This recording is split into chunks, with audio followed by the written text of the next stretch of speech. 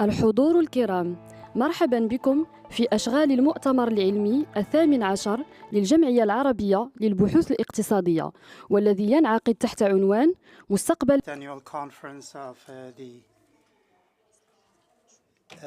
Arab Society for Economic Research. This is the opening session. I would like to ask you to welcome Mr. Karim Aynaoui, the Executive Director of the new Center for the Policy Center for the New South. Thank you very much.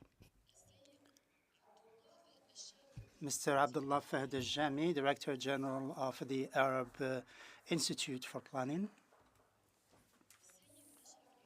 And Mr. Ashraf Arabi, Secretary General of the Arab Society for Economic Research and the General Coordinator of our conference.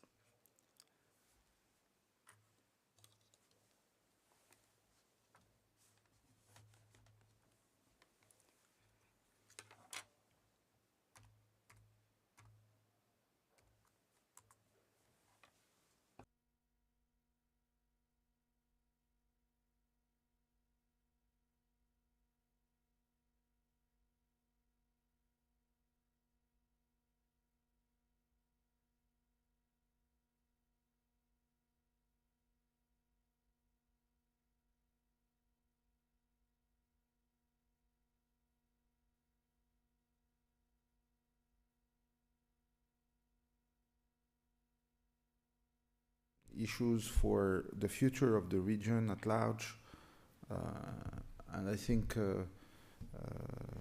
we are right in the middle also of recent developments in the Middle East. I think it's been becoming very difficult to, and it's very actually a testimony to the changing times, to have discussions on economic issues without politics looming large on what we do as economists. It's bizarre that we were not conscious about it, but for, I don't know, maybe 10 years or a bit longer, maybe 15 years, as economists we would meet and we discuss only optimal economic equilibriums without even thinking about issues such as the fragmentation we're seeing today, or protectionism, etc. So I think that's one underlying trend that will come up in our discussions. Let me say a few words about the Policy Center and what you do for what we do for some of you that are not familiar with the work. We're really trying to establish a public good for the community here in Morocco, which is, I would say, at large, policymakers, students, the general public, a public good to inform public policies with the methods of science, with the knowledge we have. Today we're meeting economists, but we also do international relations. And the idea is really to feed the public policy debate with evidence-based data, with serious, I would say, academic work that is also a combination or grounded in public policy and experience in decision-making.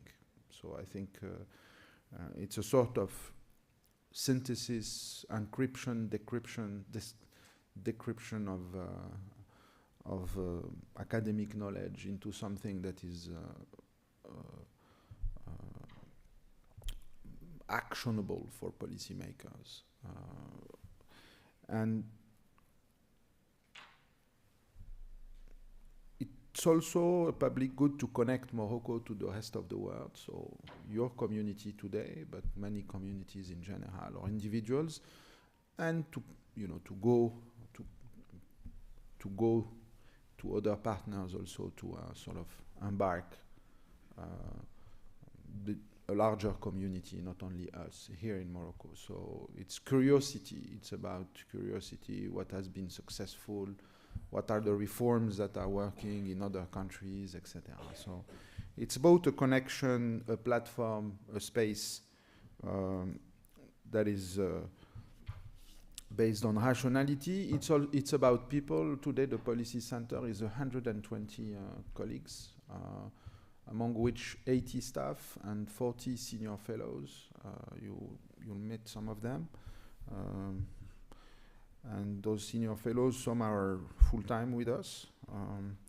There's a nice connection with the university in the sense that the Policy Center is a separate institution. It's an NGO vested with public interest by the Moroccan government 4 or 5 years ago.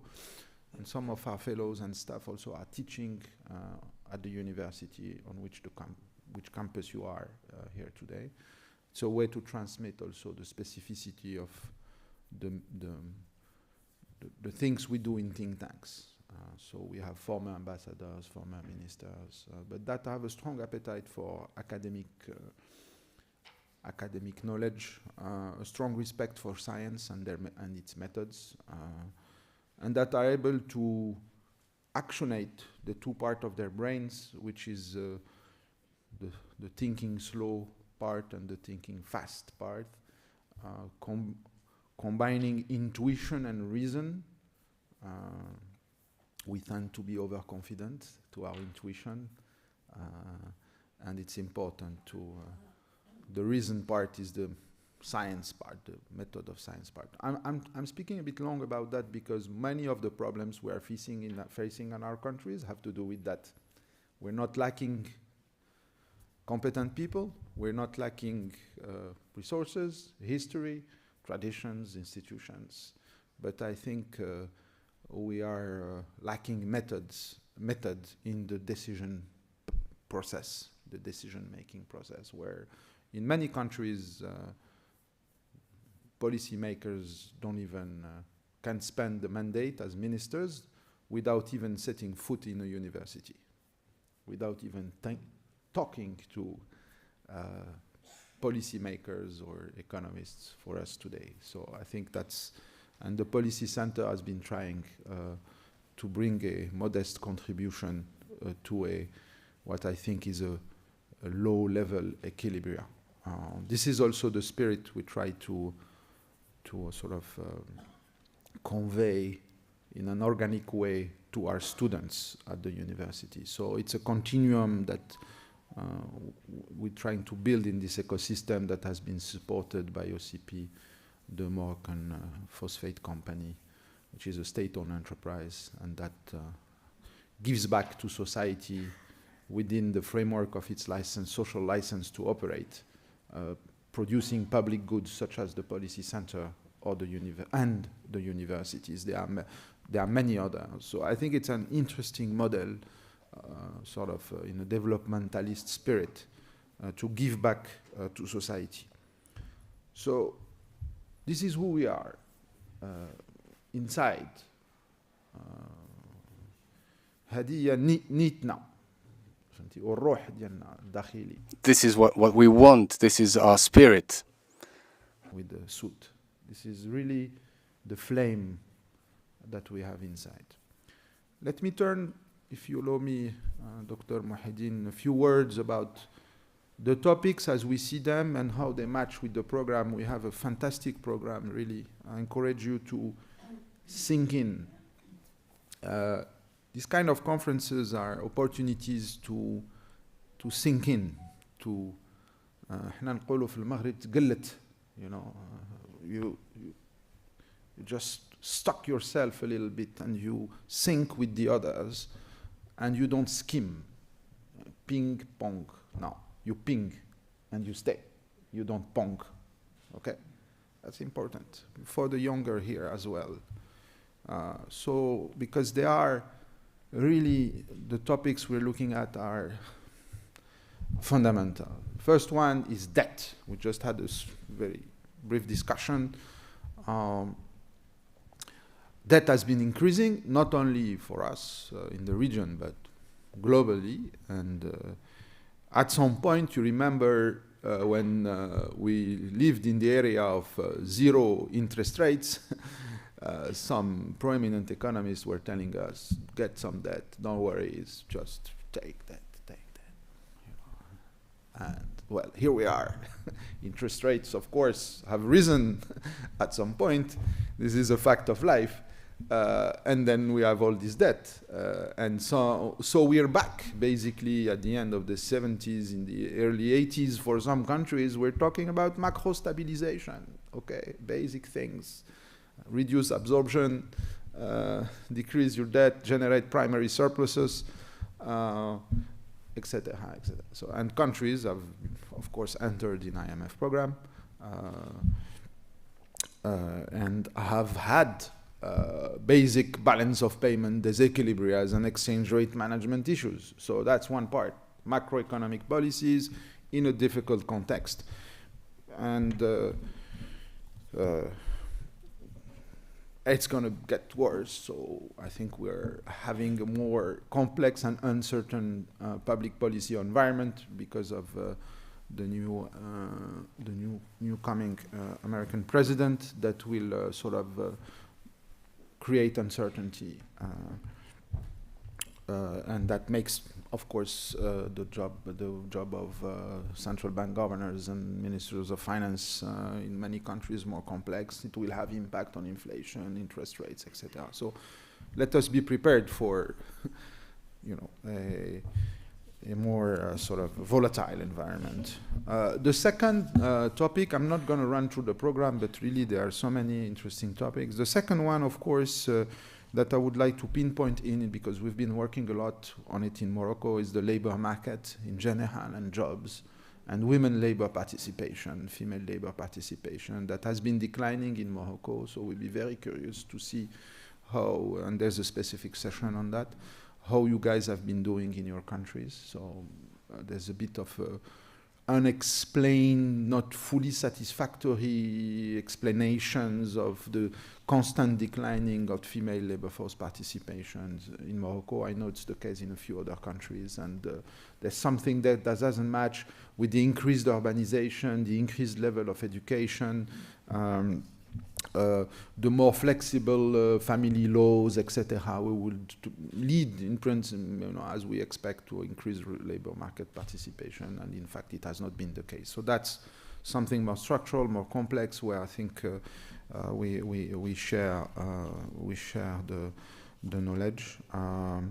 There's, of course, I would say, growth. What is the growth model today?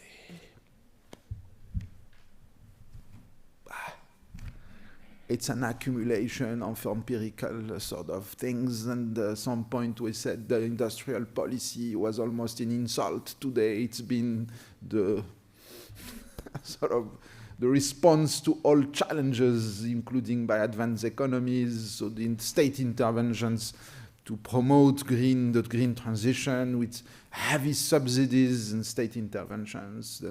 Back 20 years ago, only a few crazy heterodox economists were promoting industrial policies. So you need to have a vision about your own industrial policies, because in the end, it's all about subsidies. It's equivalent to tariffs and it raises issues of competition, etc. So what do we think in this region about industrial policies? So Morocco has an interesting experience, particularly with Europe, I would say, given within the frameworks of free trade agreement on two sectors that have been quite successful, aeronautics and automobile. Today, Morocco exports, I think, 600,000 cars. It's the second in Africa after South Africa, and it's rising. You will find many papers on the Policy Center website about these two sectors. But yes, industrial policies. So the growth model, it's a combination of prudent macro policies plus industrial policy plus educate and provide health services. So huge pressure in our countries to provide services, to be a sort of a social state in the term of that is being able to protect its citizens, to give them, provide them health and education services and protect them during pandemic like COVID. We need a functioning state. Countries will have dysfunctional states that have not been able to protect their citizens, to reassure them, to support them with efficient social safety net during COVID, have suffered. So it is at the agenda, and it's without doubt, particularly in this region where there is a specific culture of the relation of the state, of the citizen with their authorities, with their state. There is a specific fabric. I think it is important. It's without doubt part of what would be a functioning, a growth model. But still, we still don't have it.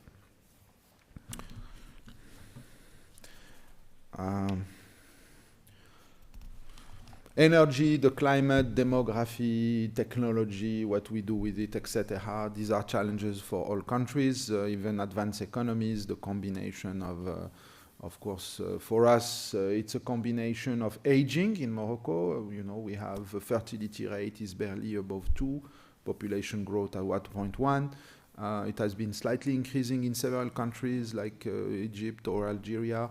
In Morocco, we just had a census. It seems that we're still around 2.1 on the fertility rate. But we are also aging. The proportion of people above 65 in Morocco has never been as high as today, with issues in terms of pensions, sustainability of pensions, plus the brain drain, plus the migration pressure. So demography is something that is coming back. It was, a topic back in the 60s, but it's back. So what do you do? Organize brain drain by advanced economies, giving scholarships to students, 2 years plus 3 years, you get the nationality, best brains. Half of Moroccan doctors are taking German lessons, language lessons. They're learning medicine and German, because Germany has been very active, attracting Moroccan skills in all medical professions. But then when I spoke to German friends, they tell me Switzerland is taking us our doctors. So maybe the Moroccan students are thinking of the second move. They go to Germany, but then they go to Switzerland, because a doctor in Switzerland earns 4 times or 5 times what a German. So there are competitive policies here that are making the task, it's individual decision. As an economist, I don't have much to say about that, apart that this is an optimal policy, maximization by individuals. But at the same time, it makes the job of policymakers more complicated, and not only in Morocco, as this anecdotal example shows you. It's also an issue in advanced economies.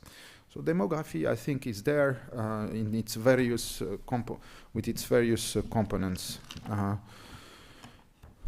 Well, I could go on, but there's so many topics here that are interesting: the industrial revolution, the digital. So, just to conclude, again, it's a pleasure to have you here. Let's take this opportunity to get to know each other more, and to create linkages for the benefit of our public policies in the region. We don't lack challenges, and I think our analytical contributions, our policymakers or academics, people grounded in analytical work, has not been, has never been as important, I think. Institutions like the Policy Center, beyond its individuals, are here to put method and organize it as an institution, as something that is durable in time. It's not, we don't do deals, we invest in partnerships, in long-term relations. So this is really our NIA is really to build something that will remain with the university, but also So once again, many thanks, and مرحبا بكم, and إن شاء الله نشوفكم اليومين. شكرا. شكرا لكم السيد الرئيس، والمرجو التفضل بالبقاء في المنصة في حين نستدعي الآن السيد عبد الله فهد الشامي المدير العام للمعهد العربي للتخطيط.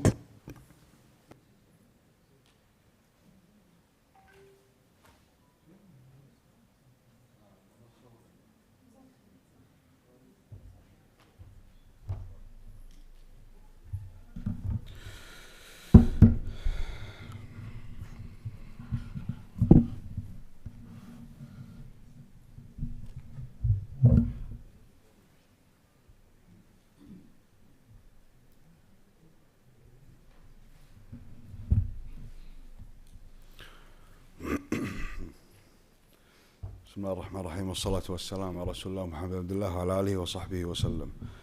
السادة الحضور، أصحاب المعالي، أصحاب السعادة، صباح الخير عليكم جميعا في هذا المؤتمر الجميل في المكان الجميل ما شاء الله. يعني بداية أنا أتكلم بصفتي مدير المعهد العربي للتخطيط. يعني أتوقع أن المؤسسة اليوم إن شاء الله معروفة، لكن في بريف بسيط، احنا مؤسسة عربية as a think tank، بيت خبرة عربي، نقدم الاستشارات ونقدم بناء القدرات، ونقدم يعني دورنا الإقليمي العربي بما يرضي الله بإذن الله. اليوم احنا موجودين لحفل إطلاق أو للتكلم عن تقرير التنمية العربي التي يصدرها المعهد العربي للتخطيط، وكان الاختيار عنوان هذا التقرير هو دور البيانات في الاقتصاديات. فطبعا لا شك ان اليوم احنا نتكلم الاستاذ كريم العيناوي عن موضوع الجروث، وات از جروث، يعني وما هو النمو وما تحدياته.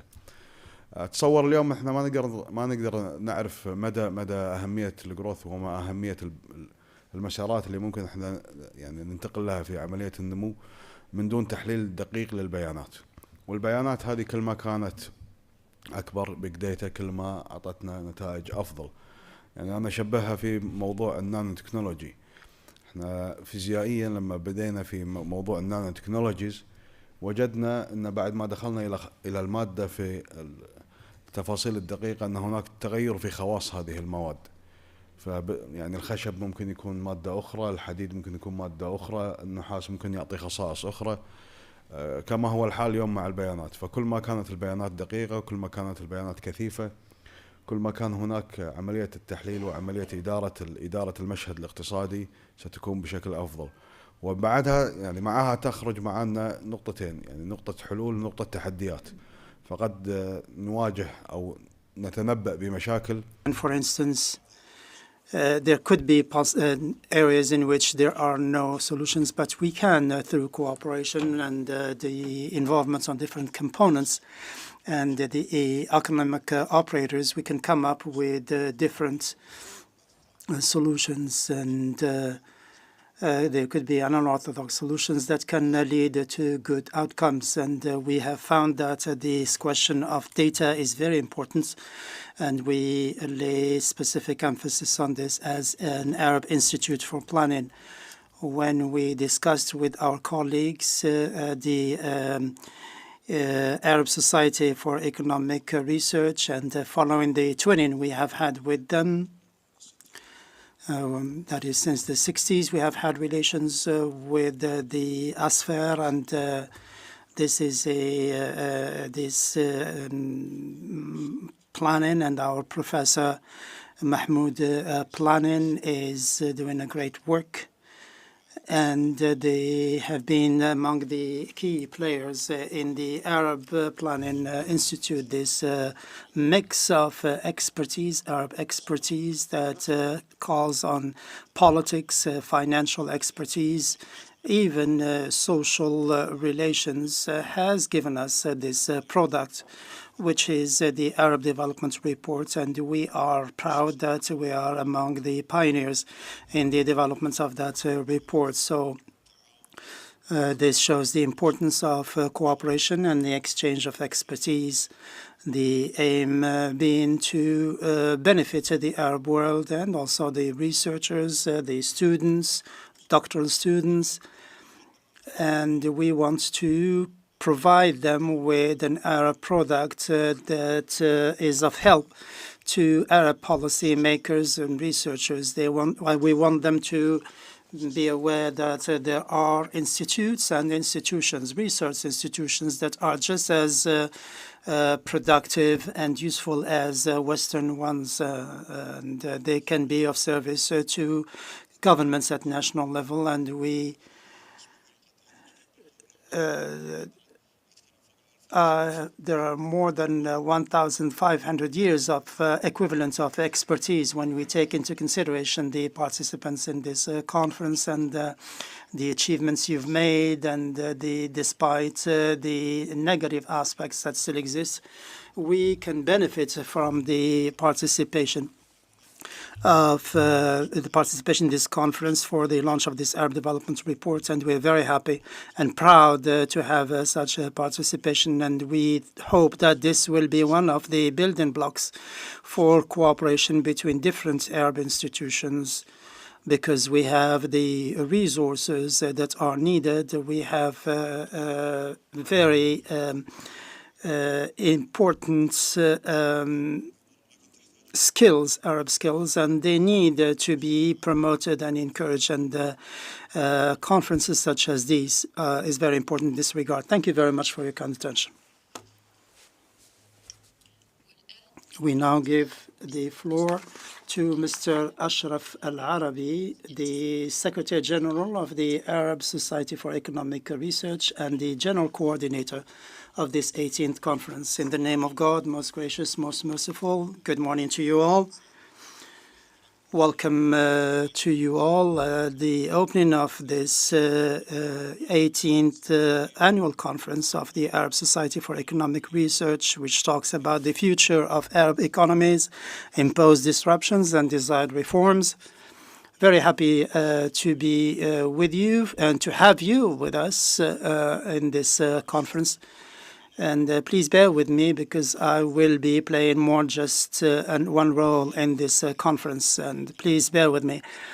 The Arab Society for Economic Research is an academic NGO that was created in 1988 by major economists, Arab economists, and we have to pay tribute to all of them.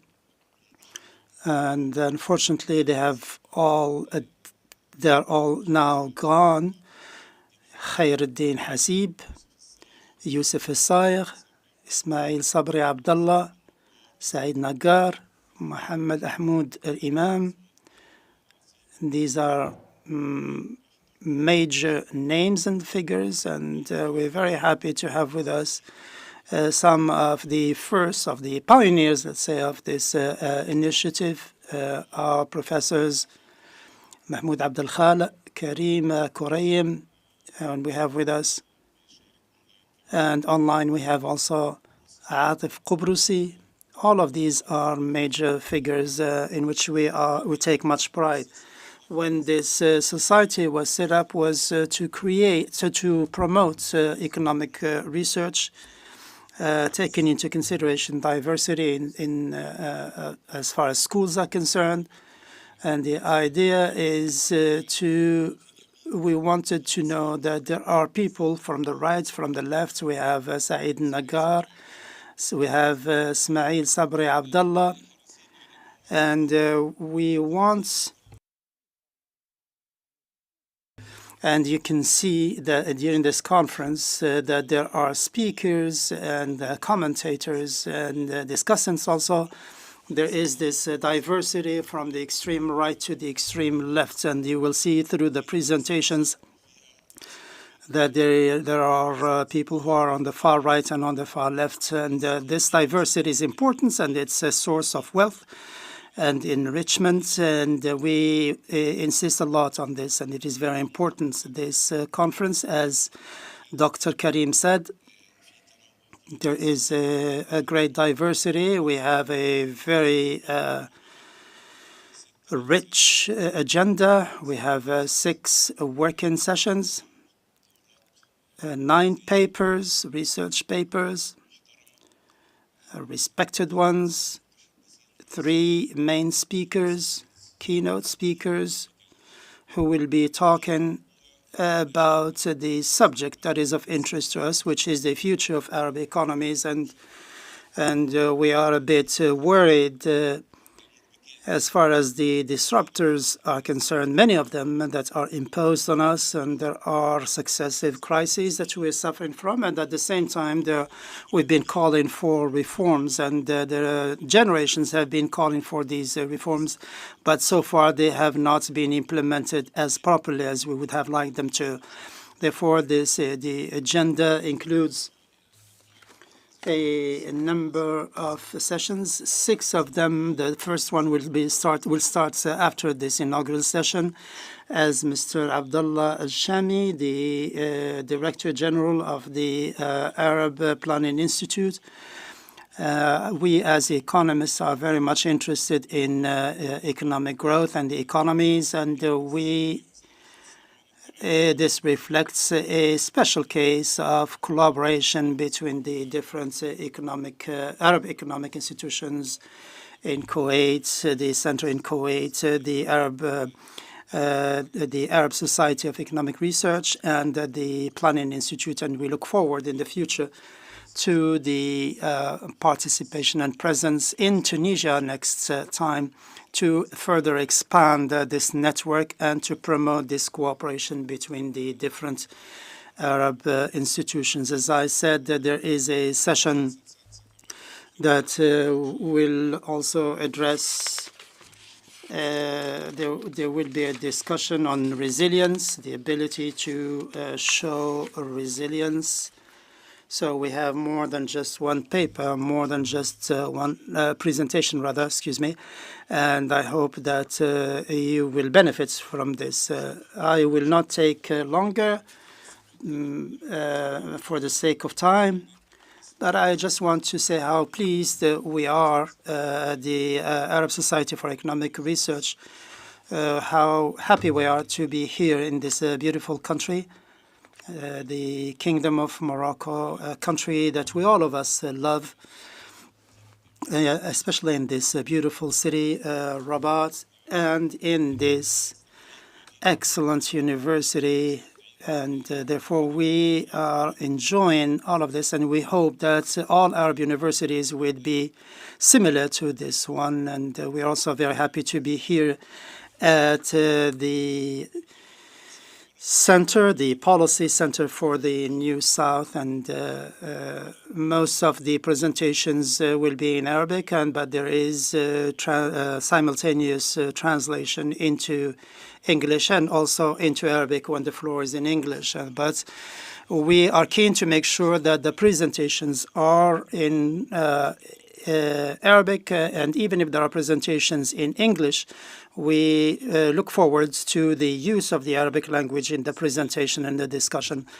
We are very happy and grateful, Dr. Karim, for the assistance and help provided by the center and the very good cooperation that we are enjoying. It's been a year that we've been preparing for this conference, so that you can benefit from this. We've been working on this conference, so this is a celebration for us, this conference, because it is the culmination of 1 year of efforts. First, as a representative of the Arab Society for Economic Research, and all the members of the board are either here or are all participating online. And we're very happy to have with us Mr. Mahmoud Mohieldin, Chairman of the Arab Society for Economic Research. He is the major contributor to this effort, and we have followed his lead.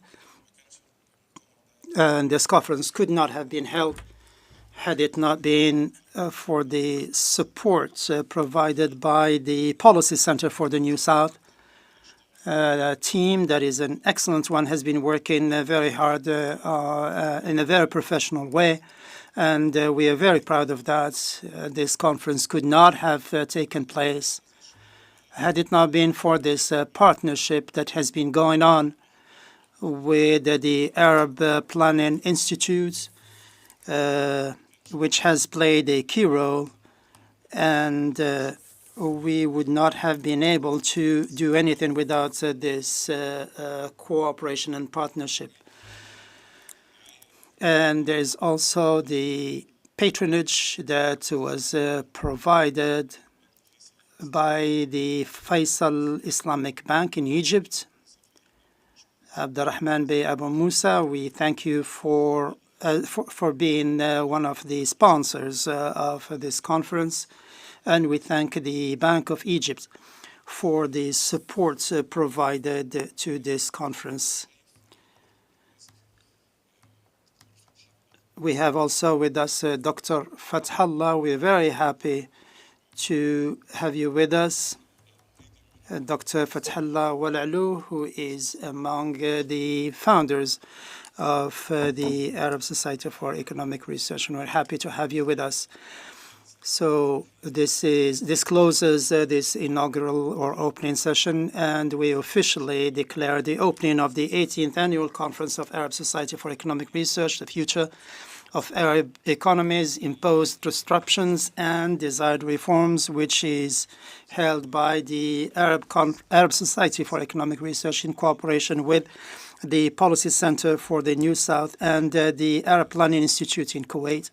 And with your permission, I would like to call on my brother, Mr. Mahmoud Mohieldin, Chairman of the Arab Society for Economic Research, to take the floor, and we express our thanks to the Policy Center for the New South for the cooperation and the Arab Planning Institute in Kuwait, and Dr. Karim and Dr. Abdullah, if you could join us on the stage, and Mr. Muhammad Amin Ayoub, the representative of the Faisal Islamic Bank. And we shall give the floor to Mr. Mahmoud Mohieldin, Chairman, for a keynote speech.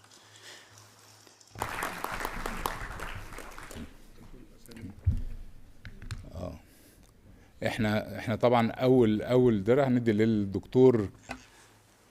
First, we give this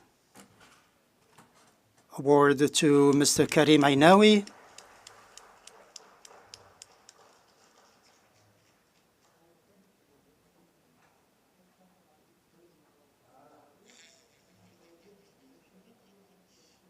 Is there any money there? Thank you. Second, Dr. Abdullah, the Director General, Abdullah Al-Shami, the Arab Planning Institute in Kuwait. And the third distinction to Mr. Abdul Hamid Bey Abu Musa.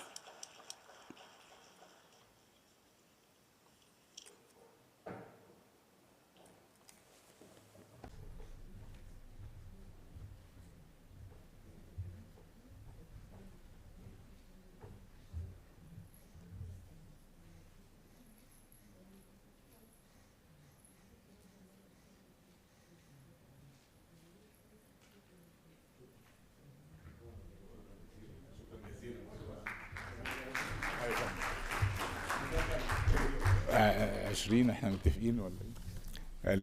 مع بقى يعني نستمتع بكلمة رئيسية للأستاذ الدكتور محمود محي. We now will listen to Mr. Mahmoud Mohieldin, Chairman, Arab Society for Economic Research. He will be talking about the impact of the developments and the impact on Arab economies. Good morning to you all. In the name of God, most gracious, most merciful, Mr. Karim Aynaoui, Director of the PCNS, Mr. Abdullah Al-Shami, Director General of the Arab Planning Institute, dear brother, the Executive President, Policy Center for the New South, Arab Society for Economic Research, distinguished colleagues, good morning to you all. Before I start the presentation, I would like to stress how grateful we are for this good or excellent cooperation between the society and the center. And honestly, we relied a lot on Mr. Karim Aynaoui from the Policy Center and his colleagues, and we received all the cooperation that we needed. They have been one of the followers of the, or have been monitoring the production of the center, not just from a superficial level, but going into the substance itself. Mr. Karim Aynaoui has been working on this, and I have been following and monitoring what the Policy Center issues, and Mr. Masri Ghanem and the Tunisian Farid Belhaj have been informing me of the publications of the PCNS. And this is just an example of what Mr. Karim has mentioned in his opening remarks. And we're lucky that we are dealing in this conference with a number of topics that are listed on our agenda. That's a first thing. Second, I've been coming to Morocco since 1995, and there is at least one or two opportunities to visit Morocco each year. And I would like to pay tribute to what the Kingdom of Morocco has been doing, and for hosting also a number of events. And there will be, from the 5th to the 11th of December, there will be a conference also between Rabat and Casablanca. There will be meetings by the international financial institutions and similar African institutions. The topic will be investment with the Glasgow Finance Alliance, carbon-free alliance, and this is just a drop in the ocean as far as the conferences and meetings held here in the Kingdom of Morocco, given the interest taken in the countries of the South in general. And second, my colleague, Mr. Omar Hilal, the ambassador of the Kingdom of Morocco to the United Nations, and Mr. Mohammed Al-Qurshi, the executive director at the International Monetary Fund, have been informing me of what is going on, and as Mr. Karim Aynaoui said, we don't need to ping and pong, but to ping. We have with us also Dr. Ashraf Al-Araby, that make me ping and not necessarily pong. I seize this opportunity to highlight the effort of Mr. Karim, because there are a lot of opportunities to have partnerships in the future. He was one of 5 people who assisted with the IMF to foresee what the international platform should be, which celebrates 80 years of its existence. And without throwing flowers, it was one of the very important papers which was presented in the last spring meetings. It included the priorities of the South and the expectations for the changes that we'll see in the future, and the good governments, and how it could be more comprehensive and more resilient and up to what we expect in the future. As always, we have one of the colleagues that we don't want to forget. I would like to recite some poetry, and one of the from Ahmed Shawqi and Hafid Ibrahim, and I received some good news from Ahmed Shawqi, who is the prince of poet in the Arab world, when he was foreseeing the future of Morocco, and he recited some verses of poetry, and he referred to Morocco as the sunrise, and the people of Morocco as the source of enlightenment, and those who live in Morocco can beat depression, and he can give ruling and take it from who he wishes. Almighty Ahmed Shawqi was foreseeing the future of Morocco and the current position of the leadership and the people of Morocco, because it makes Moroccans part of the West and the East, and this is why we see a lot of investment of Morocco, including their investment in human capital.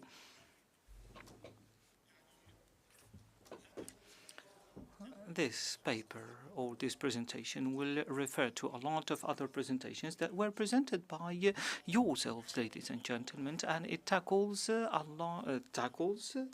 the main topic, which is the disruptors and reforms and their impact on the Arab system. It's not something new, but we want to confirm that our work on policies and institutions up to our standards, and we don't want the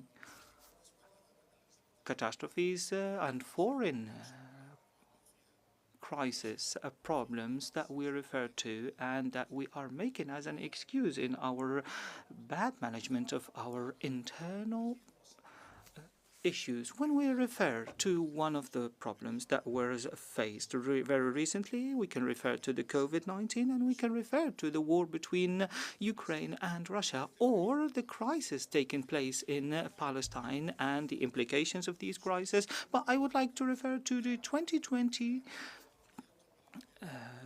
when there was a call from the Arab League, and it was launched on the 20th of January 2019. I was part of the World Bank back then, but on the basis of the numbers about the Arab economies and international economies, we noticed that there was a shift in balances on the international level, and there is a transition of the main hubs from the west to the east, and we can see that there is a decrease in power in certain areas. And I have mentioned that those who are losing power and losing influence, the Arabs at the same time are looking for a better position, and they are looking for a better position in the international sphere, and it's going to be based on innovation and human capital, and the technology advancement are going to be a key factor in that. In this position of lack of certitude and this international world that is suffering from climate change, environmental changes, drought, displacement of people, refugees, those who are forced to be displaced, conflict, and the speedy development of technology. We can refer to it as the disruptors or major disruptors, scientifically speaking, despite the fact that we wish to call it something else. We do not have, unfortunately, an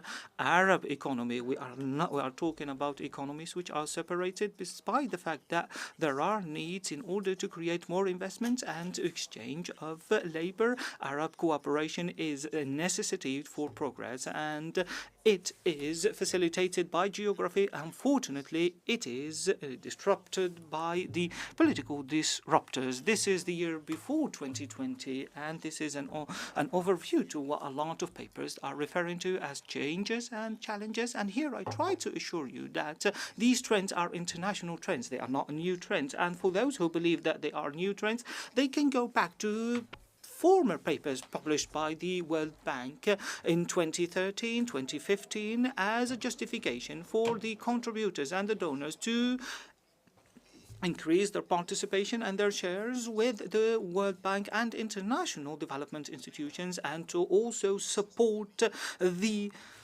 institutions that support the countries who suffer from poverty. This is not something new, but this is something that I relied on. This reference has been with me since 2013. I have added to it, of course, but the basics are the same. There are demographic changes that were mentioned by Mr. Karim, and these changes are coming back because they have economic implications in addition to political implications. And this change, for example, can, result in having an older population. This requires more investments and different investment, for example, in education and other things. We have fast urbanization, climate change, other things which are related to the conflict related to geopolitical situation, globalization, diseases, pandemics, technology advances, and the shift and imbalances in markets. In addition to all of that, what we can see is the lack of strength and the violence that is surrounding us. These are things that have been mentioned before, but it's not something new. It was mentioned 10 years ago. But what is the situation now? There is what we call the matrix. This is a reference to the Minister of Defense, the American Minister of Defense, despite the fact that he contributed to multiple catastrophes. But he was actually a good person in writing and foreseeing the future. He was talking about the future. This is a translation to what he has mentioned. The terms used here may not be 100% correct. He refers to the knowns and unknowns, and between them, known unknowns and unknown knowns. These are imbalances, these are risks and problems related to the unknowns. And how can the country for example, especially countries which have institutions, public, private sector institutions, to which extent or how far are they ready, and how far are they ready? To which extent are they preparing for these imbalances and disruptors? There is nothing new actually about this. We know that there will be a pandemics, and we know that we have to ready for them, but we do not get ready. There are other friends who work with us on the same topic. For example, we have Dr. Iman and other doctors in the matter of preparing for pandemics. Technology advances. We know that technology is going very fast, but how far are we ready for it? If we do not prepare for these known knowns, they will become disruptors. If you know that there is a trend and you know that this trend, it does exist, but you are not ready for it, which means that you are going to have problems. If we do not invest in the way that I'm going to mention later on, in investment, for example, in education, human capital, it will be these investments will be called disruptors if not taken seriously. Sometimes we have excuses related to unknowns. Of course, these things are unknown to us, but unfortunately, there are what we call unknown knowns. For example, certain things that we know, but we act as if we don't know these changes.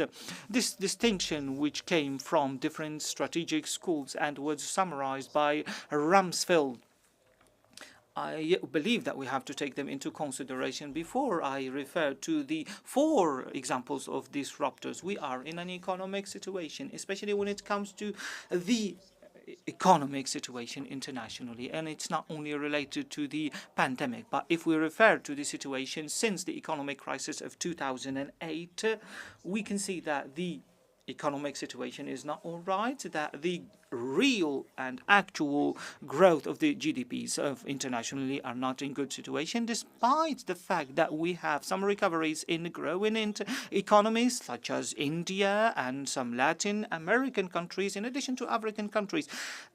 Despite all of that, the growth does not allow us to achieve the SDGs or even save the countries suffering from poverty from their situation. Of course, there are exceptions, and we can talk about the average. For our Arab region, the average of growth is between 2 to 4%, but for African countries, it is less than the average, especially for developing countries and developing economies, which means that there is disparity between our Arab countries, and the growth average is sometimes higher than the international average, which is between 3 and 3.1 up to 3.4 between last year and this year, and the future is the expectation of the the World Bank and the IMF. However, it's not enough as a criteria. For example, the report that was issued by Mike Spence and Robert Salt and their working group, as it is known, the Committee of Growth, which was launched in 2008 and 2010, when they highlighted the development and the progress that the countries are taking towards sustainable development. They referred that the actual growth should be up 2.5% for 25 years. If you like like I do, for example, what happened in the situation of Vietnam, China, and Korea. These countries, for example, has accumulated a growth level for 25 years. These are screenshots from high level of growth. If we what happened since the 80s and since last year, and which is something unprecedented, which is the increase in the inflation, and the Arab economy suffered higher inflation, higher than the international average of inflation, not just because of the measures that were taken to deal with the pandemic, by providing a lot of financing, and also it is because of structural problems that our Arab countries are suffering from. There are some papers which were published which tackle this situation, and meanwhile, according to some variables related to geopolitical disruptors in the Arab region, there are indicators of risks. Unfortunately, our Arab countries, due to some internal situations and some other factors, are that the Arab external situation, they have a high risk level, especially when we have crisis in different places, regardless to the fact that we have the same crisis in multiple countries. However, the impact of these crises is very negative in certain Arab countries, is more than other ones. And we can take, for example, here the example of the Russian-Ukrainian war and its effect on the inflation rates in some Arab countries. Meanwhile, the SDGs are not on the right path. Less than 15% of the SDGs have been or are on the right track, and to be achieved on the year 2030. This is international and not only in our Arab region. And for those who would like to have a better idea about Arab situation, I can refer to a very important report that was published by the ESCO a few weeks ago, which states if this is the international situation, the Arab situation is not better, with some exceptions, of course, such as some countries of the GCC, Jordan, and the Kingdom of Morocco in some indicators. This is not, of course, a certain way to measure how precise is the situation. But if you see more red and orange color, this means that the SDGs internationally are not all right. And you can see that their yellow color also dominates. When you see the yellow and the red, it means that we are not on the right path. And if you only see the yellow or the red, you will have to understand that the situation is worse, and it is even worse than the year 2015 when we launched the SDGs. And this is very present, especially in extreme poverty and food security, which are the first and the second objectives of the SDGs. Of course, the presentation will be shared with you to look deeper and to go deeper into the situation, but this is according to Jeff Sachs and his working group. They divided this to multiple groups as the G7, BRICS, the Arab group that belongs to the Middle East and North Africa, which means the MENA region. I am not going to go in details because we will have 2 more days to talk about that. We are talking about disruptors, 4 disruptors out of 9 disruptors that are known internationally. The first disruptor is related to climate change, and I was among those of you who were in Baku, and we can say that unfortunately, the outcomes of Baku are not our expectations. It's not due to the work of Azerbaijan because they worked effortlessly, and it is because of the international will. Our 3 lines of defense against climate change is by mitigation, by reducing the emissions.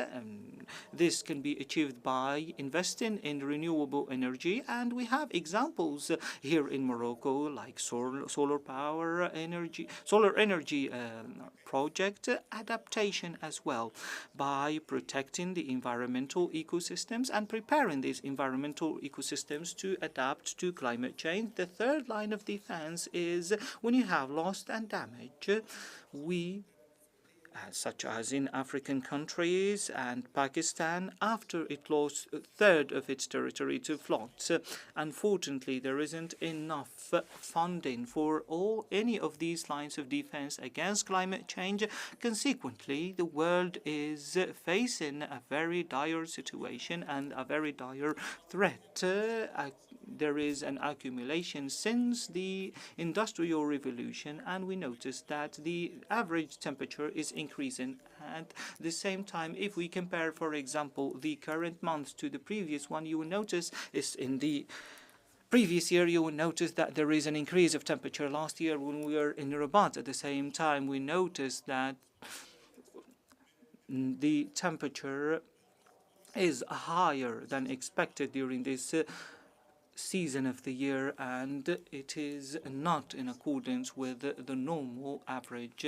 We are not just talking here about temperature, but the scientists, according to the IPCC, which is in charge of dealing with the situation, the scientists have been saying that if the temperature goes beyond the averages of 1.5, especially the average that existed in the or before the Industrial Revolution, the ecosystem is going to be threatened, especially in the 4 elements related to water, food,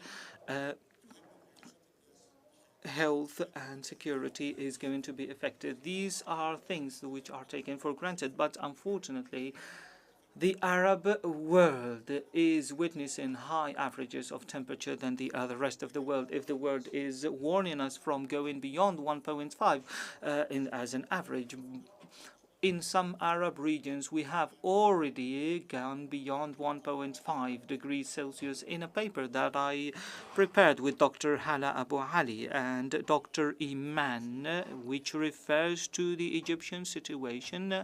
And we are precising, for example, precising how to deal with climate change, the challenges related to climate change in the Arab world. If you are not, for example, concerned with the climate change, but you are also concerned, for example, with the cost of living, especially in endangered areas, which are located next to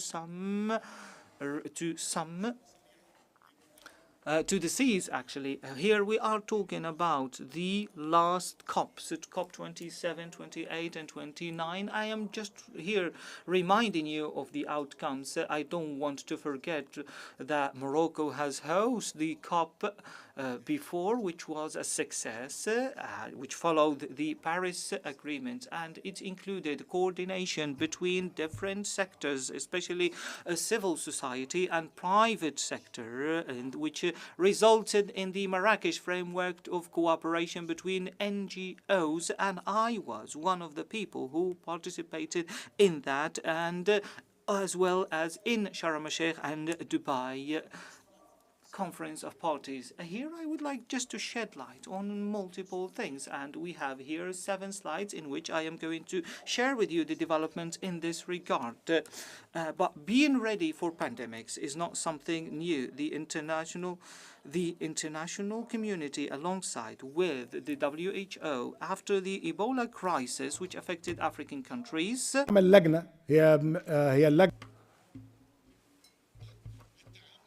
So this is a group that is dedicated to the fight against pandemic, and the purpose was to face any health threats such as Ebola. So there were many challenges mentioned by this group and that were neglected.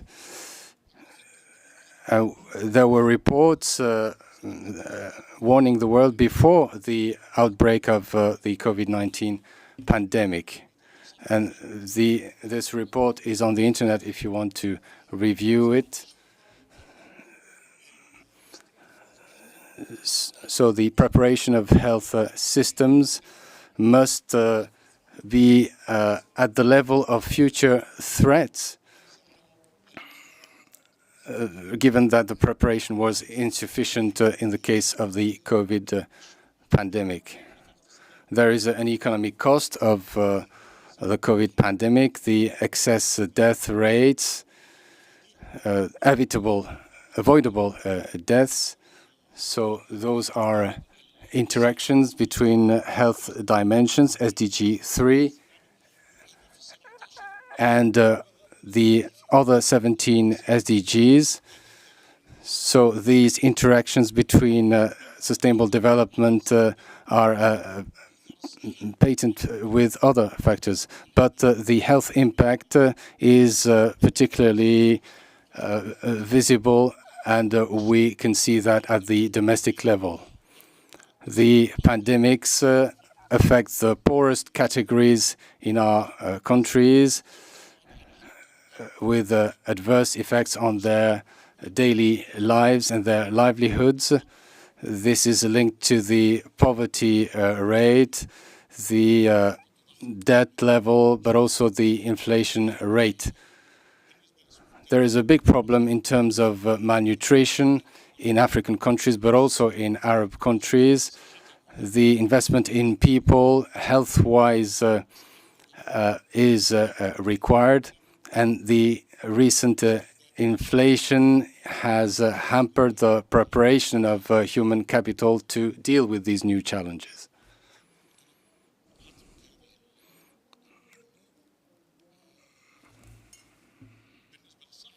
When it comes to health and the rapid developments, so this is the third disruptor. Unfortunately, the slide is not available with the map.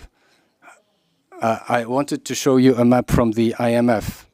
The IMF is following a number of challenges. The rule for the IMF is that it does not address a challenge if it does not deem it macro-critical.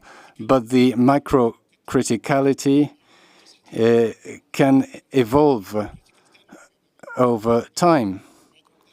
By and large, AI and digital revolution, gender also has a great impact and can be considered as macro-critical. Climate change is also considered macro-critical. Digital development and AI have an impact on growth indicators. So this is why those factors are considered macro-critical. So one of the sources to assess comparisons between countries stem from Stanford University and IMF. There is an indicator, the preparedness indicator for AI. So this was mentioned in the map presented by the IMF.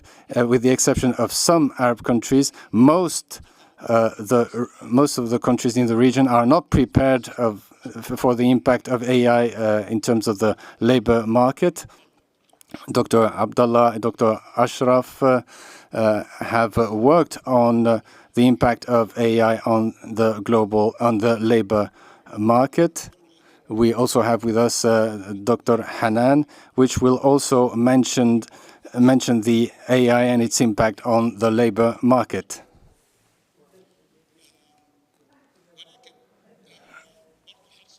However, to save time, I would like to mention a certain number of topics, but the main message when it comes to institutions and policies.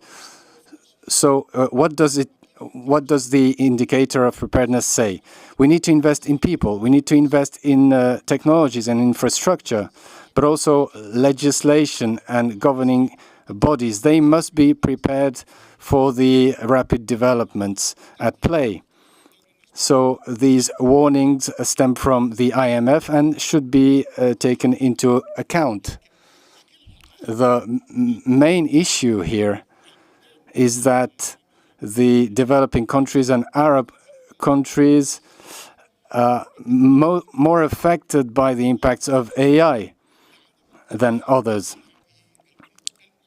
And the negligence of these issues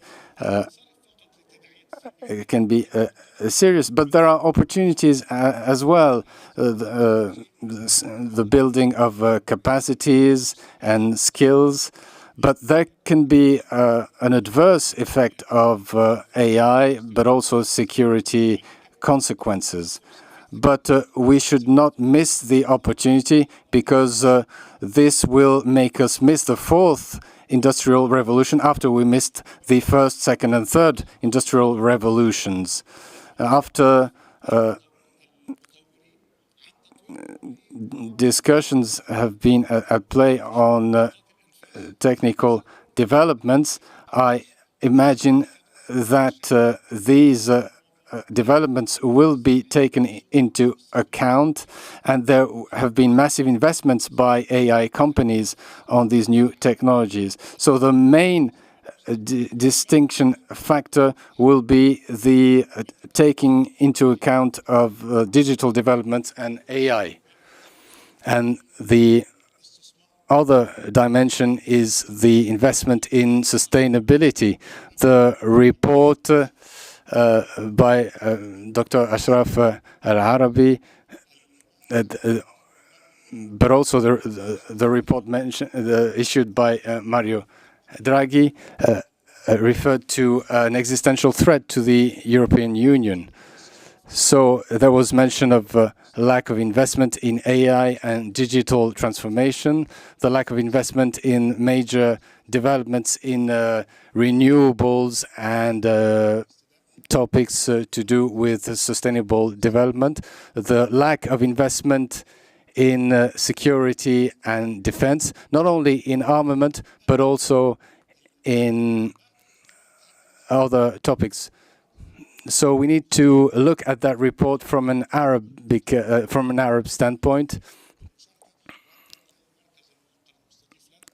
and the Policy Center is called upon to look into the outcomes of that report and the impact on the Arab world, and whether there is an existential threat for the Arab world, given that it's a threat for the EU.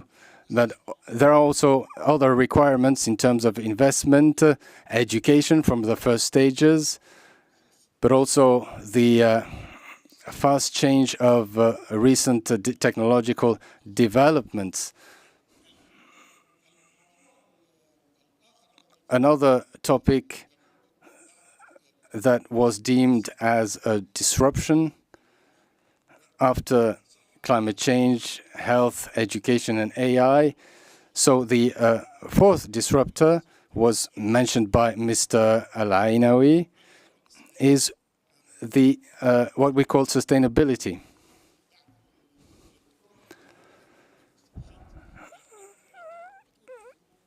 When we mentioned funding or credits, we mostly mention financial flows, but what do we mean by that? There is volatility in short-term financing. So people say we have received funding without specifying what kind of financing we are talking about. So financing is not described accurately.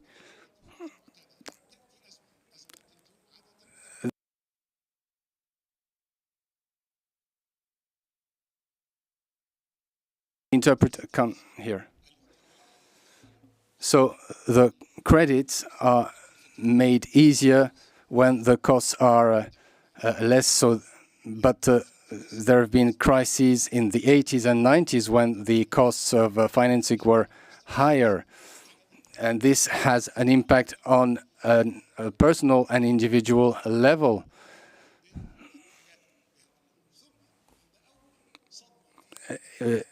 When there are shocks in terms of interest rates, there are immediate consequences. Dallieu was one of the economists and financial practitioners who made millions thanks to that theory and their implementation. And there was a report in that regard issued last year, but also a report by the EAU. So the report was titled Wars and Currencies. So there was one remark here. The interest rate of debt has an impact on GDP. Larry Summers and Furman issued a report. They are two economists. They had ties with the American administration. So the main factor now is the receivables. So sometimes there are inaccuracies in terms of financial flows. And there is a neglect for the long-term impact. Unfortunately, according to the indicators in Arab countries, many of them are not on track. According to the UNCTAD, Arab countries and developing countries pay their debt, and they not ask for rescheduling their debt for fear of the lowering of that credit rating. So those parties turn to several donors in order to find new fundings. In a certain number of Arab countries, they deem a default in debt as a default in other indicators. But unfortunately, debts are paid off without achieving major indicators. The debt is equivalent to 50% sometimes of the public expenses. So there is a situation of those countries lagging behind in terms of major indicators, but not necessarily in debt. So those are indicators in Arab countries. The service of debt is shown here as a proportion of its exports. So this requires addressing these issues directly. If we compare what is spent on education, health, and public investment, so we see that debt has the highest proportion. I was tasked by the UN Secretary General with forming a coordination group to follow the global indebtedness, and we issued a new report on new financings, and we will be discussing this report in the coming month of June in Spain in the an international conference that is held every 4 years. So this group is following issues to do with debt. So it's So those topics are related to public spending and global trade.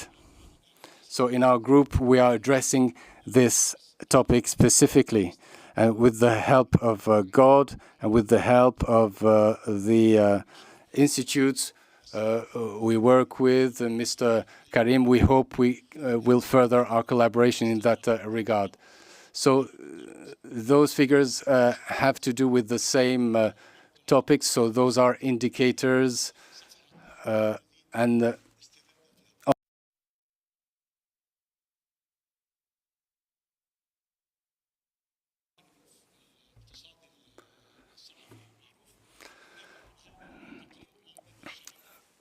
a report was issued during the Sharm el-Sheikh summit in cooperation with the Glasgow summit, and it was completed in the Baku summit.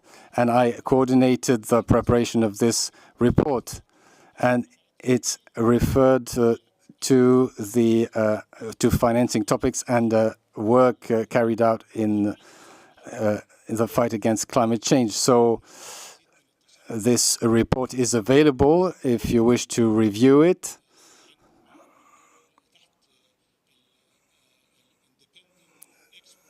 So it's issued by the Independent Expert Group on Climate and Development.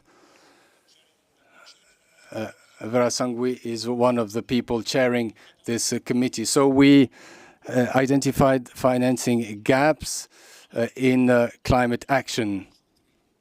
It represents $42 trillion with a large proportion coming from developed countries. In public financing to achieve SDGs, so 4 out of 5 of this budget should be devoted to climate action. So there are funding coming from bilateral sources, but another proportion from external sources. What was agreed in Baku a few days ago is not sufficient to meet or to cover this gap. So the trillion defined requires additional amounts that are much larger than those that have been adopted. In the 100 billion that were adopted before, they were not followed through, be it in terms of investments or credits. So we issued a report to follow and monitor this figure. And we are required not just to point to the contributions made by developed countries. We also need to monitor how those amounts were used and utilized. So we need to have prospective reports to confirm or to infirm those reports. So as developing countries, we secured $100 billion, but there is a disconnect between what was pledged and what has been received. So there are interrogations in terms of the accounting of those amounts. So the institutions monitoring these figures should put tabs on these amounts. So this work is significant, and I wish that Arab institutions will be partners of the coming conference that is held every 4 years. Major centers in North America, in India and China are also preparing for this conference. It's not just about the UN, but also research centers. and also all contributions are welcome in order to represent Arab countries. With that, so all this is to do with climate change, but there are also other topics that need to be heeded, and we need to factor in current disruptions. There are a certain number of steps to be taken to ensure economic growth, but this requires investments in human capital, in technologies, but also investments in order to protect against future shocks. بأن تعتمد على الادخار المحلي We have also to take into consideration these disruptors that have to be taken into account. We know the seriousness of the situation as far as savings are concerned. Dr. Ismail Sabr Abdullah, one of the founders, said that we're happy that there are institutions that are interested in investments, but we have also to take as much interest in savings as possible. These are some aspects that have been overlooked, and if we do not pay attention to national savings, then you would have to rely on external savings and in the form of foreign investments, and that means that will have impact on sustainability. And having said that, I would like to thank you for your kind attention, and I wish you every success. Thank you.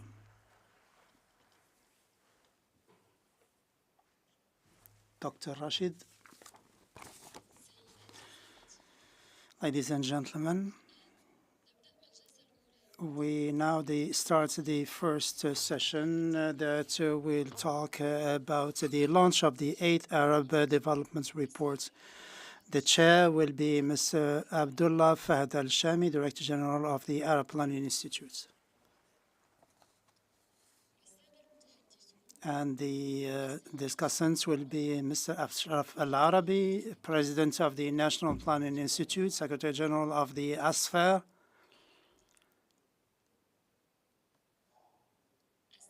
and Mr. Belqasem Al-Abbas, Editor-in-Chief.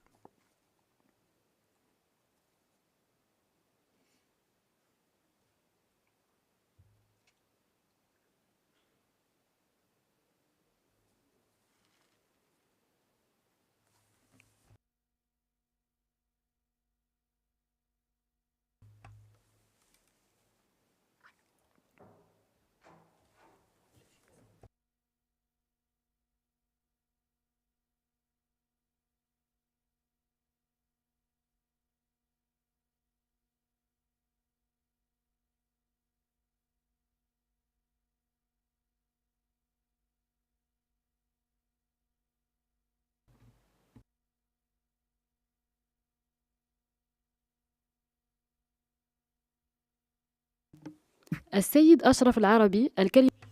Mr. Ashraf Al-Araby, you have the floor, sir.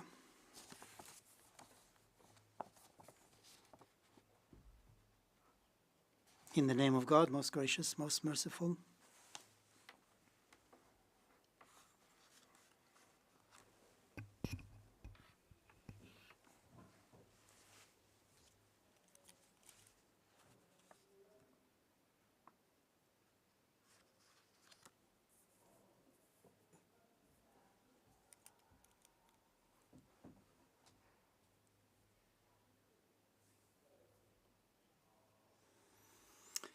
In the name of God, most gracious, most merciful, once again, welcome to this conference and to the launch of this 8th Arab Development Report.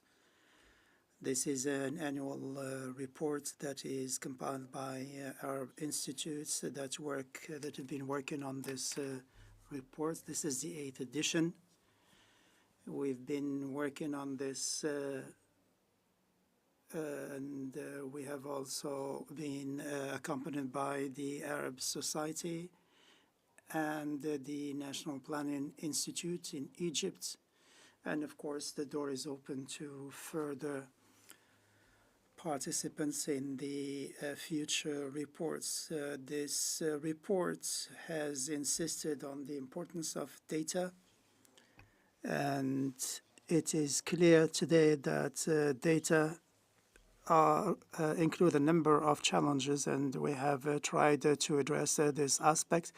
What are the opportunities? What are the challenges? And this is listed in the report. And the importance of data is emphasized, how to build economies on that, and to what extent we can achieve complementarity as far as data exchange is concerned. We use the word used by Mr. Mohieldin, which is disruptors.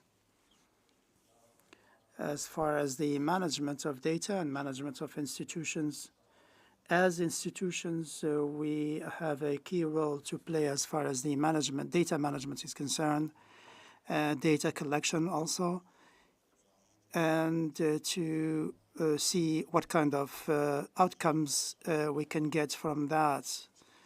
We have spent a full year as far as research on this report is concerned.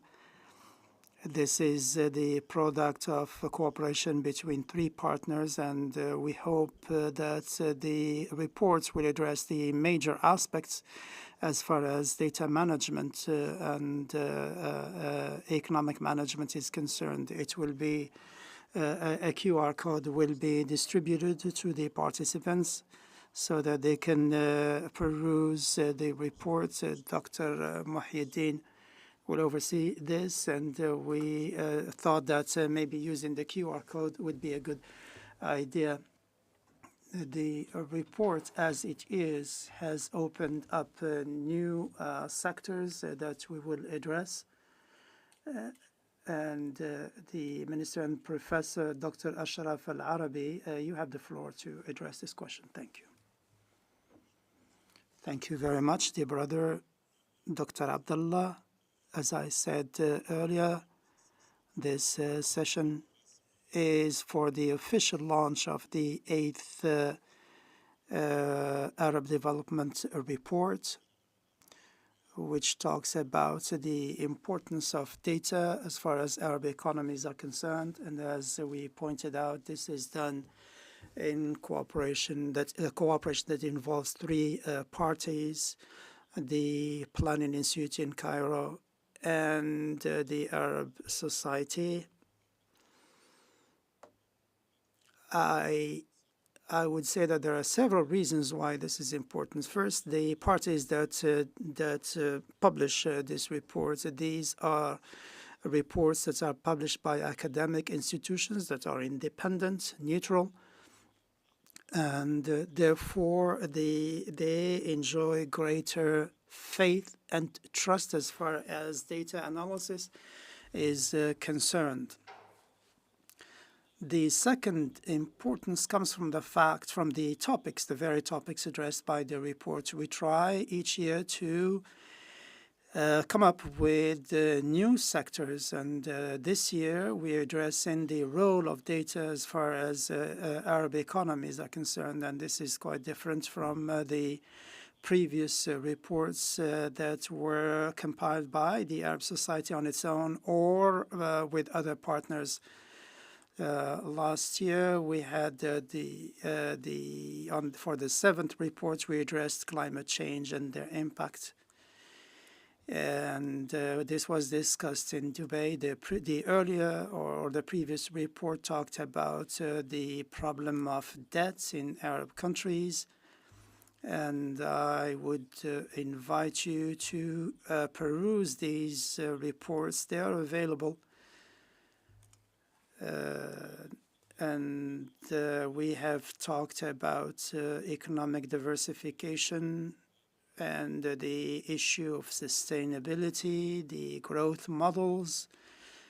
So the question of development is at the heart of all of these issues, and the choice of the topic, God willing, for the next report, we will be addressing labor market, AI, and competitiveness, of course, as was mentioned by Dr. Abdullah.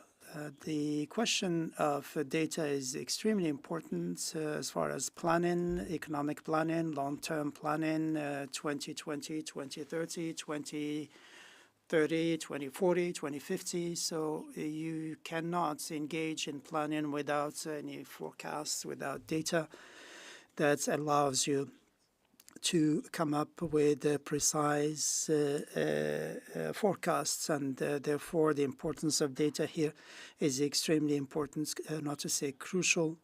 The reliability and of data, the quality of data is important. So that, and of course, you have to revisit your forecasts regarding poverty, inflation, all of these. The data is constantly changing. The data gap also is an aspect that has to be addressed, and Dr. Mahmoud, Ashraf, we talked about the investment gap, the funding gap, etc. As Dr. Balqasim Balabbas, editor-in-chief, explained this, the data gap is just as important and crucial as the availability of data itself, and therefore the gap is huge. And there are about 50%, even 60% gap as far as the vast majority of Arab countries are concerned. Therefore, many questions have to be taken into account. The team that worked at the level of the Planning Institute, I'm not talking here in my capacity as the representative of the Arab Society for Economic Research, but also as a representative of the Planning Institute. This is an institute that is the first institute in the entire region. It has been working on this. We based on work on modeling units, and we've been working a lot on this. We have also a unit that brings together the two institutions, and we have a colleague who is in charge of this team, and we try to work together so that we can base ourselves on evidence, on reliable figures and data. And we, as an institute, it was important for us to deal with these national accounts. This is a very important question. And of course, you need the necessary staff, qualified staff. And therefore, we need to lay emphasis on this aspect. And one of the major elements also that we addressed is the question of governance, data governance as far as national accounts. And this is Professor Suhair Abulaini has worked on this, leading a team. And this is a very crucial aspect, the governance of national accounts. And our colleague Khalid Zakaria has been working on this as well, and has come up with quite important contributions. The importance, the linkage between data and development.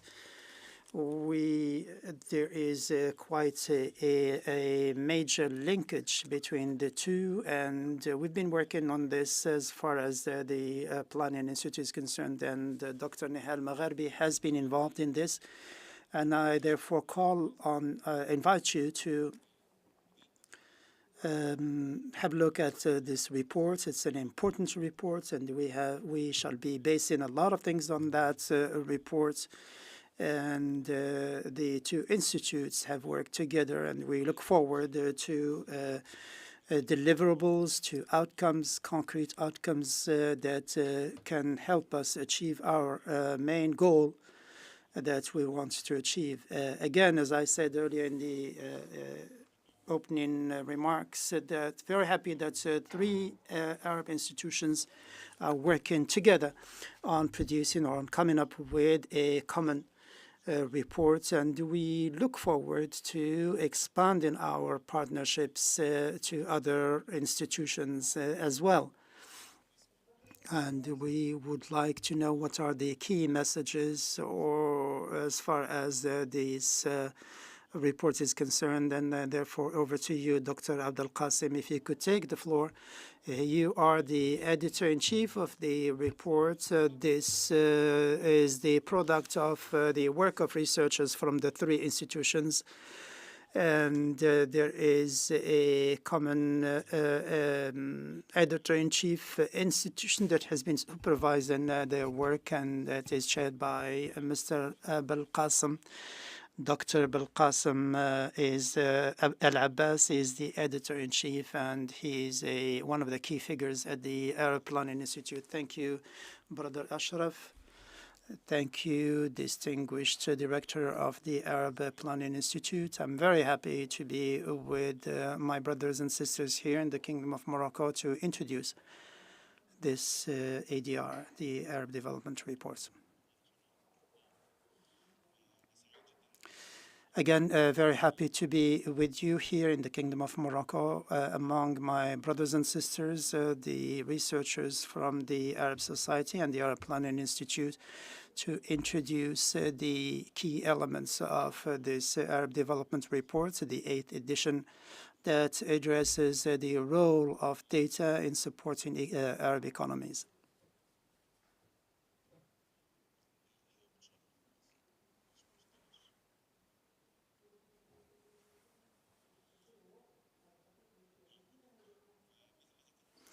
As the colleagues pointed out earlier, this is the fruit of the work of three institutions, the Arab Society for Economic Research and the Arab Planning Institute, and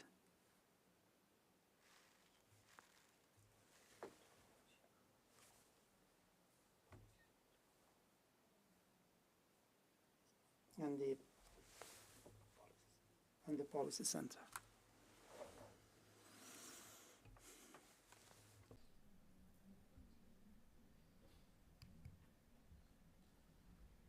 توقف. اوكي فالمهم قبل ما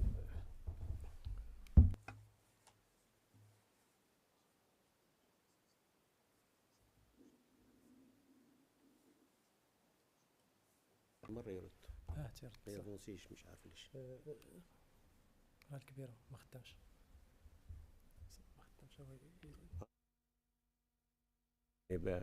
أشرح بعجالة. So I will explain briefly.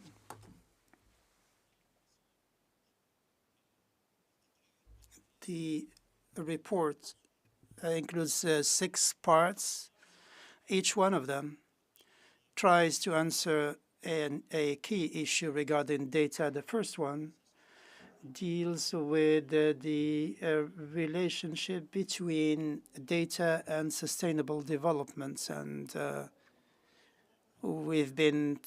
it goes through the data that is available in the Arab world, and it has categorizes them into economic, social, and environmental data, including national accounts data. The second part of the report is devoted to the national accounts or accounts and systems, because this is different from the other components, because this one is cross-cutting. It deals with gauge in development and economic growth rates. And we have looked at the specifics of the national accounts compilation, where they stand, what are the major challenges, what are the weaknesses or loopholes. And in the third part, we addressed what we call the statistical capacity and how we can assess that capacity to use statistical data. When we looked into the resources available, we found that there isn't much interest in this aspect in Arab countries. There is an interest, international interest, in assessing statistical capacity in developed countries through the World Bank, that publishes indicators in this regard. It has indexes on this, and there are also parties that involve, for example, the International Alliance of Statistics or the Open Data Inventory. So they assess this capacity to meet the objectives of the society as far as the different statistics are concerned. Other than that, there is a disparity between Arab countries, and it is actually related to the level of development. The more countries are developed in their development level, especially human development, the more the statistical capacities are answering the current needs. However,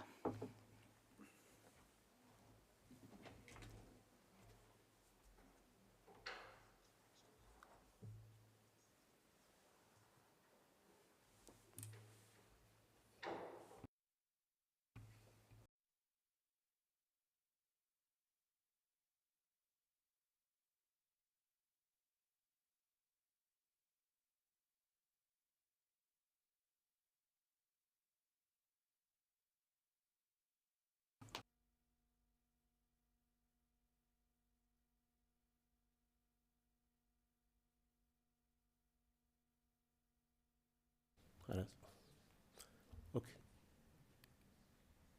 اوكي ففي So, in the first part, or the third part actually, which was dedicated to measuring statistical capacity of the Arab countries on the basis of international indexes, the fourth chapter was dedicated to the problematic relation between building economic models and the availability of data in the Arab world. Of course, we have a certain matrix that has two major elements. For example, for the statistical capacities are different in the Arab world, and the requirement of certain countries are different because the indexes related to statistical capacities are different. They are used, for example, for different purposes. There are ones that are used for political analysis.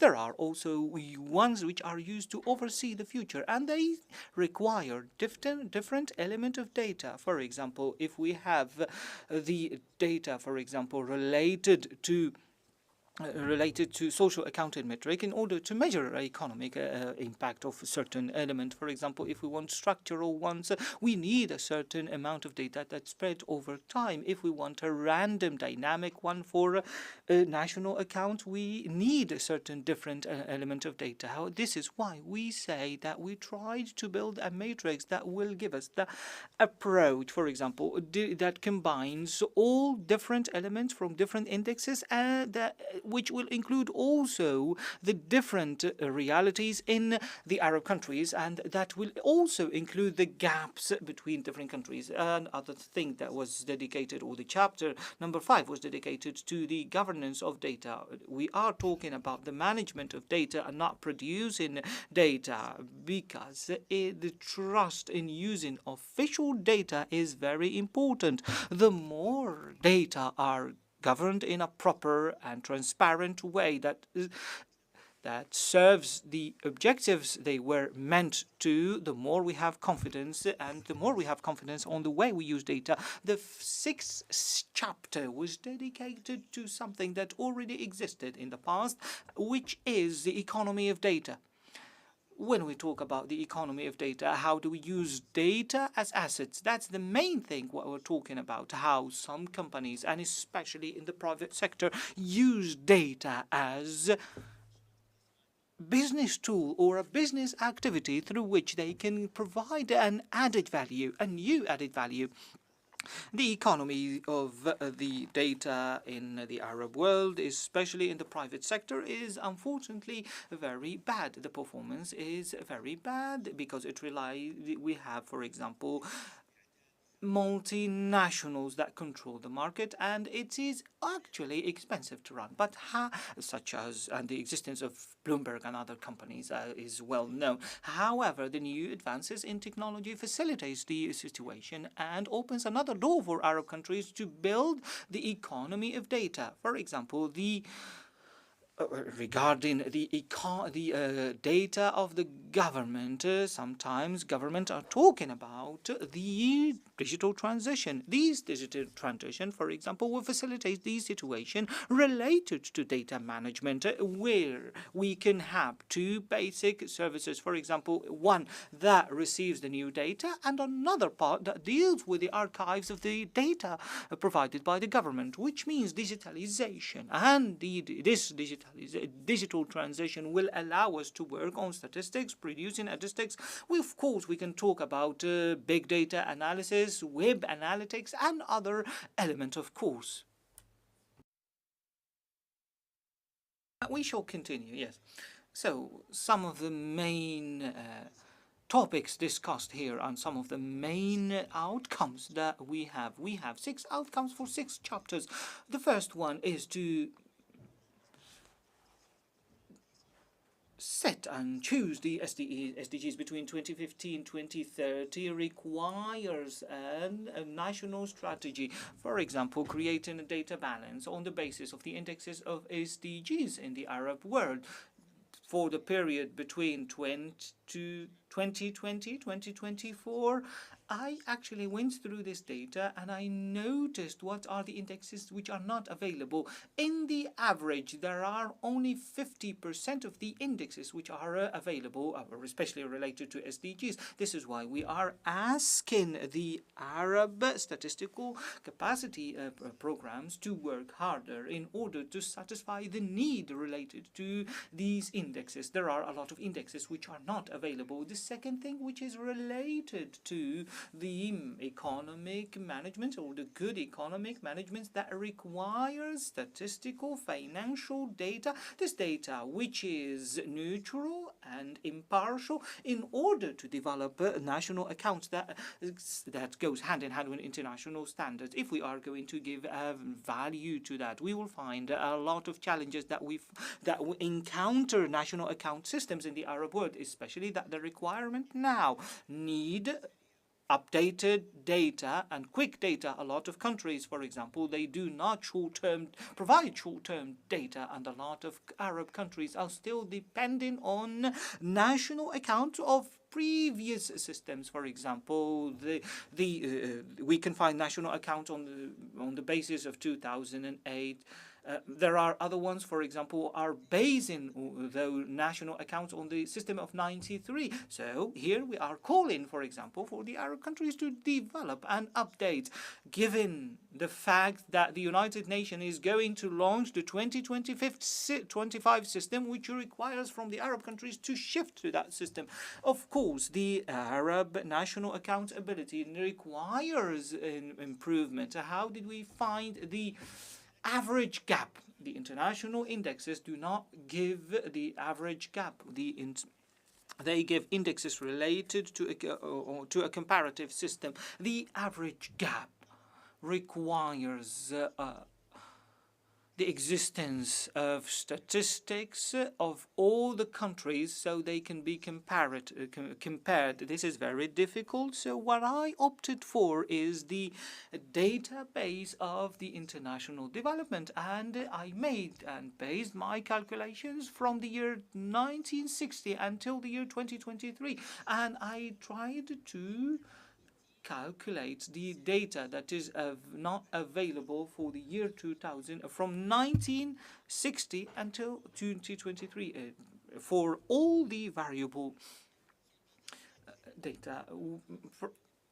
If we go back in history, we'll notice that most Arab countries gained their independence. For example, in almost the 60s, in the beginning, almost 90% of the data did not exist, but with time the gap became smaller and smaller, and it reached its minimum level. And of course, we have to take into consideration that the performance of countries is different.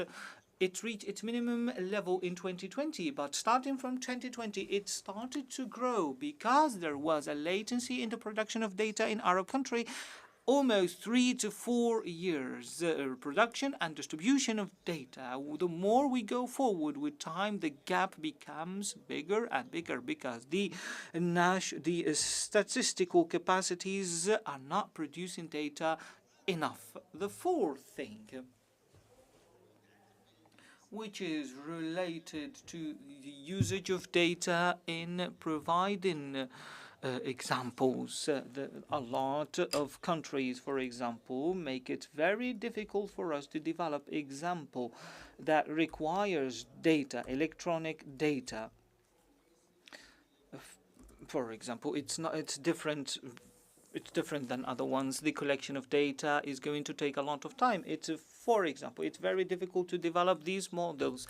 And now we are moving from to paper information to data portals, and few countries that have digital platform for data in the form of continuous progress in the management of data and the governance of data. The report compared 4 countries, Egypt, Jordan, Morocco, and their experiences in the governance of data on the basis of certain criteria. And the main result was that a lot of countries are working on the governance of data. However, they have different experiences. Why is that? These different experiences are related to the institutions of every country. Each country have their own system, judicial system, legislative system, and the way they issue, for example, laws. So they try to adapt to the situation that they have. This is why we can say that the experience is very different from one country to the other. However, most countries are interested and worried about the new data issues, for example, cybersecurity, the privacy, especially of personal information, and how to secure those personal information. For example, this is a challenge. How can you open, for example, from one side, and how can you guarantee the security? This is a very, very problematic issue, and it's a very difficult equation to solve. The other thing which is related to the current data or the updated data that exists, for example, in the cyber field, on the internet, in web analytics, we produce it using, for example, big data or artificial intelligence. All of this is available online. However, there isn't a certain method and way to move it from the cybersphere into using it in producing national analysis. These information can be used by companies, for example, or companies that work on data collection. However, how to use this information in the production of statistics? Of course, there are certain attempts. I will give you an example. The counting, for example, consumption, the personal consumption of certain things. Most countries, for example, use it as the residual, the national income and the demand. This is how we count, for example, the consumption. This is how we get the residual. However, this data is available online through credit card companies, enterprises, or even big stores. However, we need a certain way to deal with it in order to have statistics which are neutral. The statistic work is based on taking samples of information and producing a model on those bases, a neutral one. The recommendations that we came up with are based on that, actually. we first and foremost we need to enhance the statistical capacity by investing in training and education and developing the skills of those analysts, which means that human resources in statistical capacity is very important. And this is very simple. It's a very simple way to explain it. The production of statistics is one of the sciences that require a lot of information. You need people who specialize in mathematics, people who specialize in economy, and people who are well aware of computing and computer science. These three elements means, or actually, unfortunately, we do not have a lot of skillful people when it comes to these three subjects, and we need people who specialize, for example, in these sectors, and maybe they are not actually interested and attracted to work in here. We need to develop the quality of the statistics and work according to international standards. In the Arab world, we do not have an Arab institution for statistical capacities. There was an initiative that was taken by the Arab bank, financing bank, but unfortunately we noticed that it's not going on the right path, and we haven't, for example, produced data similar to the Eurostat in order to build, for example, policies on the basis of that data. Third, institutionalizing the data and minimizing the reliance on the traditional methods to collect data, because the statistical capacity is different, and making data available. When we talk about availability, we are talking about the user. We are those who suffer from lack of availability are the academics. The academics need a lot of data, and they need a lot of very specific data. Most of data comes in the form of aggregate, and it is very difficult to use it. This is why we say that we need to use technology in order to analyze data, using artificial intelligence to oversee the future and other things, to enhance cooperation between Arabic countries, and to work on the initiative of capacity building, especially organized by international organizations.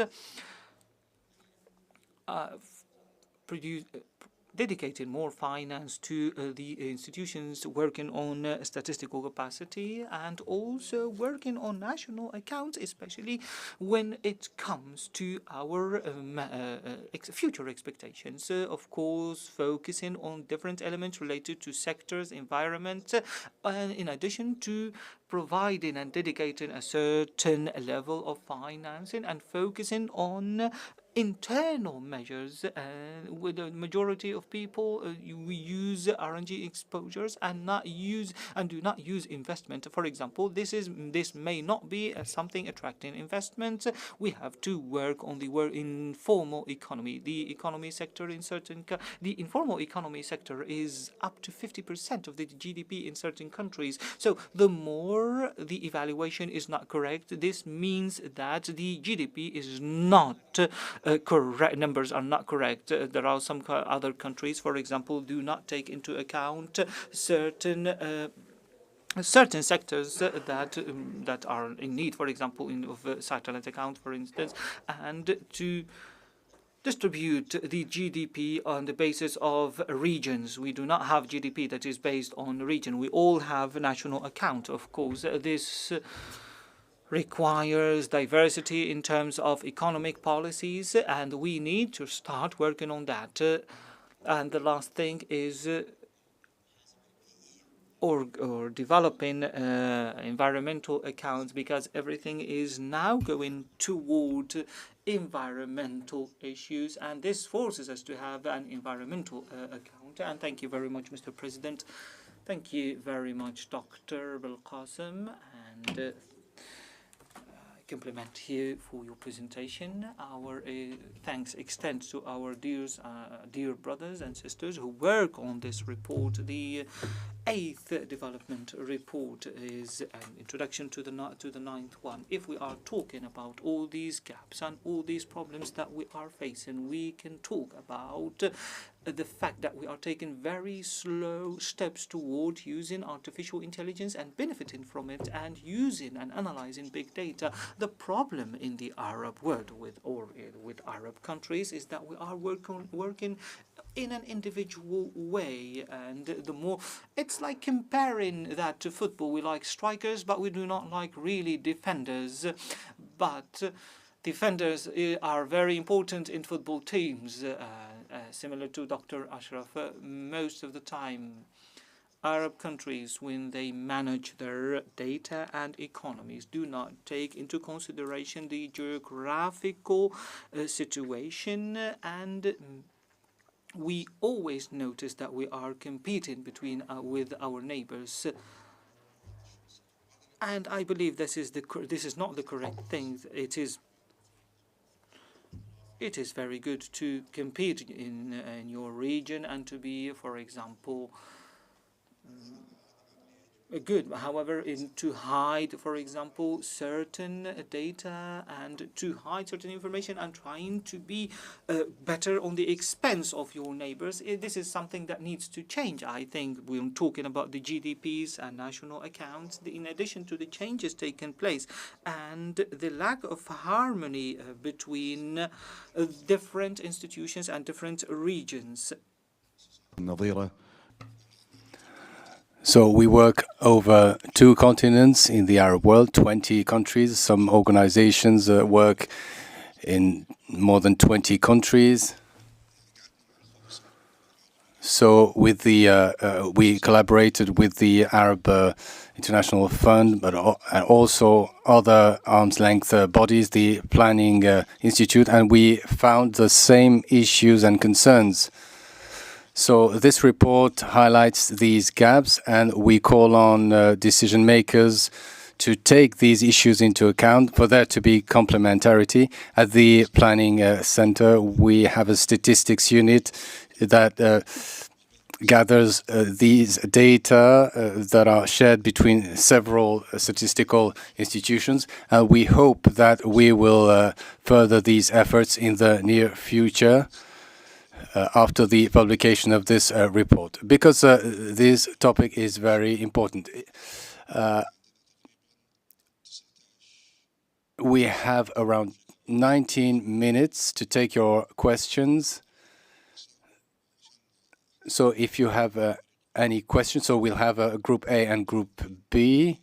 So we will take questions by pair, 2 questions by 2 questions. So Doctor, please.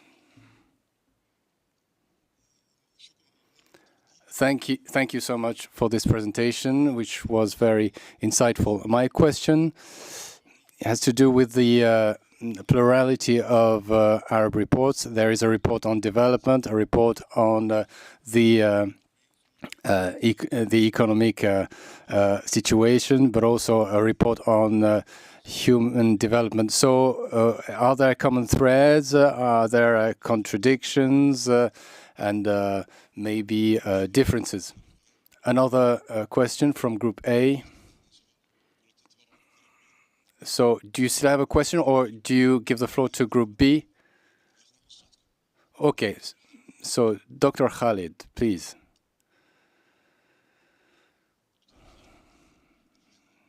Dr. Khalid, Secretary General of the Common Commerce Chamber. First, congratulations on this report, and thank you for this. This is a comment much more on the overall situation in terms of reports, more than on the report itself. In many Arab countries, there is still a problem with data gathering. The old methods are still used since we first started reflecting on these issues. And you referred to industries such as agriculture, the segregation between data.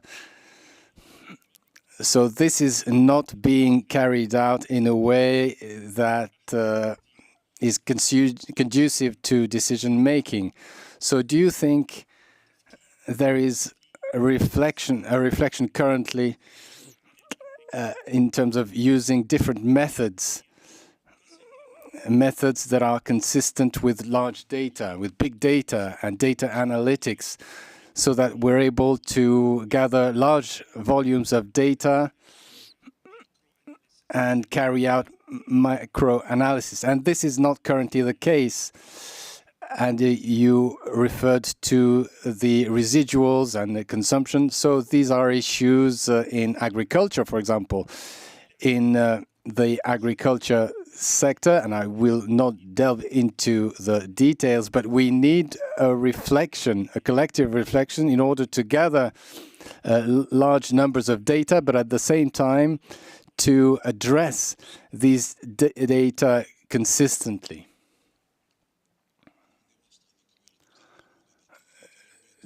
Dr.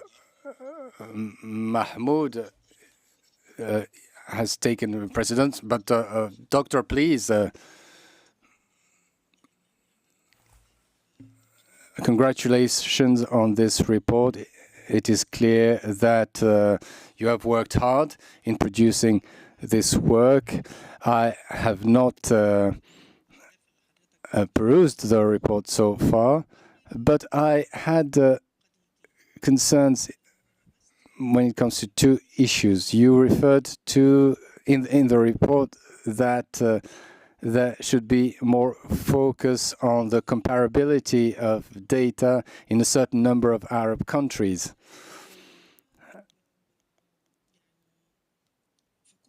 As far as I'm concerned, I'm interested in our capacity in each country to trust data. And I'm thinking of the data issued by countries. You referred to the consistency of methods and the comparability, but my concern is 2 points mainly. The first point is the credibility of data, the fact that they reflect reality. And the second point is whether this data covers the whole economy. In terms of credibility, even if the data is available, they might not reflect reality. And I have an example in Egypt. We have large statistics on inflation, labor, and development.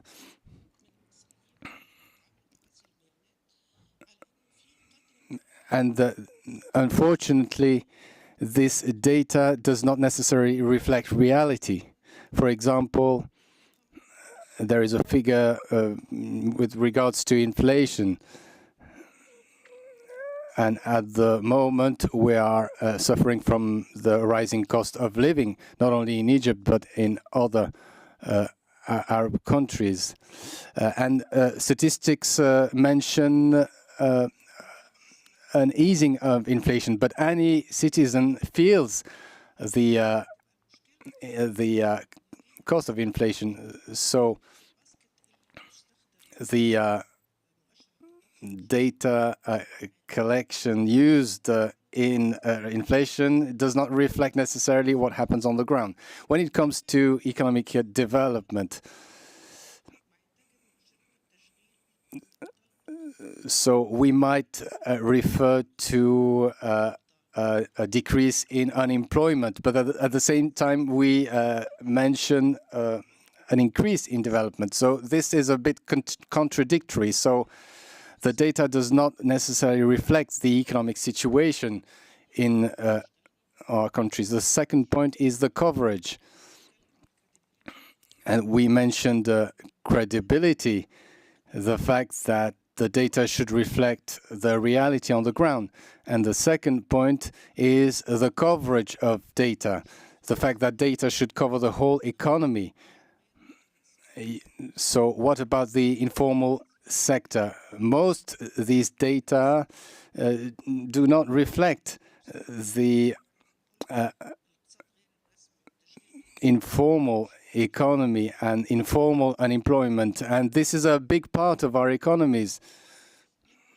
Do you have a third question? No, I just wanted to clarify these 2 points. Does the report address those 2 points, the credibility and credibility? Thank you. Dr. Mahmoud. Thank you so much for those who have worked on this report and on its publication. There is a global concern on data, as you referred in the and was referred in the latest development report by the World Bank. The second to last report was devoted to this topic. When it comes to the investment in data, statistic was issued by the Global Partnership on Statistical Data. It mentions that each dollar invested in data produces $32.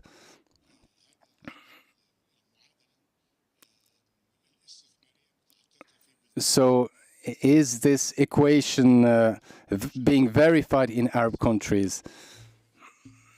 So there are investments being made in a certain number of industries. And there are cases in some countries such as Nigeria where there are 3 bodies, the Development Bank, the Gates Foundation, and the official bodies that work separately without investing sufficiently in coordination.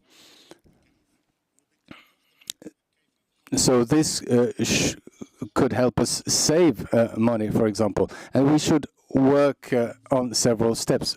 First, we should work on the data, and then the information and the lessons learned.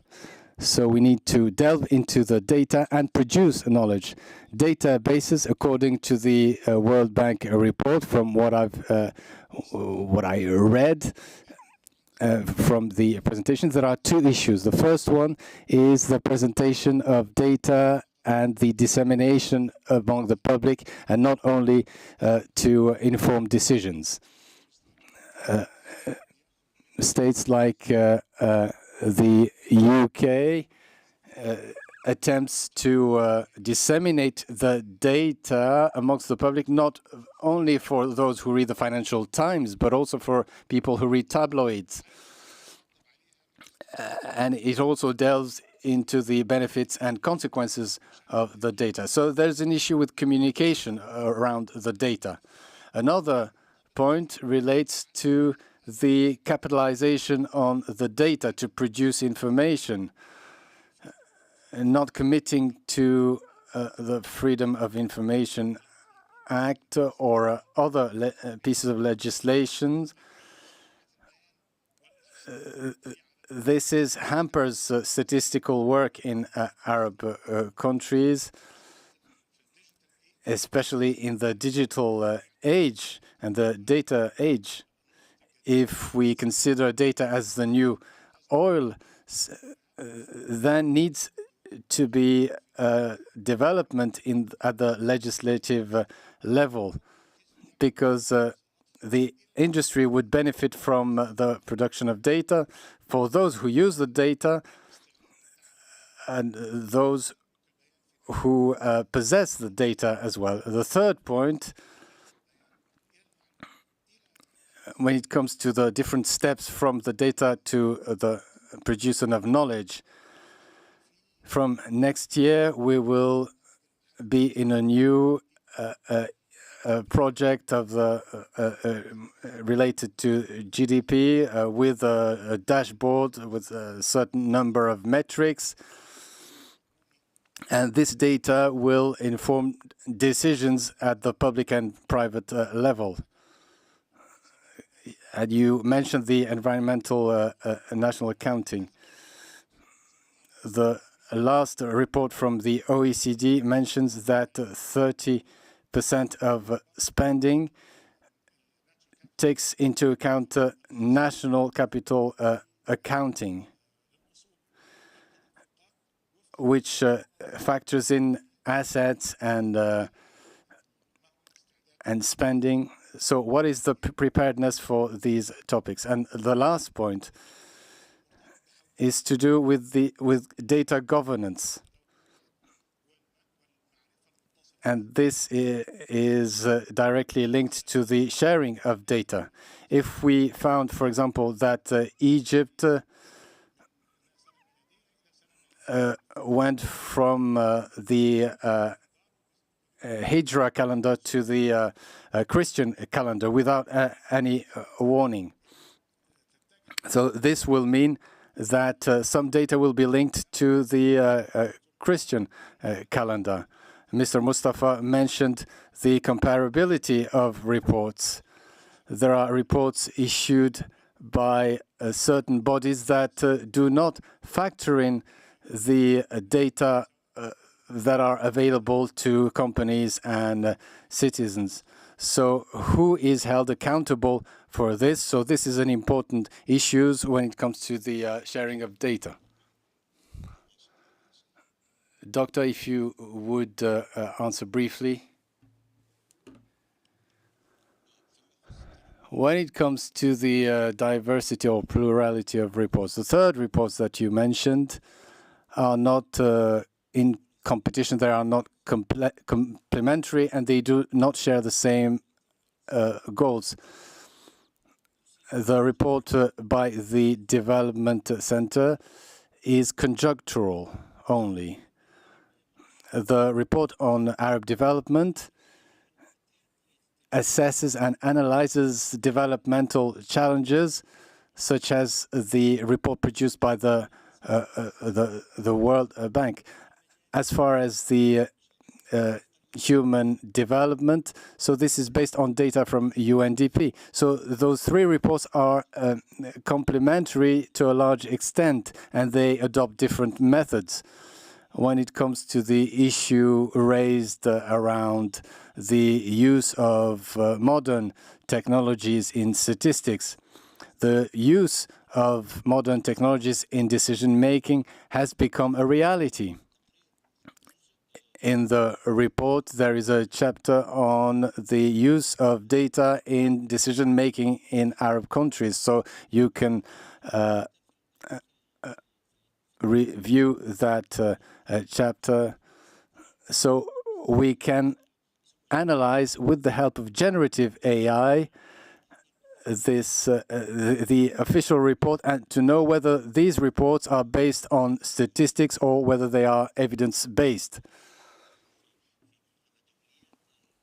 There are international organizations that have taken steps to use keywords in order to assess official reports, and they have issued indicators in the use of official data. So this is when it comes to the use of data in decision-making. When it comes to the use of modern technologies in data gathering, so it's not just about the source of data, but rather the methodology adopted, the statistical methodology. So when we use data, we need to use representative samples, otherwise it will not count. So in web analytics, in big data, it's not clear how this data is used in official statistics. Now, when it comes to the credibility of data, of the index, so we need to delve into the details of inflation based on a number of products. And based on this, we can, for example, focus on food.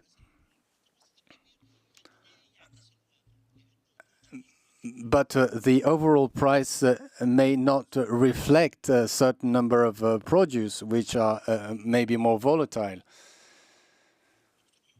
When it comes to Dr. Mahmoud, I agree with what you have mentioned.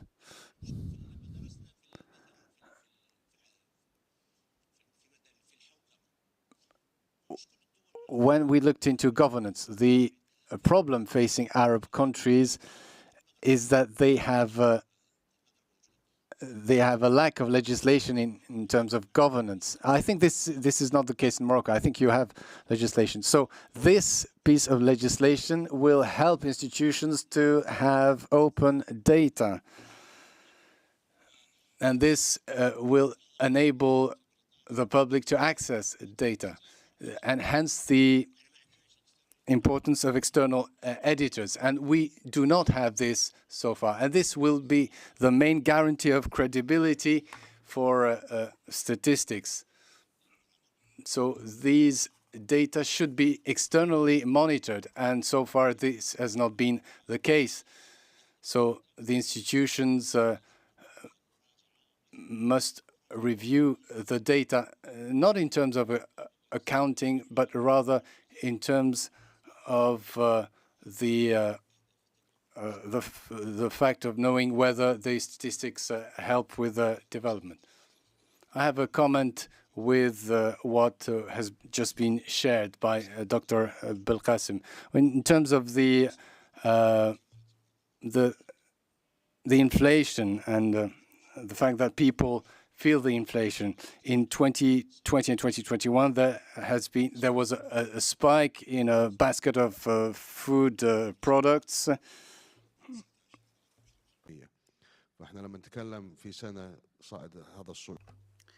So this spike over 1 year is a cumulative result, and this feeling is even stronger in some countries and some landscapes, and therefore we have to see how this food basket is affected by this as far as the national accounts is done and the assessment of inflation rate is concerned. Therefore, I call on the economists to take into consideration the aspect. We will take just 10 minutes for questions.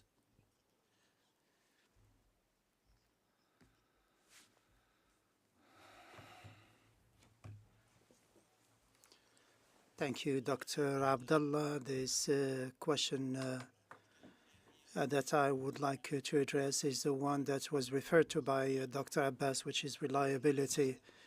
I have lived for a long time. I was involved in the preparation of the Arab Development Reports, and we dealt with this question of reliability of data. Should we base ourselves on national data if there is a problem with or there are deficiencies from the state-provided data? Sometimes there are problems here, and even the reports that we're talking about deals with this question. We know that, and we are very much aware of this, we know that there are some Arab countries that provide assistance that are not factored in as far as assistance is concerned. And this should go to just development-oriented projects. The assistance is provided to military institutions, and they try to conceal this. And this is not to be considered as assistance for development.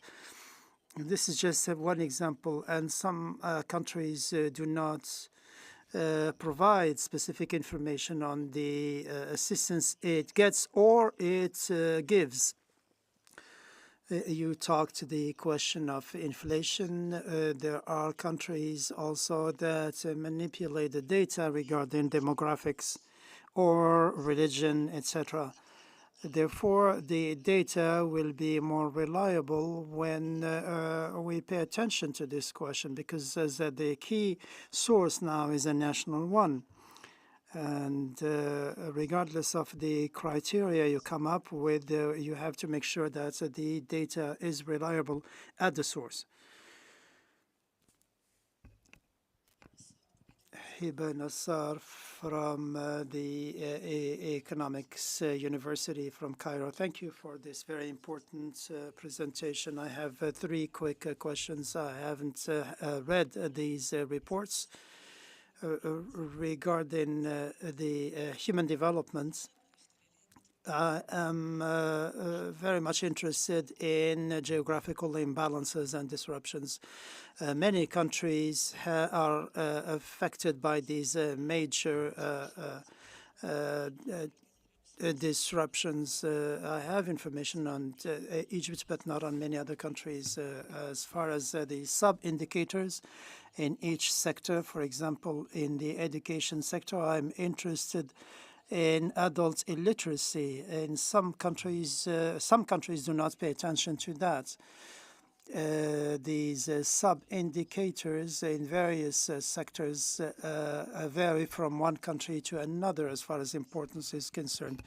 So how are we going to address that? And the third question is the years concerned. And I'm interested in comparisons, for example, when we deal with Iraq, with Morocco, for example, we do not use the same time frame. So there is, for example, we have development programs for different years. And how do you address this question? And how can you get homogeneous data as far as these aspects are concerned? Dr. Mohammed.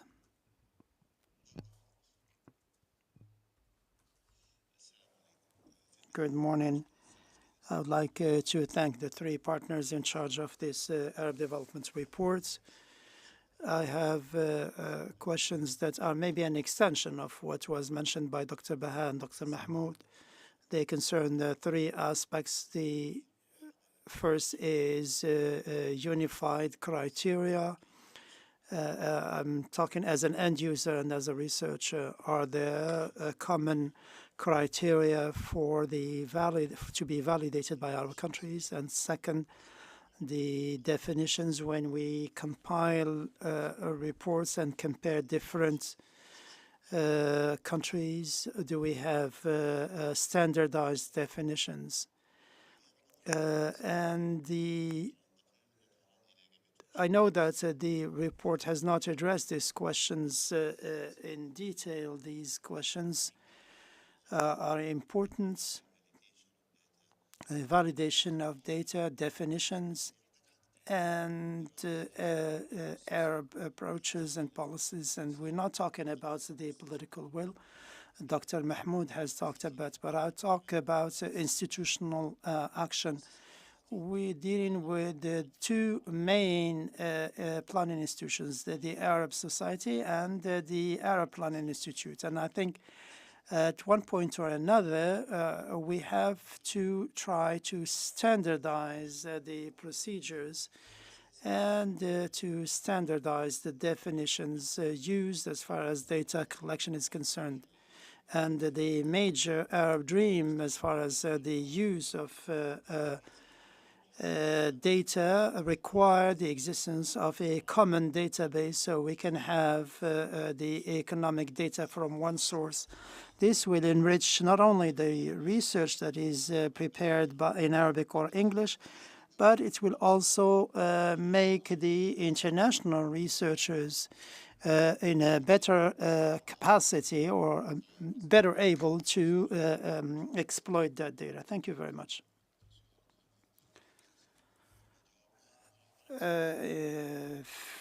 Thank you for your questions. Good afternoon. Thank you very much for publishing this Arab Development Report. I have a quick comment to make. Hanan Nadir from the University of Economic Policies. Dr. Nagla has raised a point. If we distinguish between reliability as far as data collection and reliability as far as the indicators are concerned regarding, for example, inflation rates are based on those data. If we address this question of unemployment rates, for example, its unemployment rates, it does not really tally with the data that we have. So the problem is not with the data themselves or the calculation, or we have to be able to use not just the unemployment rate, we have to also take into consideration the participation rate is also important. There is a linkage between the two. We should distinguish between the indicator and the interpretation of the factors, because otherwise you could say that the data itself is not reliable, and that is not the case. So that is the comment I wanted to share. We would like to hear a Moroccan participant, if it is possible, in the second or third presentations, if we could have more people from Morocco participation.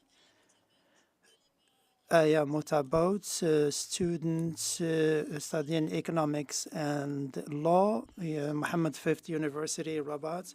How can we address the lack of skilled staff as far as economic analysis in the Arab world is concerned?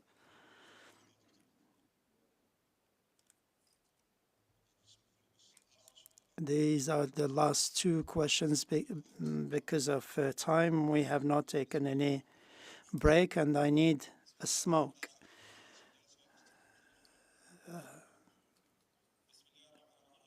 In the name of God, most gracious, most merciful, Al-Araby from Nouakchott University, I would like to thank the parties who prepared this Arab Development Report. I'd like to congratulate them for this achievement. I have a question on the challenges facing the assessment of data in Arab countries in light of the economic developments taking place in the Arab world. Thank you very much. Last question, because Dr. Belqasim will have to answer. Jamal Bakhti, Moroccan economist. First, I would like to thank you for this valuable report.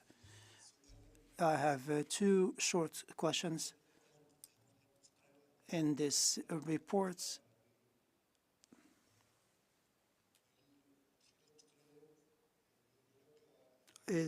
are there information on compliance with the international standards? Does the report address these indicators, international recognized indicators? Does the report also address the question of the independence of statistical institutions?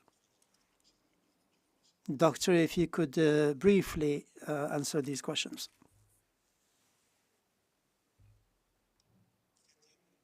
Too many questions have been asked, and they concern the role or importance of statistics in the economic system. And the answer is that we have to promote and enhance the role of statistics in the Arab economic landscape, and we have to make it a priority as far as Arab governments are concerned, so that we can come up with the necessary resources and address the various challenges such as production of geographical data or localized or environmental data. The data gap is also an important, and it has to be taken into consideration in light of the sector is concerned. And for example, we know that there's a major gap as far as gender and education environment are concerned. So this is one of the questions that means that we have to reconsider our priorities. Obtaining homogeneous data and statistics is important. So we have, of course, accounting standards that are applied. Statistical systems have to contribute to the production of statistics based on modern systems. And of course, we have to update what is available as far as the registers are concerned, the accounting systems, etc. As regards the languages, most systems provide the data in Arabic and English, or in Arabic and French, depending on the geographical areas concerned. There are no hardships as far as getting access to these data.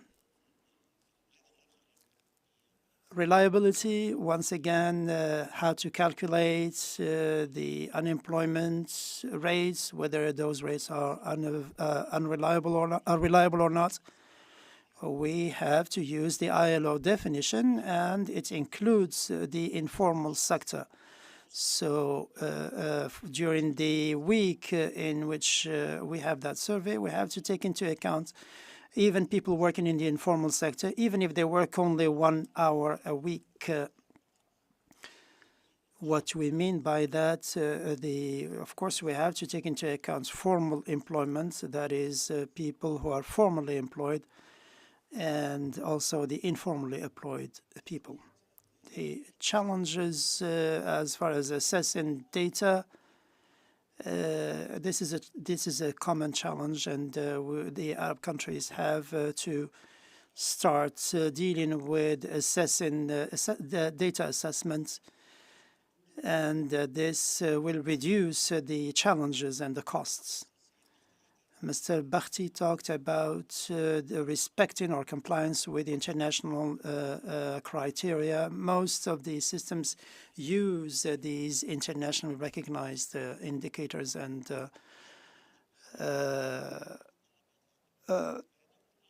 for example, the IMF categorizes the countries depending on the general and the specific data. Most of the Arab countries are in the general, and only 3 or 4 are in the special dissemination category that provide more detailed and specific data.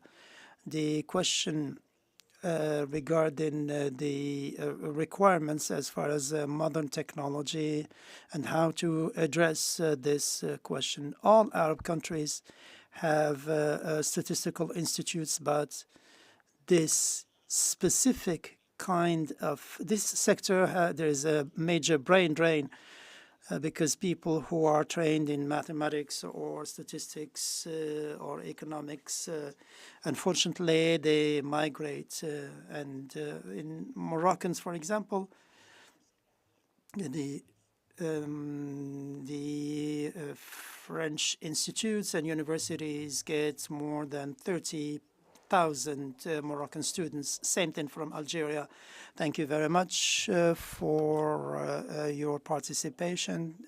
Thank you very much. By the grace of the Almighty, this report will get the interest and attention it deserves. I would like to thank you for your kind participation for the interactive session, and we would like to invite everyone to peruse that article, and we at the Arab Society for the Arab Planning Institute look forward to getting your insights and your feedback, especially that from the economists and researchers involved in Arab economic research. The next report will address AI, labor market, and competitiveness, and we shall have with us also the Tunisian Institute that will be involved in this next report. This is one of the major institutions that are interested in this aspect. By the grace of the Almighty, I participated in one of the major institutes involved in this respect, which is Reuters Thomson, which is now affiliated with the Stock Exchange Group. This is a major hub for reports. It will be also involved with us in the next economic or development reports, and we look forward to that. This is a qualitative report that will introduce the AI from a practical standpoint. Through the Stock Exchange Group, they have a dashboard that is being implemented through Microsoft. So this is a major player, and this is a first report in which a private sector company will be involved, and we look forward to that as an Arab society, as an Arab Planning Institute, and that is what we're looking forward for next year. Thank you very much. شكرا للسادة المتحدثين والسيد رئيس الجلسة. Thank you very much. Would you please stay for a group photo? Thank you.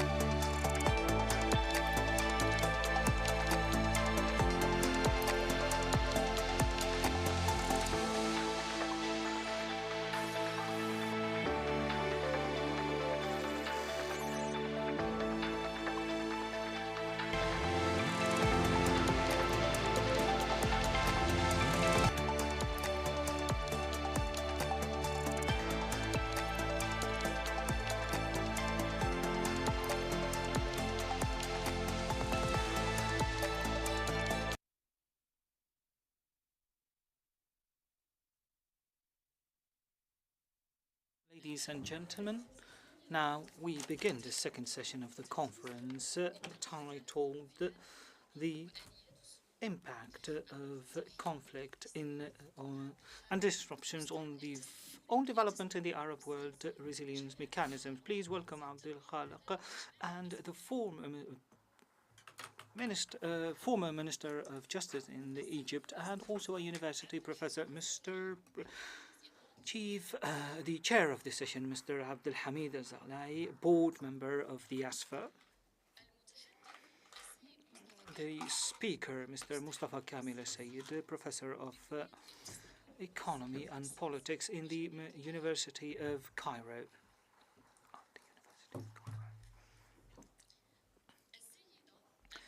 Madam Abira Shan from the Faculty of Economy and Politics, University of Cairo.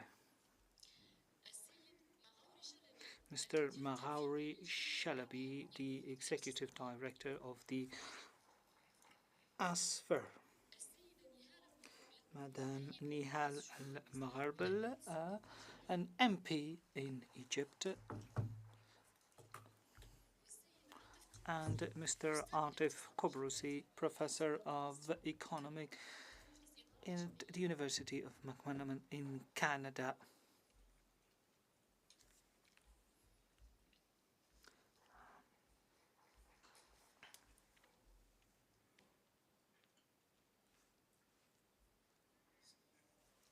In the name of Allah, most gracious, most merciful, we begin the second session of the conference, and we wish that you are successful. I would like to refer to the fact that the main title of this session is The Impact of Conflict and Disruptions on Development in the Arab World, Resilience Mechanisms. Our presentation will include three discussions about three papers. The first one, which is about the economic impact of armed conflict in the Arab world between the years 2011-2024. And the speaker who will be discussing this paper is Mr. Mustafa Kamil Sayyid, Professor Emerite of Economics from the Faculty of Economics and Political Science from Cairo University, and Mr. Munir Al-Hamish will discuss this one. However, unfortunately, he cannot join us. Therefore, Mr. Mahmoud Shalabi will be leading the discussion after the end of the presentation about the first paper, Mr. Mustafa Kamil, who will be presenting it. We are all invited to stick to the time. So please, Mr. Mustafa Kamil Sayyid, the floor is yours. You can begin presenting your paper, which is the first one.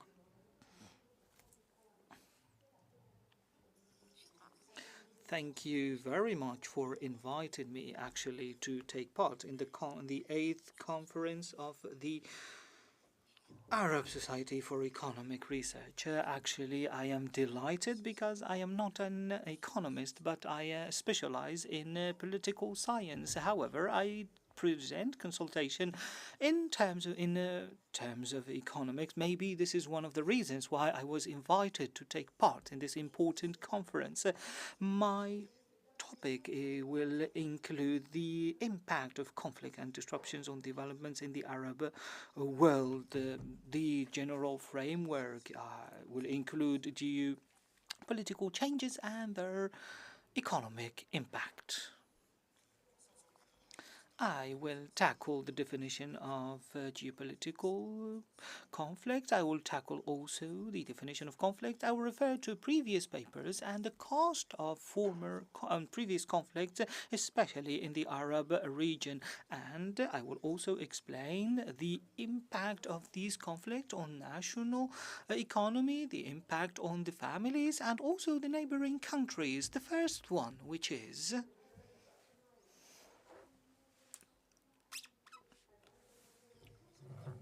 I know what I have written,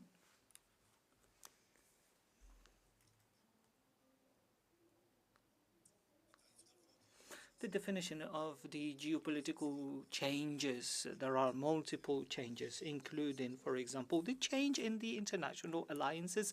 For example, Ukraine's decision to be part of the NATO has led to the result, which is the invasion of the Russian Ukrainians. Of course, all of that led or resulted in a conflict that has impacted the whole world, including, for example, the increase of prices of certain products, for example, inflation, disturbance of the market of petrol, in addition to other geopolitical results. Even the political doctrine of a certain state has changed, for example, which has led to different outcomes. For example, in Egypt, that happened, switching over from the left to the right and adopting the open market policy, as it was called, has led also to geopolitical results, invading and colonizing, for example, a certain part of the territory of a certain country can lead to geopolitical results, like the situation of Egypt when it lost Sinai in 1967. All of these geopolitical situations have led to economic impact, of course. When we talk about the impact or the political impact of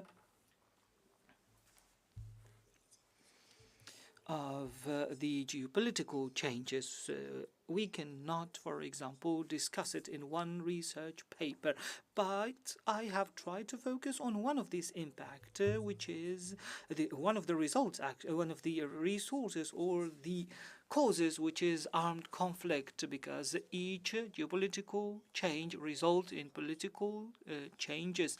Armed conflicts have different forms, including international conflict, war, direct war between two countries is an armed conflict that results in economic impact. One of the examples that I can state, for example, is the conflict between the government and a faction of the citizens. For example, let's imagine the conflict between the Kurds and the Iraqi government is a type of the armed conflict. For example, the same situation took place in Darfur. There was a conflict between those who were named Janjaweed and the inhabitant from sub-Saharan descent. This is also an armed conflict. The armed conflict could be between, for example, factions, armed factions that are fighting, similar to what took place in Syria. What are the economic implications that result from that? There are a lot of studies which has been conducted about the economic impact of armed conflict. Some of these studies focus on the armed conflict between two countries. Other studies focus on armed conflict between different or between a state and, for example, armed forces within the same state. Some studies focused on different aspects of these economic impacts, the economic impact on middle class, on children, environment, and there are multiple things to be studied. There are, of course, a lot of groups that focused on studying multiple things, or organizations such as the World Bank. The World Bank published a study in 2011 which tackled the impact of the armed conflict, the economic impact caused by armed conflict. Other organizations and institutions, including, for example, the IMF, the United Nations, in addition to other organizations and institutions in the Arab world, which has studied that. I can also say that the ESCWA has conducted multiple studies that focus on the economic impact of armed conflict. What are these impacts? And I apologize because I'm not really good with using technology. How can we measure this impact resulting from these armed conflicts? First of all, we have to determine what are actually these impacts. Let's focus first on determining how difficult is the situation because of the armed conflict. Can we measure, for example, the impact that is caused. Does the impact, for example, include the whole state or a certain region? In addition, for example, to the time frame that the armed conflict took, we can also refer to the type of weapons used in this armed conflict. All of these elements together, for example, can help us determine how severe is the situation. What are the economic sectors, for example, or the economic impact? And one of the first thing that we have to determine and I identify is the environment of the armed conflict. For example, where is the armed conflict taking place? Is that taking place in agricultural land? For example, what are the sectors that have been impacted by this armed conflict? Of course, this has to include the human capital. How many qualified individuals are part of this armed conflict? The environment, actually, where the conflict is taking place result on different impact. For example, if we have a reduction of the agricultural production, if there is a destruction of mines, also destruction of petrol infrastructure, and what are the result of this destruction? For example, sometimes the destruction of electricity plant. This can disrupt the whole economy. This is why we say we have to focus on the environment and identify the environment in which the armed conflict is taking place. For example, sometimes when we have less demand on certain products, and also sometimes we have less offer of this certain product, this can disrupt the economy. The importance of an industry, for example, could be different, and sometimes agricultural could be even more important than the industrial sector due to the disruptions caused by armed conflicts. These armed conflicts, as I have mentioned before, can lead to a high rate of unemployment, which means less income, which means less demand, which means less public spending, and this also leads to less consumption. Sometimes we can talk about disruption of the importation and exportation systems. This can, for example, lead to minimizing the foreign investment. When we talk about that, we are talking about offer and demand. The other thing, which is the social element, which is the family. Sometimes, for example, when a family loses one of its members, that could lead to the minimizing of income. Sometimes when we have less males because they died actually in an armed conflict, that can have an economic impact. The family could be affected due or because of the migration of some of its members. And at the same time, some of its members could be displaced by force. This can cause other problems such as migration. For example, a certain country can receive a large number of immigrants, or a certain population can migrate to other countries. This is also one of the impacts. These impacts are not only related to the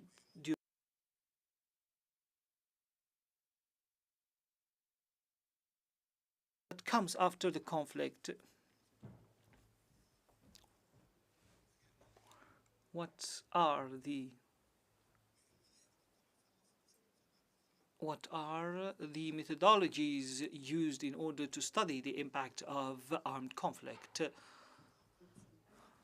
This requires a large number.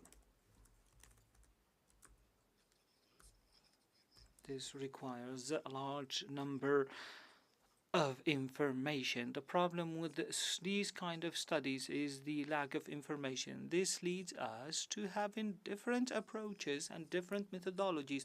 The first one, which is an accountant method that is limited to studying what happens to civilians, the impact on civilians and military personnel. There is another method, which is the extrapolation analysis, which analyzes regression and impact, there are other economic models or sensitive models. Here we can say that while adopting a certain model, we can have certain theories and entries, and on the basis of those models, we can have different outcomes of the studies of the impact. Here in this study, I tried to focus on certain countries, Arab countries, 7 countries: Libya, Sudan, Palestine, Syria, Iraq, and Yemen. These countries have been affected by the Arab Spring or dignity revolutions, and the conflict started back then and still continue. All of these countries have witnessed armed conflicts, and here I try to focus on armed conflict taking place inside the state, despite the fact that it is very difficult to make a distinction between the armed conflict and foreign influence. There are many cases in which foreign influence affected the armed conflict within a certain state. For example, the resources in Uppsala Center are two. One of them measures the event data, and the second one that measures the situations of armed conflict and present them in the form of details, the number of population that was affected, in details for the economic data. I resorted to open data provided by the IMF, which include a database that has the data of all the countries.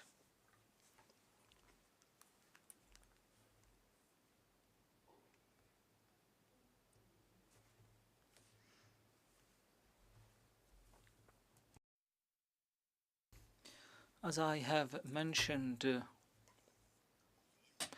the first element that we have to focus on is the acuity of the conflict, for example, or how severe is the conflict, the severity, intensity of the conflict. For example, if we measure the intensity of the conflict in accordance with the number of population, we find that the highest number of casualties is in Syria, followed by Palestine, and keeping in mind that this study was conducted during summer, which means that the conflict in Gaza was in its beginnings. What I have noticed is only limited to March 2024.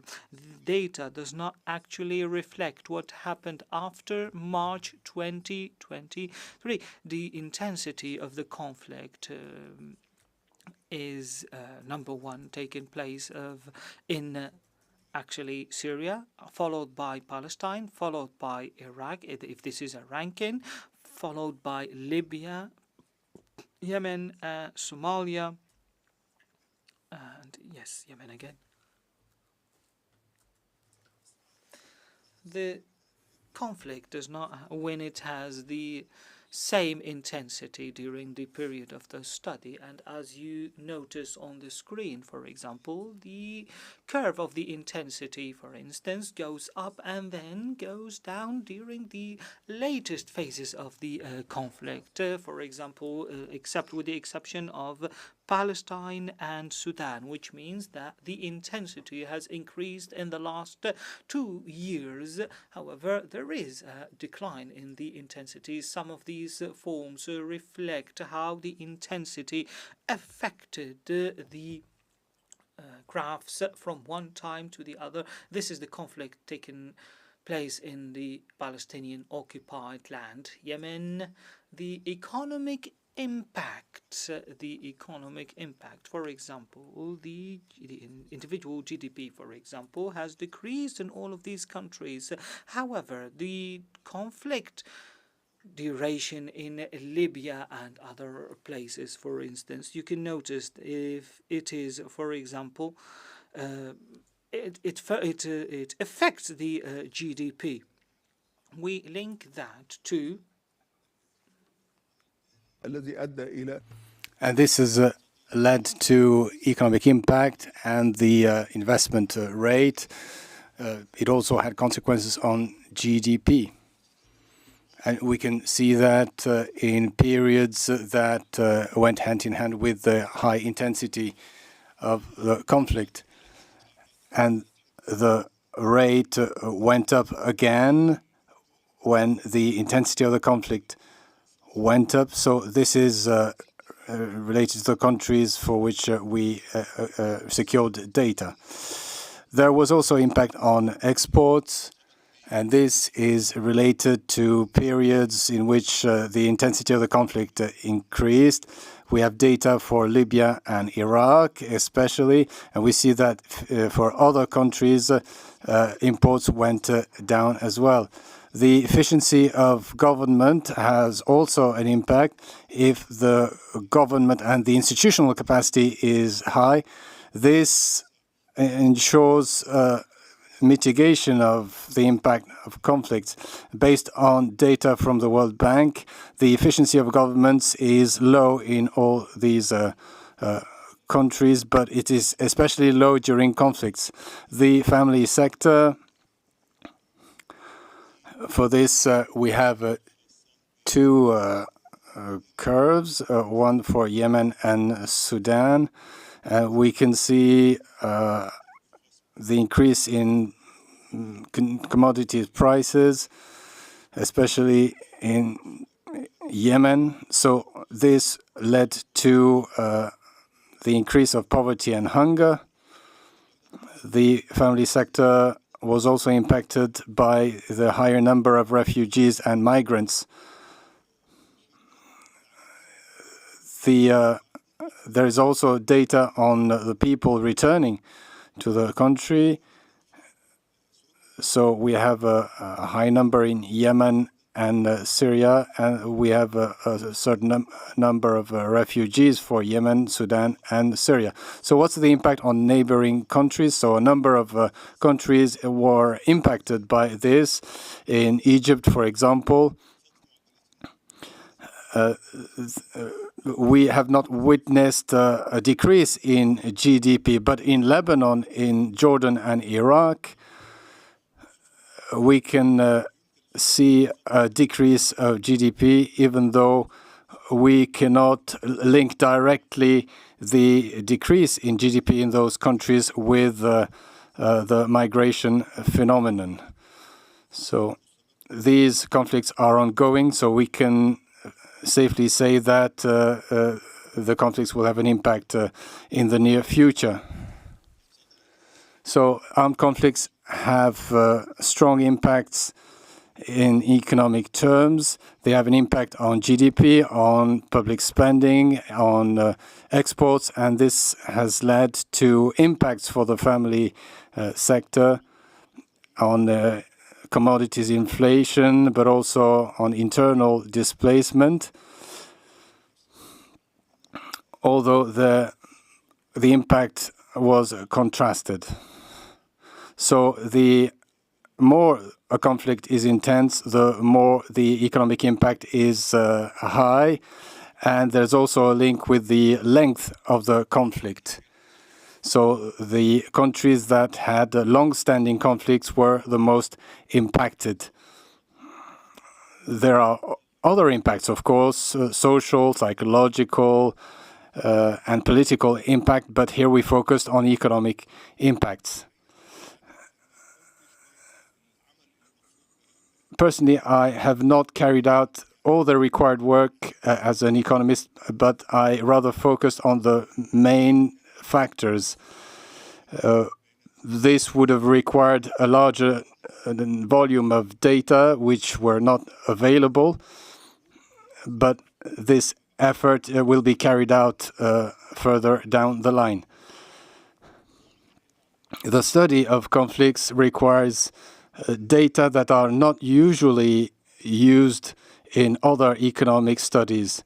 One of the studies assessed the rate of light emissions at night, and this led to the establishment of a matrix to assess the average decrease in GDP. This was assessed for the West Bank and Gaza. So a working group has been studying this data, and unfortunately I have not been able to study all the aspects of this topic. Thank you to the president, the chair of this session, because he allowed me to speak a bit more than I was allowed to. Thank you, Dr. Mustafa, for this insightful study, which is rich in information. It focused on the economic impact of armed conflicts in 7 Arab countries. It highlighted the specificities of each conflict and the criteria that were monitored, and one of the important aspects was to assess the economic impact of armed conflict on a number of criteria, such as GDP, the standard of living of families, the level of poverty, migration, but also the impact on neighboring countries. Once again, thank you, Dr. Mustafa Kamel, for this insightful research. And I call on Mr. Al-Shami, who will present the comment on behalf of the participant that who was supposed to attend, but unfortunately who wasn't able to be here. In the name of God, the All-Merciful, I'm happy to present the comment on the economic impact of armed conflict between 2011 and 2014.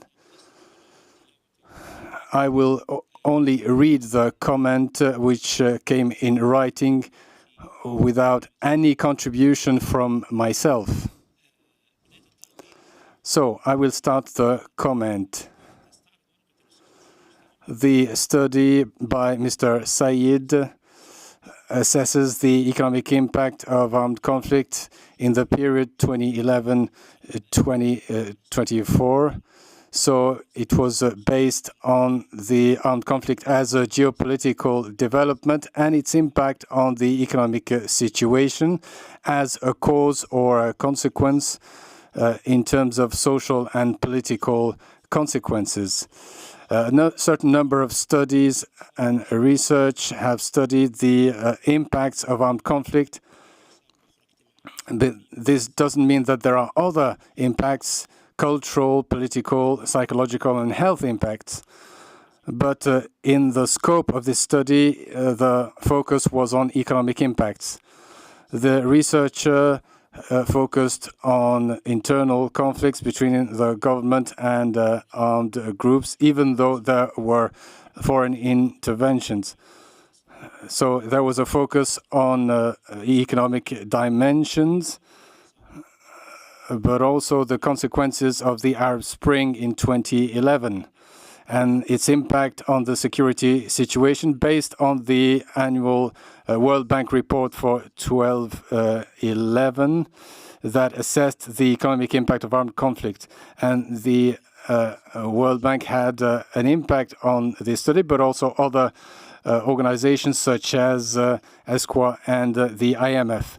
Based on the studies assessed by Mr. Professor, the intensity of the impact, it depends on the intensity of the conflict. It also assessed a certain number of criteria, such as the intensity of the conflict and the impact on families and neighboring countries and the impact in the long term.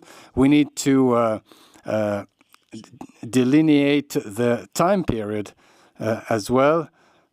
It also assessed the revolt movement in Arab countries based on research carried out by research institutions in the region. So 7 countries were assessed from 2011,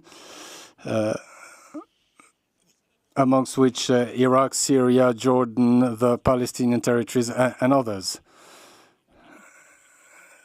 So the author of the comment says that we need to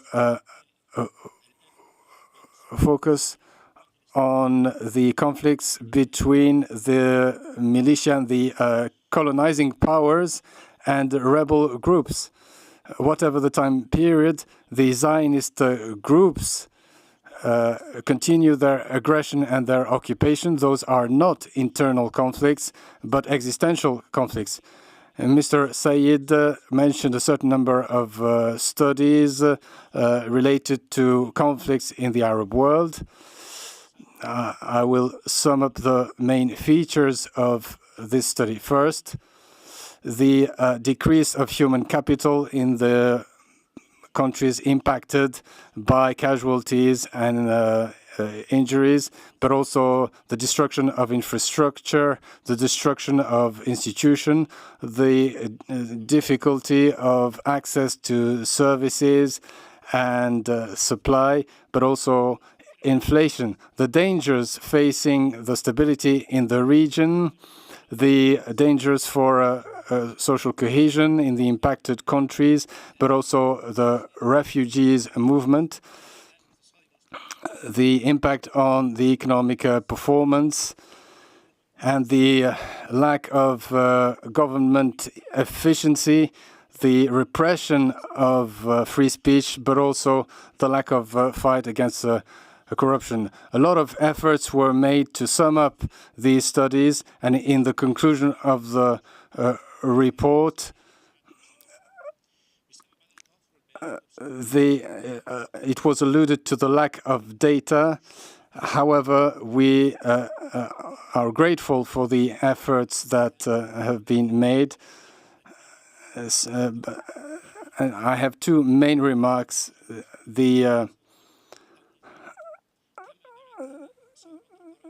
The movements of Arab dignity or intifadas were described with different terms, conflicts or other terms. There were demonstrations in those countries to protest against inflation in a number of countries. This means that in reality, peaceful protests were taken advantage of to lead to conflicts. These movements were not a spring. They were not revolutions or intifadas because there were foreign interventions.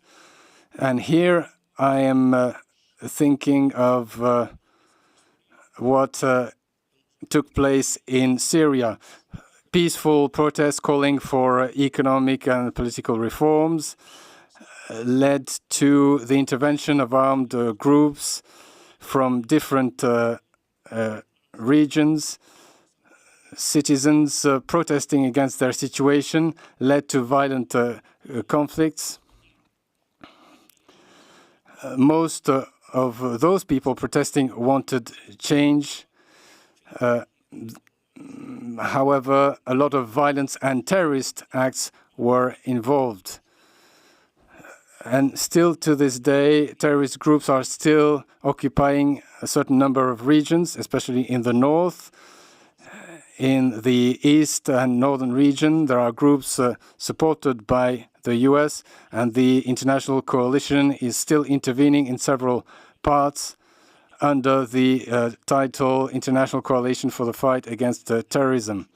The Turkish armed forces still occupies part of the Syrian territory and still supports dissident groups with weapons and funding. And therefore, we cannot call these conflicts as internal conflicts. There's a mix of several factors. The Arab region fell prey to external appetites for several reasons. This is a meeting ground for several interests in the region, but we can also mention the significant natural resources in this region. But let's also mention the religious importance of the region where there is a convergence of three monotheistic religions. There's no doubt that the internal situation, the ignorance and underdevelopment was a breeding ground for calls for Western interventions and the sowing of chaos in the region, which led to armed conflicts. We can see the clear intervention of the United States in its will to secure oil resources. The U.S. is working to fight against countries that are not following its model. The U.S. is also striving to create factions that are rebelling in the region, and the elite in the United States is calling for the hegemony of the United States in the region. And because of the power, the strategic power of the United States, there are 5 objectives. First, the sowing of chaos, the forming of alliances, the establishment of partnerships, and in this regard, instability is being sowed to achieve this purpose.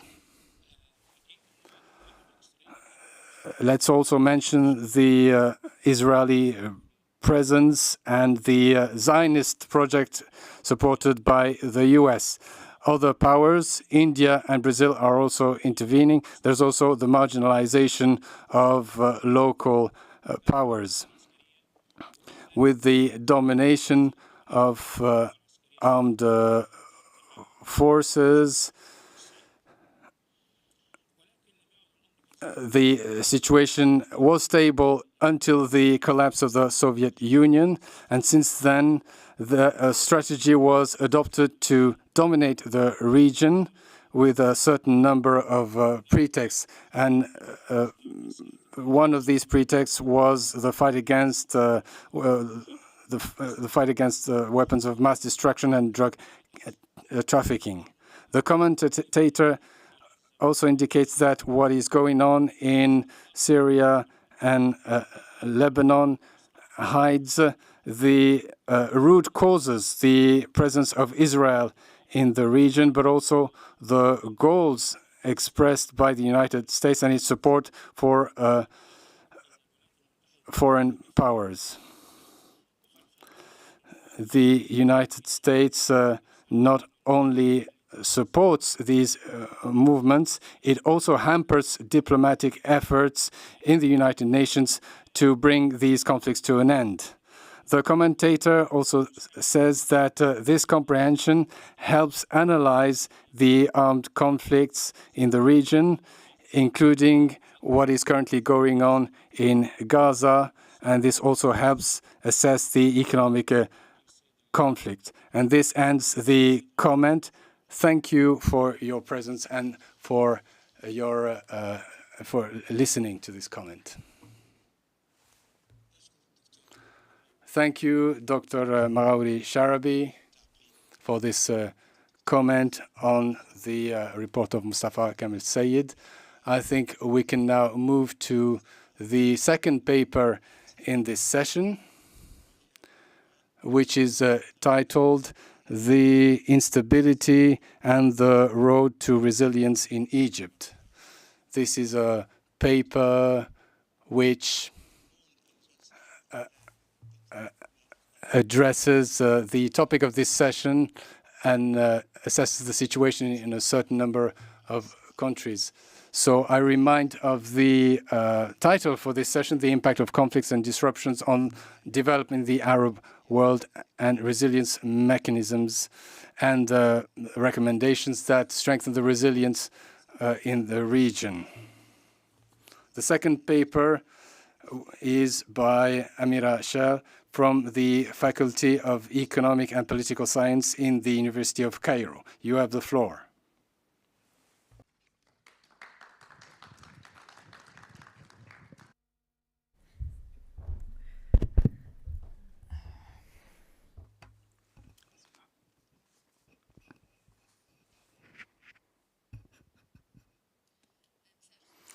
Good afternoon.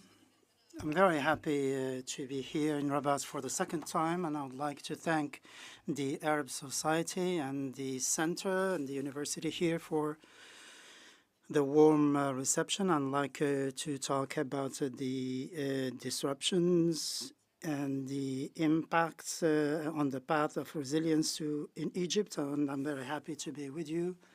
I'd like to share with you developed this work by myself and Iman Mustafa, and I will be making this presentation in English. This is the first time that I'm working at the Arab Society, and I'm sorry to be doing this in English. I know that Dr. Gouda is very much interested in this, and I would like to apologize for this. This is the first time that I'm taking the floor, and next time I will do this in Arabic.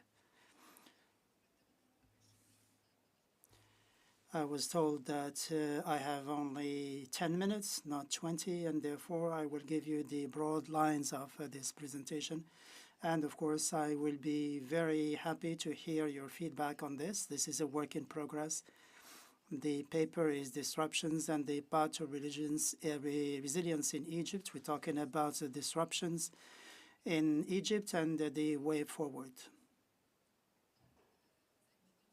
As you know, the disruptions are events that are quite speedy. We don't know about the occurrence. We don't know about the magnitude or the impact, and that is why we call them disruptions. And these are the three things, either the occurrence, the impact, or the magnitude.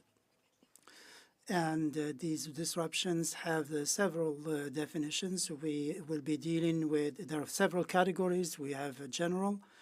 We talk about conflict, death and financial crisis or financial shocks, and natural disasters or the diseases or pandemics.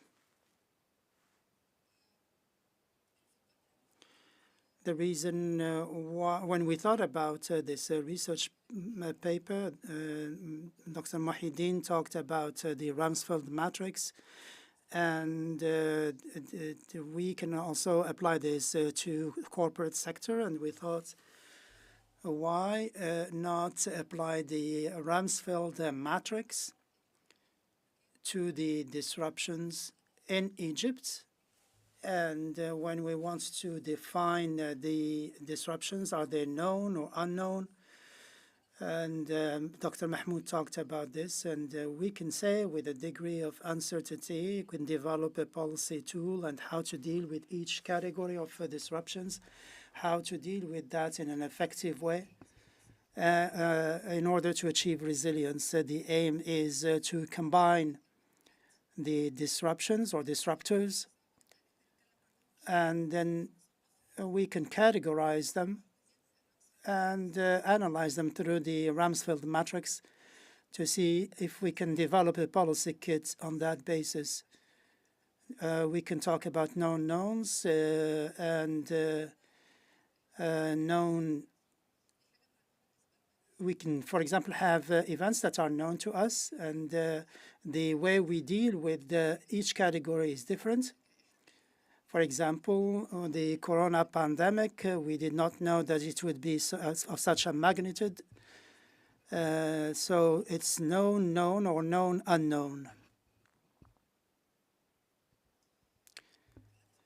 Therefore, the objectives of this research is to explore the disruptions in Egypt, and we will be using the Rumsfeld matrix, and we shall come up with some recommendations to resilience and sustainable development on the basis of our analysis. And the research paper, we did not limit ourselves to one category. We've dealt with 4 categories of disruptions, and the analysis shifts and changes from one category to another. We try to come up with a general framework, and then we move on to the specific research papers for each disruptor. So war and conflict is the first category. We take a look at the economic growth rate in Egypt and the spending on military we can see here that Egypt, like other countries, is affected by some disruptions at domestic level. For example, 1973 war. And there was also some other event that happened in 1990 and 2003 when there was the invasion by the United States of Iraq. And we did not know exactly what magnitude would there be and what would be the reaction. And then we can move on to the Arab Spring and to 2014. Therefore, our growth in Egypt is always affected by such events, that is, external factors. They can be regional or international, and they can also be global. And Egypt is not alone in this kind of situation. This is just a presentation of the impact on the economic growth rates. It is also important that whenever there is a disruption, we have to find out about the situation, how it was before, for example, the Arab Spring. We know that the economic conditions were quite fragile. And from the political point of view, also, there was discontent, and therefore, before the disruption occurs, there are pre-existing conditions that are important that have to be taken into account to determine what the impact would be in Egypt. So if the same disruption happens, we know that's how to react, and therefore we can promote resilience, for example, as far as social protection, economic pacification, and the impact as a country would not be so huge as if I was not or I were not prepared. Of course, we have to take into account the economic and social conditions that existed after the Arab Spring. We know that the world will not stop, that the situation will change, and of course, there are geopolitical conflicts that have an impact on the situation, and we know that this has an impact on refugees, on migrants, on remittances, and we know that it will happen again, but we don't know when and what the magnitude will be. Therefore, when we look at this category of disruptions, as you can see on this slide, there are two parts. In the first part, we try to categorize the disruption according to the Rumsfeld matrix, known or unknown. We know about Al-Nahda Dam. We know how it affects water scarcity, etc. Therefore, this is known knowns. And for the unknown known, that's different. For example, with Trump and the impact and the presidential election, this might have an impact, especially if there is a trade war between the United States and China. Therefore, that would be of the unknown unknowns. So each one of this requires its preparations of its own. In the under the unknown unknowns, in order to be prepared, for example, I have to work on public trust and stability as far as the people are concerned, and as far as society at large, that is the public trust or institutional trust is important under the unknown unknowns. As far as the Al-Nahda, the dam is concerned, that is known, so that's different, and the approach would be different, and it will impact the policy kit developed. The second category is the debt and financial shocks. We know that Egypt has gone through a number of financial crises since the 70s, and there were several episodes in this regard, and this has had a major impact on both short-term and long-term. So these are things that we know already. And we worked also on a study that looks at the impact of the global financial crisis, especially in the Egyptian context. And the trade balance was dominated by the kind of relations we had with the United States and the European Union. But now the situation is different. If we know, for example, that something like this will happen, I can be prepared for that, although I don't know when it will happen, but I would be prepared for that. Therefore, when we look at the categorization as far as the financial shocks are concerned, debt and financial shocks using the Rumsfeld matrix, I will be talking about the known knowns and fiscal deficits. I know exactly how to the fiscal disciplines that has to be taken into consideration. And therefore, what I can work on is the general resilience or in the household sector or in the corporate sector. When this is what is known as black swans, we know that my business sector is prepared for that. The third category is the natural disasters. In Egypt, by the grace of God, the frequency of natural disasters is not very high. We have the 32 natural disasters since the 70s, but we are not prepared, and therefore we have to make sure that they are prepared for that.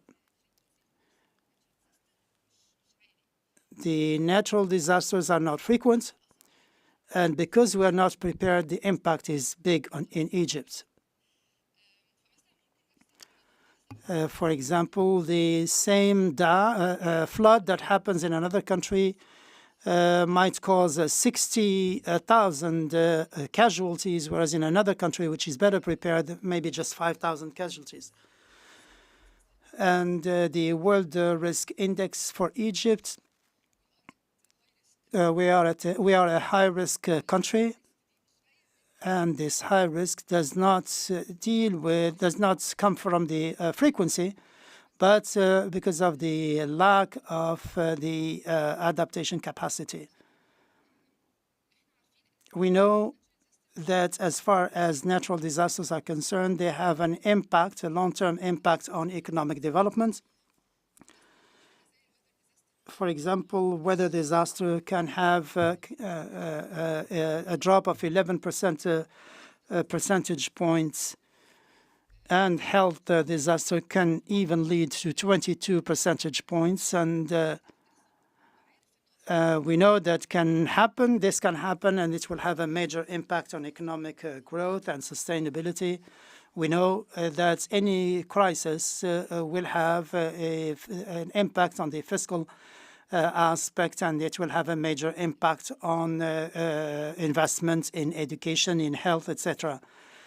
So we have used the same framework and adapted it to the natural disasters. And each category has its own policy tool, and to see whether we're prepared, whether we can foresee that, and to what extent we can foresee it. The last category is the disease outbreaks, and Egypt has gone through a number of pandemics, the bird flu, and we tried each time to be prepared for the next outbreak, and this has helped us to deal properly with the COVID pandemic and prepare the healthcare system, ensure its resilience. But in general, as far as preparedness is concerned, and as far as disease outbreaks, we are in the lowest level as far as the Global Health Security Index. And we know that we are not prepared for any health pandemic, whether it is known knowns or unknown knowns. For COVID-19, we know for outbreaks similar to COVID-19, we're not really prepared for that. And this preparedness that is beyond the healthcare system or healthcare system resilience, we have the household resilience, for instance. We know the number of people who work in the informal market, and we know that they have no social or health coverage, and therefore there is no way we can provide coverage to these people, and we have to take that into account. So this combines the food insecurity and the impact of the outbreaks. You can see there is a negative association or link between the two. And the food insecurity should be kept within the acceptable range. If there is food insecurity, so during the pandemic, people have to use their assets, have to use their savings, etc. And therefore, but if the household is prepared, then that has a positive impact on our preparedness. This is the slide before the last one. We talk about the categories of disruptions. We're talking about outbreaks, the known unknowns and the unknown knowns. The idea is to be prepared, especially that the frequency of the disease will be higher in the years to come, and therefore we have to work on that, on the infrastructure, on coverage. As far as the known knowns, as far as the unknown knowns are concerned, we don't know when they will happen, and therefore we have to act on broad-based resilience, financial inclusion, female participation. We have several ways and means, because we know that there will be an unknown that will happen, and we have to be adapted, and we have to be prepared for that. We have to take into consideration people who are not covered. The idea, the path to resilience should enable us to work on the known knowns and the unknown knowns, and that is important. The household resilience, corporate resilience, etc. So to conclude, this paper is a work in progress. We're talking about diverse and complex disruptions that Egypt has faced. And there is a way to use the Ramsfield matrix that in order to anticipate risks, to manage risks. And there is a cross-cutting element as far as the disruptions are concerned. And this also concerned is fiscal sustainability, climate and disaster resilience, and the policy kit for healthcare preparedness. So this is a nutshell, a summary of what we've been doing, in this research. And of course, if you have any comments or questions, they're welcome.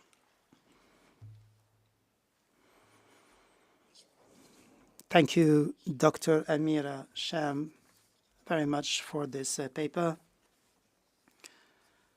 This is a paper, as you have seen, that has laid the emphasis on 4 disruptions that are directly related to the subject of our conference. Deaths, conflicts, and outbreaks, and also the natural disasters. She has talked about a number of disruptions that have affected the Egyptian landscape, the 25th of January crisis, the 2008 financial crisis, and the Egyptian sterling, the Egyptian pound policy that have had an impact on the economic situation. The important part that was covered by the paper is the last one, which includes some important recommendations that deal with strengthening the health and the social coverage networks and initiatives. And these are recommendations that are very important in order to reduce the impact of such disruptions on the country, and they have an impact on sustainable development, and this is one of the achievements that we should be eyeing. Once again, I'd like to thank Sister Amira Al-Shal for this major contribution to our proceedings. Thank you. And allow me to invite Dr. Nihal Al-Magharbil. She is she is actually a senator in the Egyptian House of Senate and a treasurer in the ASFER. And more important than that, actually, she is a doctor, and she is known for her diverse activities. She has the floor now to discuss the paper of Her Excellency Amira Sahel. Thank you very much, Doctor. Thank you very much for the Center. Thank you very much for the Arab Society for Economic Research. And I would like to thank so much Dr. Amira and Dr. Iman for their excellent paper. I enjoyed reading it actually in English. The paper was well structured. The topic is very important. However, I am going to talk about 4 topics that may be included or considered for part of this discussion. The first one is about the time frame. The second one is related to the topics or the axes that you have referred to regarding the risks that you have discussed. The other one, which is about the data, because there are a lot of data that have been used in the papers, especially that we have launched today, the report that is the 8th report of the ASFER related to data. And the last thing are some formalities or format. It's just like further research, if you might say, regarding the time frame. I have 2 remarks. The first of all, there is high selectivity in selecting, for example, the time frame. You refer to the 70s, for example. Some of them are very temporary. However, we did not cover the new element. Maybe that is the result of the choices made, because, for example, you have focused on previous research, which means that you did not write it only for the conference. This is why we can say that it relies on other research that had been conducted recently, previously. When we talk about the Gulf War, when you talk about the Arab Spring, but unfortunately there was no mention of the current disturbance, and especially the Russian-Ukrainian war, in addition to the current situation going on in Gaza and Lebanon. I believe this has a lot of implications, especially that it has been going for more than a year and it was not mentioned. This is regarding the time frame. Regarding the conflict and wars, if we are to talk about the diseases and this part, when we talked about H1N1, for example, of course, we covered the COVID, but you did not categorize, for example, the COVID as a known unknown or an unknown.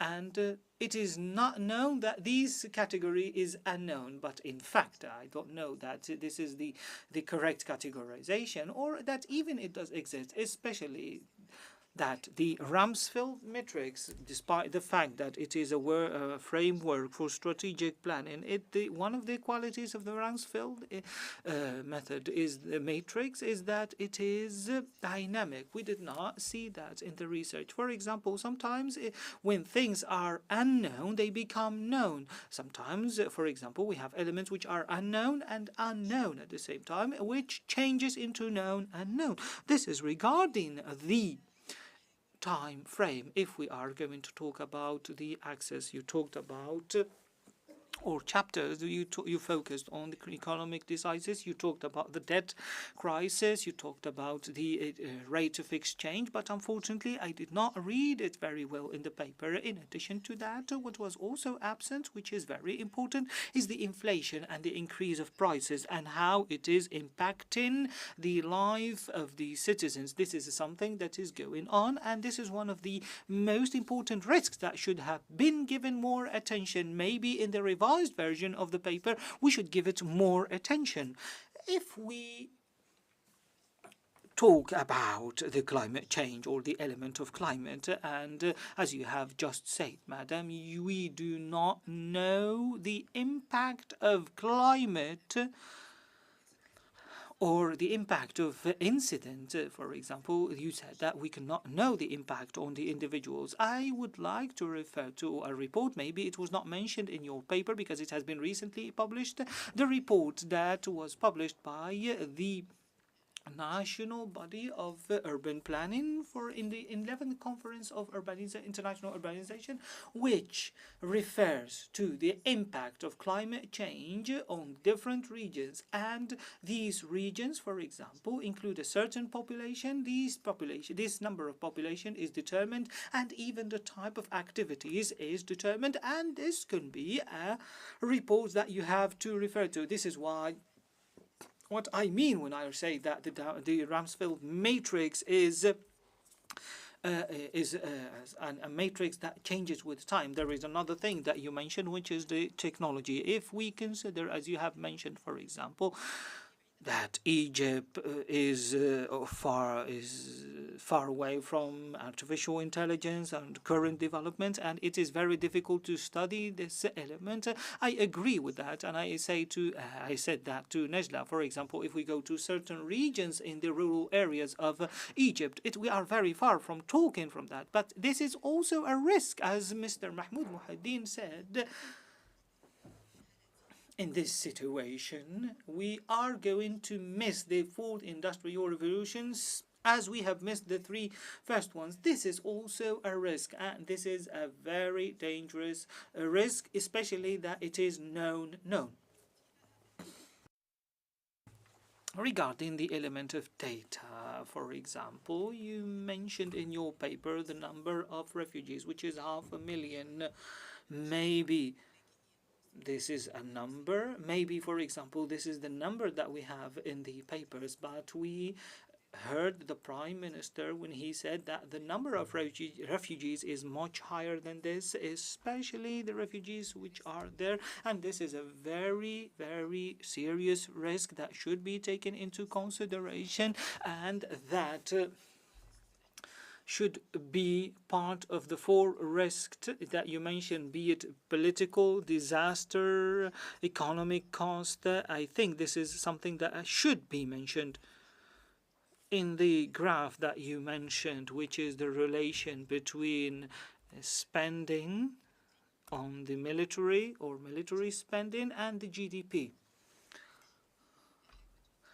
I really did not understand that 100%. For example, you mentioned that wars are related to spending or military spending on arming, but if we look, we will notice that the graph of the military spending is actually decreasing, and the GDP is fluctuating. There are other reasons, of course. I actually did not understand 100%, and maybe you should reconsider the graph.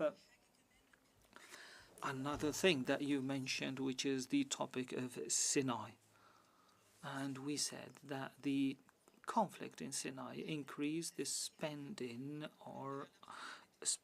on the army, and I believe that we can refer back to the social and economic plan that the state has developed, and you will find in details, for example, the investment, especially the investment made in the development, especially in the north of Sinai, and they are also categorized in terms of sector. You talked about the regional imbalances, for example, and the indicator that you referred to is the urbanization and how many people are living in urban areas and how many people are living in rural areas. Of course, this is not the index that we are using all the time. There are other indexes related to income, poverty, education. There are indexes, and the numbers and the data of these indexes is available.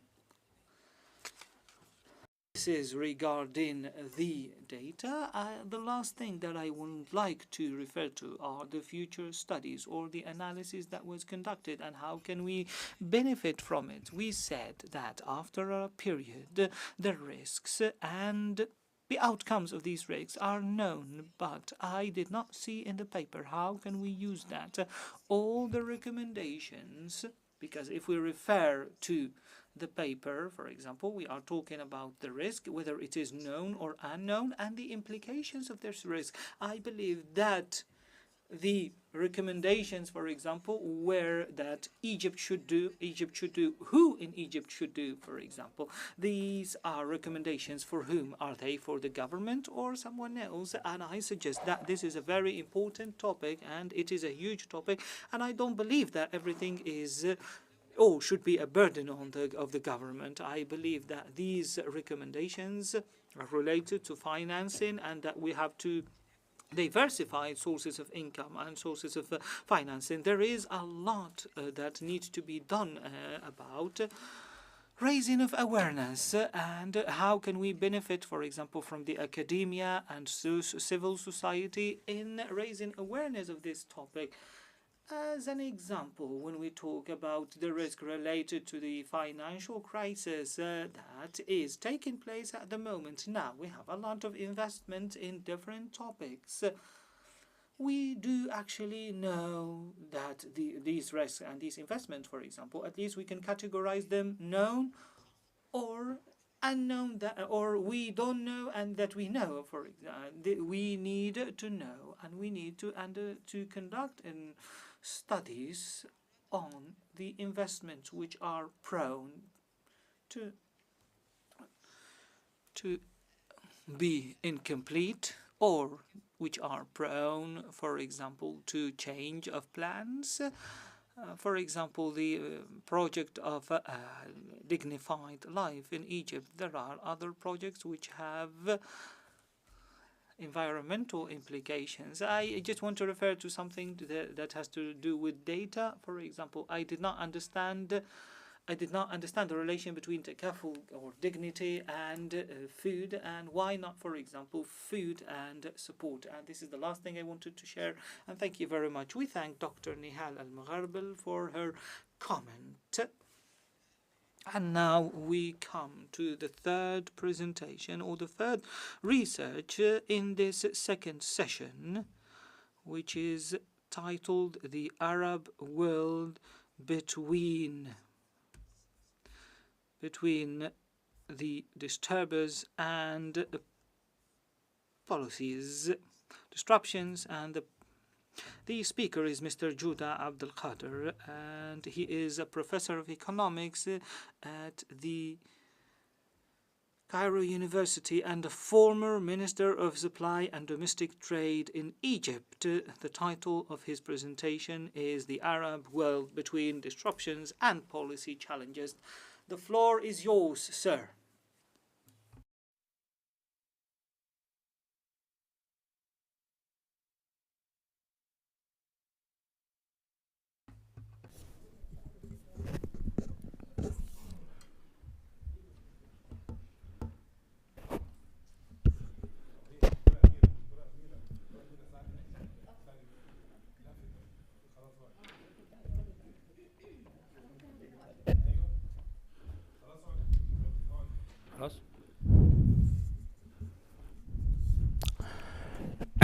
بسم الله الرحمن الرحيم.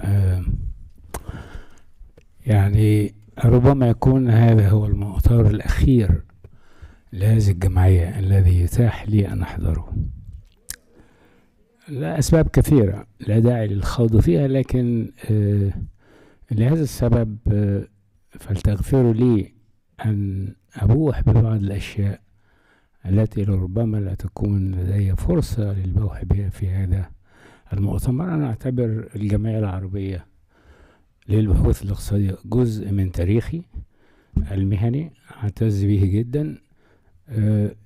ربما يعرف البعض ولا يعرف الكثيرون. And some of us may not know that I am absolutely loyal to this Arab Society for Economic Research. I wish for it to be alive. I wish to be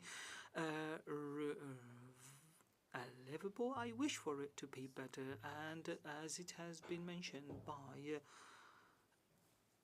in our statement before, it is an Arab society, and when we talk about Arab society, this is not just an expression to represent xenophobia. We are a nation and we have a civilization, we have a language, and something that hurt me the most is using a mixture between languages, especially using Arabic and other languages. Sometimes I don't think there is a justification to that. This is why this is a tie break before we go. I think that the Arab society has its own policy, and one of the policies is to provide papers in Arabic for the.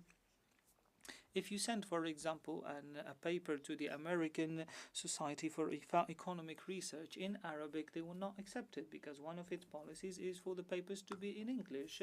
For example, my daughter and my friend Amira, I am not addressing you, and I am addressing this phenomena actually. And if we are, for example, to deal with it, we have to study it. And if we are to be committed to the principles of the Arab Society for Economic Research, we have to use the terms in Arabic. For example, we use certain terms in Morocco. We are talking about different usage of terms that are used differently in Morocco and in other regions of the Arab world. I think that we have to sit together and dedicate time to unifying the terms that we are going to use. Another thing that I am warning from, which is having molds of thinking. For example, when I heard about the Ramsfeld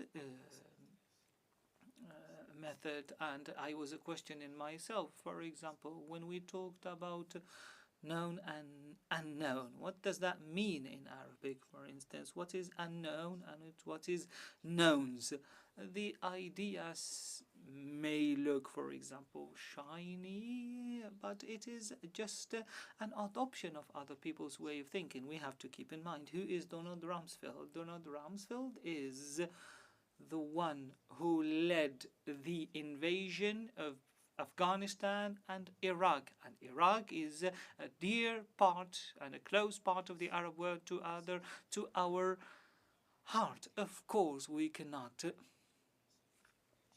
We can, for example, use the Donald Rumsfeld metrics in economy, but I don't think that we are talking only about the private sector for an economy of, for example, of a country like Egypt. I believe that we are importing ideas produced by Donald Rumsfeld, and I understand the good intentions of our friends such as Mahmoud and the others, but please, let's revise our ideas. Just can someone explain to me what is known, knowns, unknown, unknowns? When someone wants to analyze using that, what can we say? That can you help me, Amira? But please, don't get angry because I mentioned you. All right, let's begin. The paper is titled The Arab World Between Disruptions and Policy Challenges. And, for example, between the Arab world is focusing on the hammer and something else. For instance, it is known in our culture, the hammer. The idea actually is the main thing behind this, and the analogy is actually behind all of this, and the disruptions are the moving part. And in this paper, we are giving importance to the changing element in addition to policies. This is the first part. The second part is related to appreciation of we appreciate actually the scientific committee of the conference and the planning that they have done and prepared. However, the papers sometimes are talking about something that is entirely different, and despite the fact that we have a title that combines every element of the conference. Sometimes we have to present everything from a scientific perspective, from an Arab perspective, for the Arab world to wake up.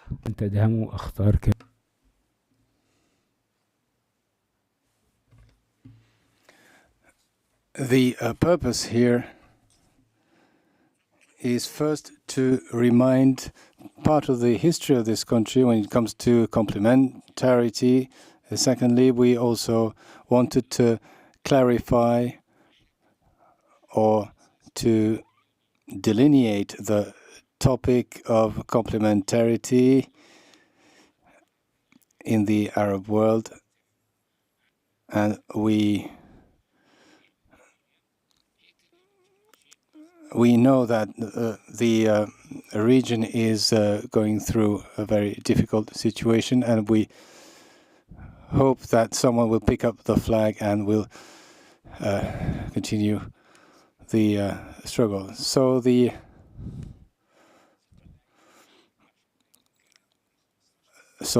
I know I only have 10 minutes. I might take a bit more than that.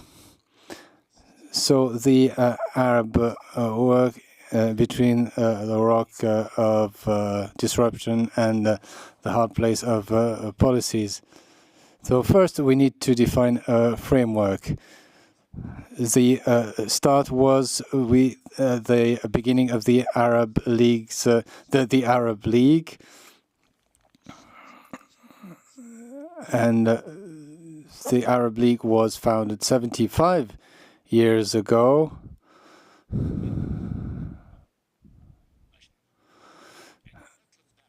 And we issue a call here with Dr. Ashraf,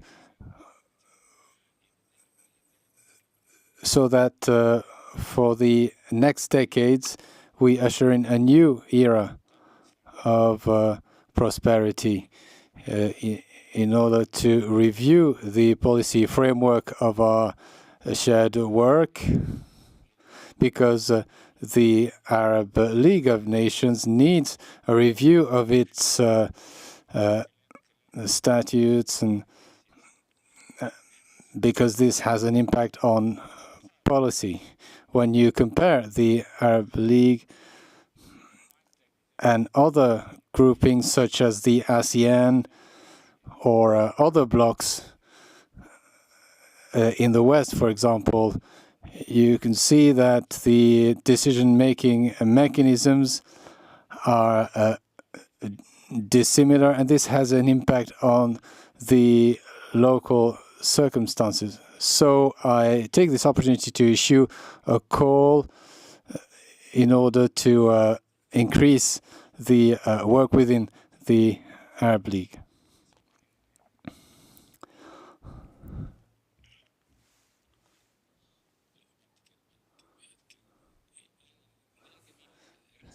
So this is a figure that illustrates the situation, and it was contributed by Dr. Hassimi. I thank him for this effort. He could not attend, unfortunately, because of a condition. So you have 22 countries, or 20 countries according to the sources. So this is a clear framework in gray, and there is another framework which represents the Arab unity in yellow and orange. There's also the Gulf Cooperation Council in yellow, but we also the Union of the Arab Maghreb in light orange.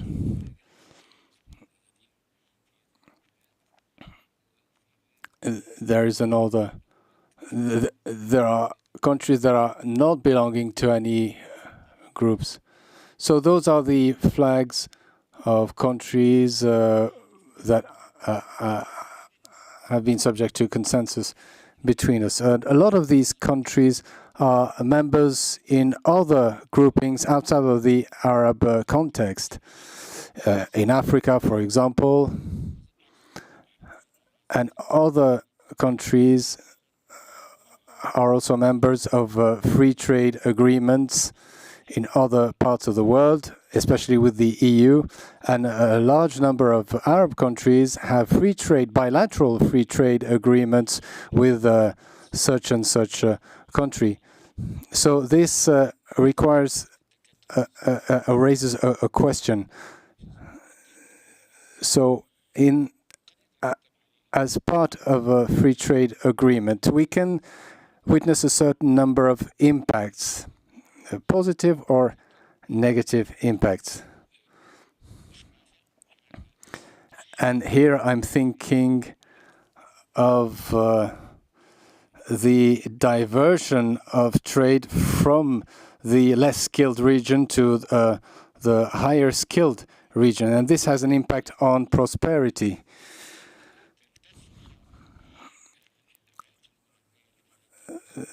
There can also be consequences in customs arrangements, what we call trade inflection, which means an inflow of trade from one region to another. So in this picture, there is an overlap of 6 or 7 blocks. So the question that we can raise here is whether these blocks foster trade or not.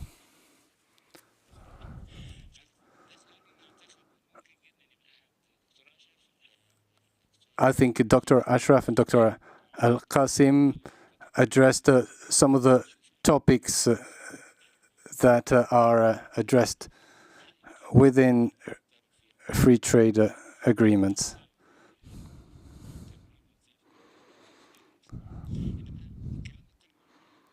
So I'm saying this because we are a clear trend towards protectionism in most regions of the world, and this is part of the disruptions that I will mention.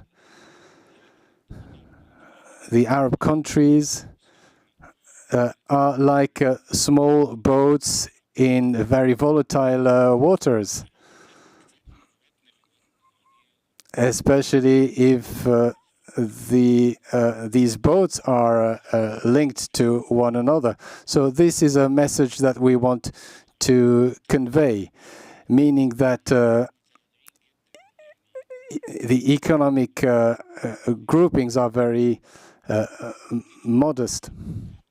So we need to start with free trade agreements and build from there.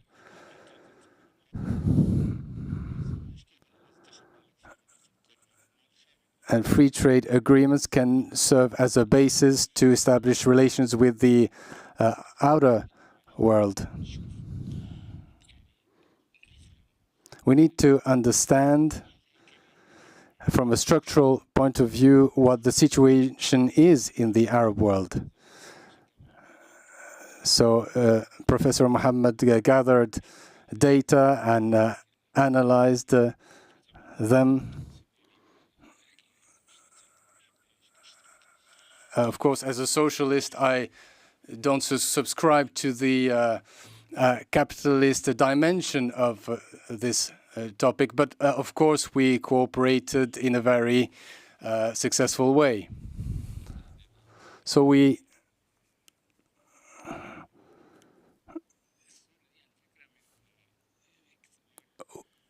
started from the first steps of following the creation of the Arab League.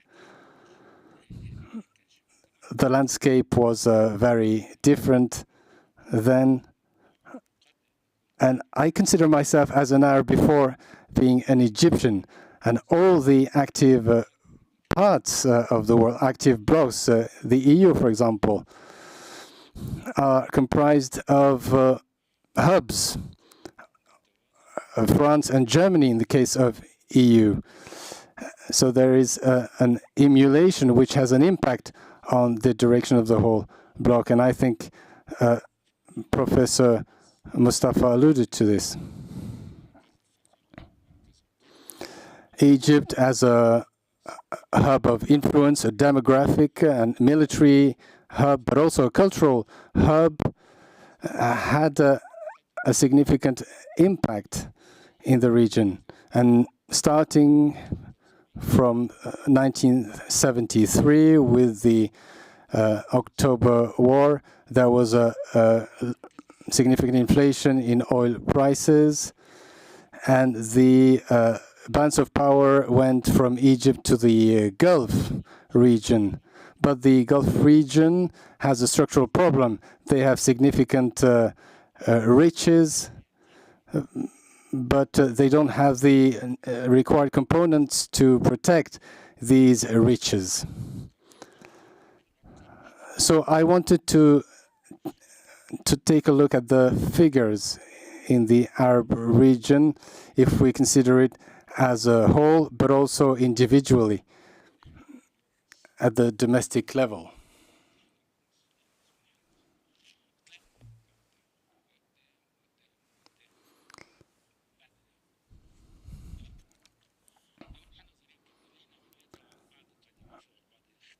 So there might be conflicting views on this. So we wanted to analyze the GDP in the 22 countries. There are countries in which data were incomplete. So we looked at several time periods.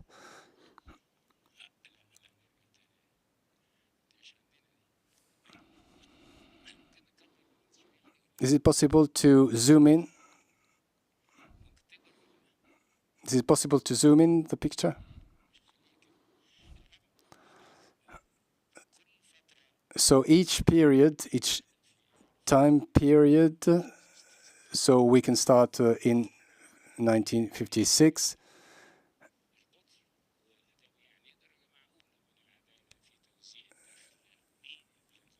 And there's a discrepancy in the revenue distribution between countries. So if we advance to 2000 and the period between 2010 and 2015, the green line, no, not this one.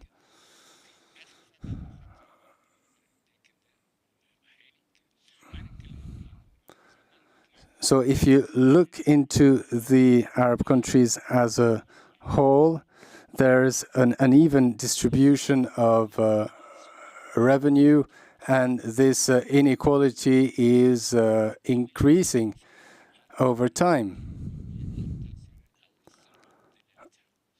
And there are several factors for that.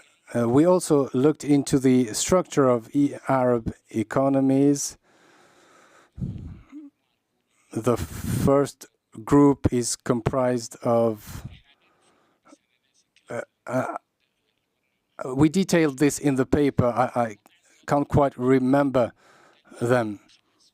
So we have 4 groups, and the third group is comprised of the countries neighboring the Nile River. The fourth group comprises countries exporting oil, the GCC countries. So in the second group, we find Iraq and other countries, other neighboring countries. And there are a number of countries that are under threat from other countries.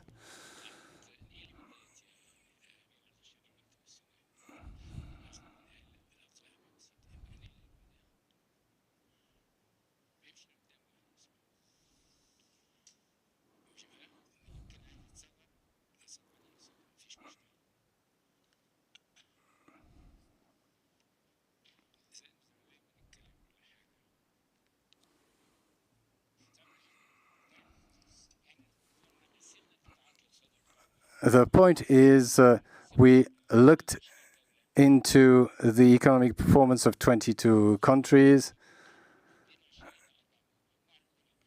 and we divided them up into 4 groups. So oil-producing countries, and a group that comprises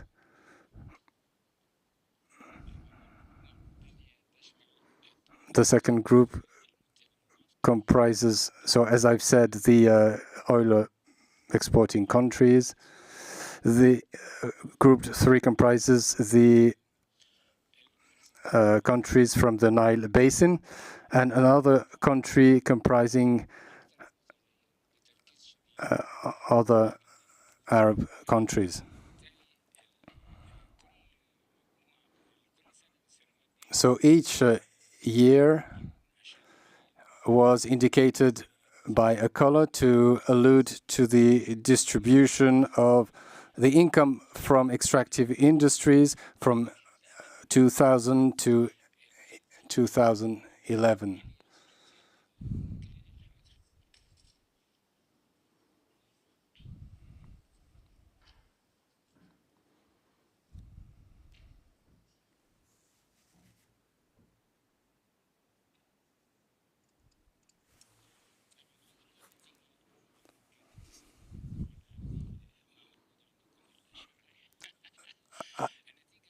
So the result is as follows. There is a reduction of GDP. It's very clear for Group 3, but there's also a reduction in the part of Group 4. So here I'm thinking of the oil exporting countries and the Nile Basin countries. The balance of power is moving eastward, partly. So there is an imbalance that is very significant. So one of the dangers is mostly impacting the agricultural sector. So there's a transfer of power towards oil exporting countries. So there is an increased reliance of Arab countries in terms of agricultural imports.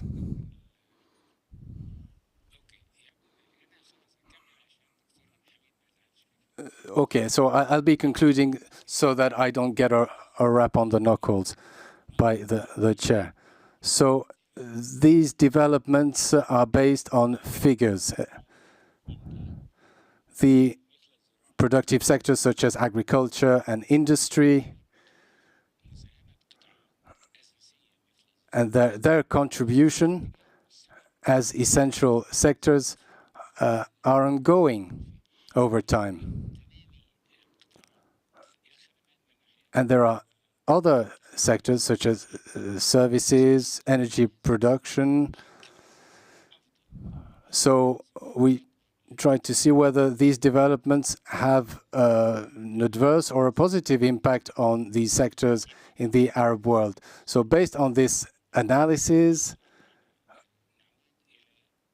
we attempted to go back to the origin of this journey. The Arab world is suffering from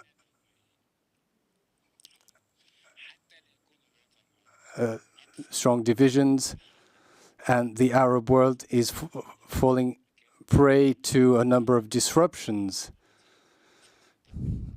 And as far as we're concerned, there are also domestic impacts stemming from these disruptions, and this impacts Arab complementarity. And I'm thinking of a very lovely song from a Syrian author, but I think we do not have time for this, unfortunately.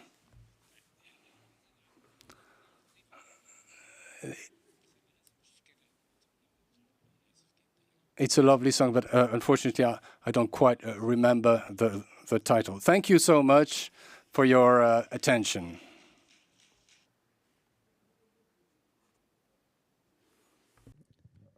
نشكر الدكتور جودة عبد الخالق.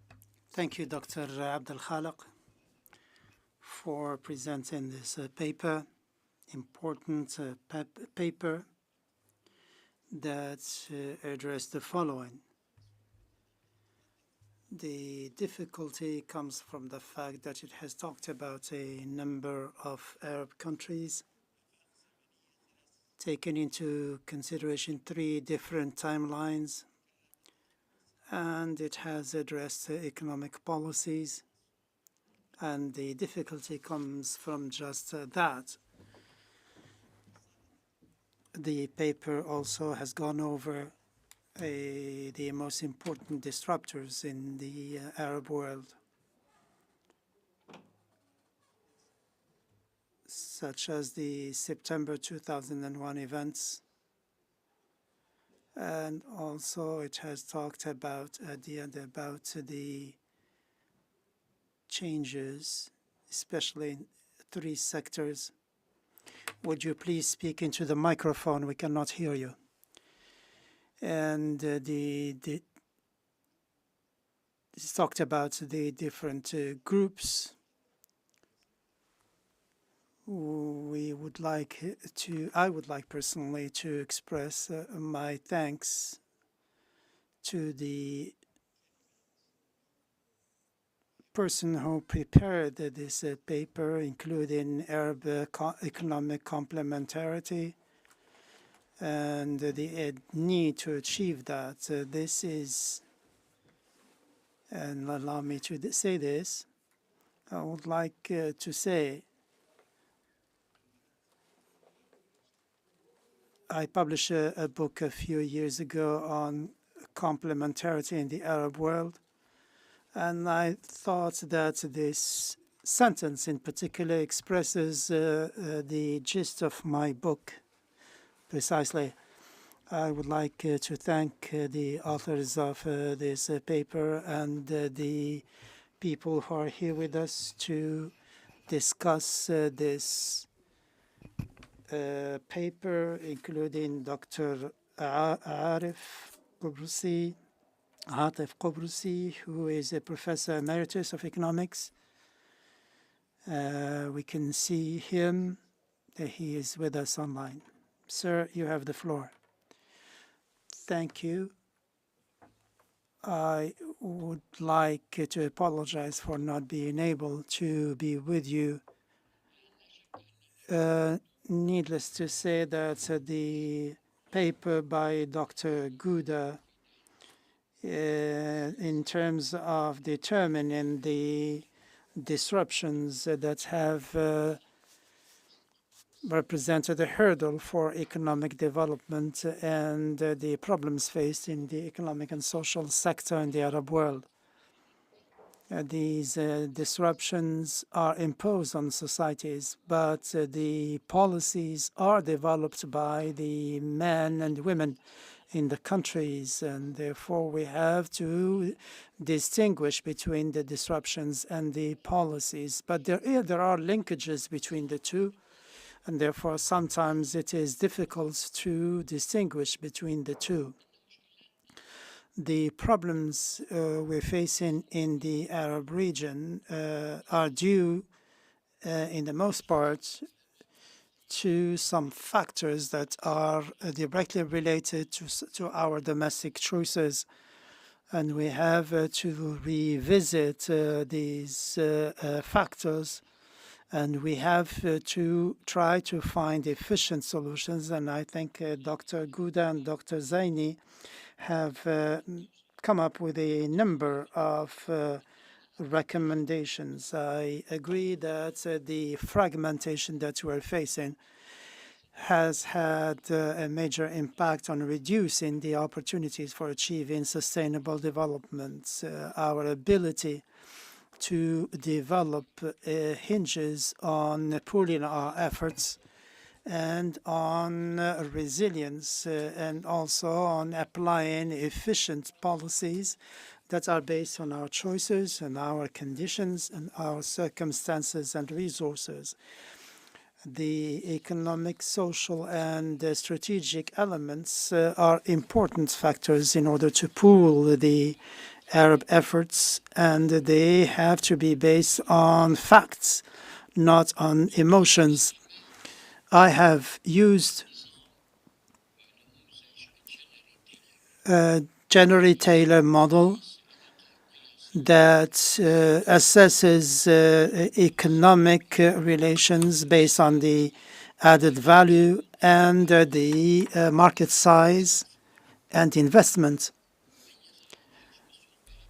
The size of the market depends on the size of the population. If we take into account each Arab country and if we determine the added value in the industrial sector, we find that it represents more, that is less than a fourth of what it should be for the Arab world to be a full-fledged complementary unit, especially when these regions form natural blocks from the Nile Valley to the Arab Peninsula and the Maghreb. The possibilities for increase in the GDP and added value have a major impact on our progress and the resilience of our economy and our future ability. And the fragmentation that was mentioned by Dr. Gouda and Dr. Zaini is responsible for the decline in indicators as far as development is concerned. There's also a major value in promoting development in order to come up with the necessary skills and achieve a common market, and also develop the infrastructure that makes it possible to increase resilience and to invest in the economic dividends. It is the era of the oil-based economy, and the major surplus achieved there means that many Arab countries have become extremely rich. And this region, meaning the Gulf, has had to deal with a number of interactions and events and developments as far as investments is concerned. But the oil era has had, of course, positive impacts, but also negative ones, because it has led to the rent-based economy. And unfortunately, this rent-based economy still exists, and it is not restricted to oil-producing countries, but also to non-oil-producing nations, including the impact on trade, on investment, and the labor force. And this has had a number of adverse impacts, and it has led to what we call the Dutch disease and the resource curse, because the wealth that is based on minerals is a recipe for failure, and it can only fail because we have to promote the necessary skills, human skills needed beyond the minerals and the natural resources. And this was mentioned by Dr. Gouda and Dr. Zaini as far as pooling efforts and participating that should take us back to the proper approach as far as economic development is concerned. There is, of course, a link between production and consumption. And as the doctor said in the study, we have high consumption levels, but it is not based on a similar capacity to produce. And we have to make sure that there is a link between productivity and performance and investment in infrastructure and productive investments. And there are many white elephants that have to be addressed. Many of the investment initiatives were perhaps necessary at one point in history, but it has led to a major divide between investment infrastructure and the ability to promote productivity. I have found that the paper did not focus on the disruptions that are caused by climate change. However, we have to take this into consideration, not just because there are disruptions, but because they also create opportunities for our country to achieve progress and to diversify economy and to make sure that it is based on solid foundations and on a limitless or boundless resources, especially human ones, and to create employment or job opportunities. I carried out a study with Dr. Hala Abu Ali, and we found that the labor force can be impacted by a transition to the clean energy, and it can increase the size of the labor force by fivefold, and there is also a major capacity to implement or to transition to a system in which investments would be playing a key role and to insist and focus on certain sectors. There is a saying that the energy that is based on solar energy, on the wind and hydrogen, require that the sectors that is the energy-intensive sectors be determined, because there are major capabilities that can be leveraged.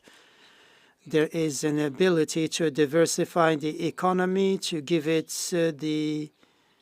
the balanced image so that this region can have a prosperous, productive industrial sector, and the benefits can be quite huge. And these disruptors can become opportunities, especially that we can see today that our region, and this is very nice to note, we used to rely on energy, and there are, of course, major deposits of oil and gas, but there is an even greater energy source, which is the sun and electrolysis and the production of green hydrogen. And that is the new energy, the renewable energy that can be not just a source of energy, but one of the entry points for industrial production and investment in cement, in iron, in medicines. There are many possibilities that can be leveraged to come up with the new tools in order to promote inter-Arab cooperation relations. And also to come up with sovereign funds that, instead of relying or instead of investing in Western countries or in countries outside the Arab world, we have to focus on very productive investments, efficient investments in the Arab world. If you could limit yourself to 2 minutes, please, because we have a discussion coming up. Of course, I listen to you, and I'm thrilled about what you were saying, but we have some time constraints. The possibilities for interaction, for cooperation, inter-Arab cooperation, are boundless, and there is a possibility to achieve many of the objectives we're targeting in the economic and social spheres. And this can increase the resilience of Arab economies. Thank you very much.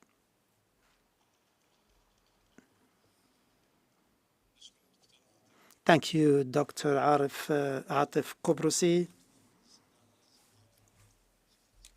He has been working with us in the Arab Society for Economic Research, has been working and cooperating with us, and I would like to open the floor for some questions and answers. If you could please tell us to whom your question. Please introduce yourself and tell us to whom you would like to address the question, because we have had the 3 papers. Please, not more than 1 minute. We'll listen to all the questions and we'll give the opportunity to the speakers to react. So we start with Dr. Mahmoud. Thank you to the different speakers, and thank you for the papers shared with us. I didn't intend to take the floor except that Dr. Abdul Khaliq, whom I respect a lot, I agree with some of the proposals, practical proposals he made, including the proposal or recommendation to ensure follow-up to the Arab Integration Initiative, which has been a goal since the Arab League was set up, and also the work of ESCWA to consider the future of the Arab world up to 2045, that is from 1945 to 2045. I think that this study was not amply or does not discussed enough outside the Arab world. And of course, we have to take into consideration for future prospects. The second question is the knowns and unknowns. If you could please define that. I think that maybe we can go back to the origin of this, and I'm one of the students of Mr. Gouda, and if you could please bear with me, because you taught me to be inquisitive. If we are to take the information from the source that we like, and if we follow only the information about those whom we like, then we will be missing on a lot of things. You have talked about the social media, and you said that if you do not follow people whom you do not like, then you will be missing out on a lot of things. And I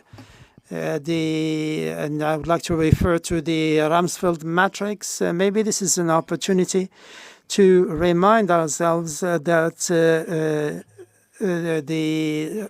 those responsible for the damage caused in our countries, and the AI-based developments, and the weapons developed. In the case of Rumsfeld, he is the one who has come up with this approach, and he has based himself, and this is still used in the strategic and military studies.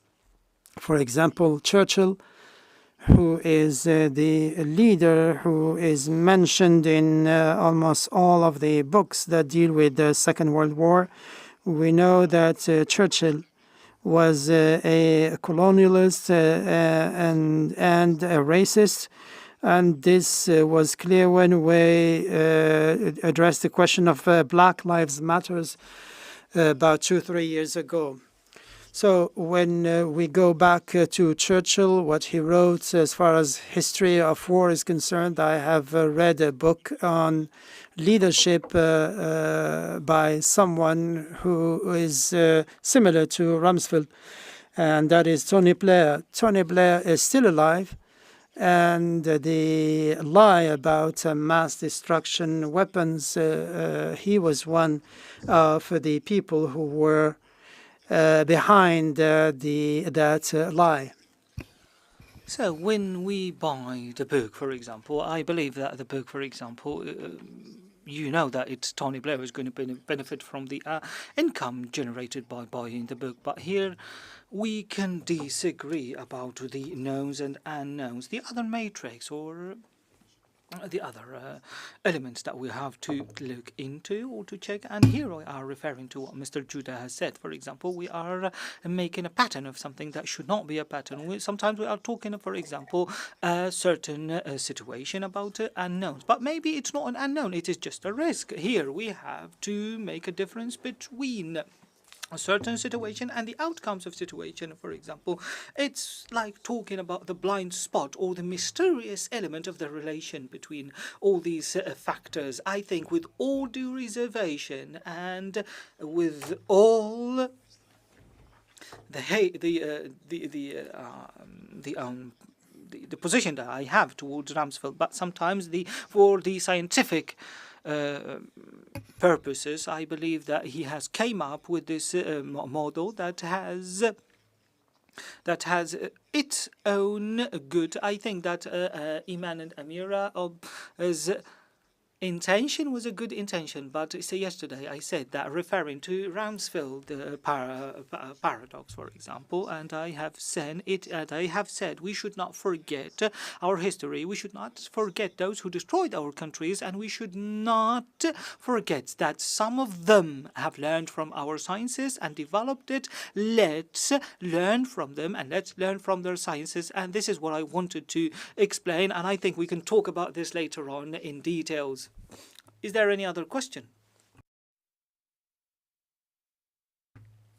Mr. Hanafi, go ahead, please. First of all, I would like to thank you all, and especially Dr. Gouda, for his comment on what Mr. Mahmoud has said. But if you would allow me, Mr. Gouda, I have a question, a technical question, regarding two things. To be exact, it is a question and a comment at the same time. The Lorentz curve, for example, applies to certain countries because I cannot imagine how it is done. For example, how did we reach this result? I actually need to understand how it is done. For example, when we draw the Lorentz curve, and the factor of the Lorentz curve is countries and not people with a certain number of people. And you know this. You are a professor and you already know what I'm trying to say. This second thing is about creating trade and trade creation, trade diversion, and implementing that on the Arab region. The idea behind trade creation is to create trade between parties that did not exist before, or transferring a certain trade that other parties, for example, with a foreign party did, but due to the trade deals, due to trade partnerships, is done now with partners, and this minimizes the reliance on certain elements. I believe that the Arab countries, especially that we are in a context in which the conference deals with diversity of economies, I don't believe this is the issue in the region. I believe that there is nothing, for example, that we can transfer. For example, the transfer did not happen and the creation of trade did not happen at the same time. Another thing, if you wish, and if you would allow me, I believe the Arab League was created in 1945 and not in 1950. Thank you very much. Thank you, Doctor.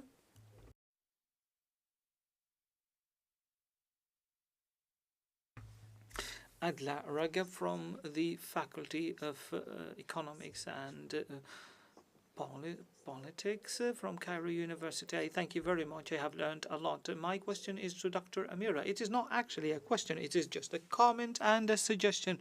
Maybe that was mentioned in the paper, but I haven't read the paper, to be honest. Since we are talking about historical data and you have improved the Rumsfeld the Ramsford methodology about unknowns. For example, what is the trend? Since we are talking about Egypt, I believe that we have talked about Egypt. What did Egypt do to deal with each of these crises? So we can analyze whether, for example, the situation is a situation of resilience, a situation of resistance. How did Egypt behave, especially given the fact that they were not ready and they were not preparing for the situation they were put in? Are there any other questions? Thank you. شكرا. القدوري نور الدين. Qadouri Nordin, assistant professor of economics and a member of the Moroccan Society of economic sciences.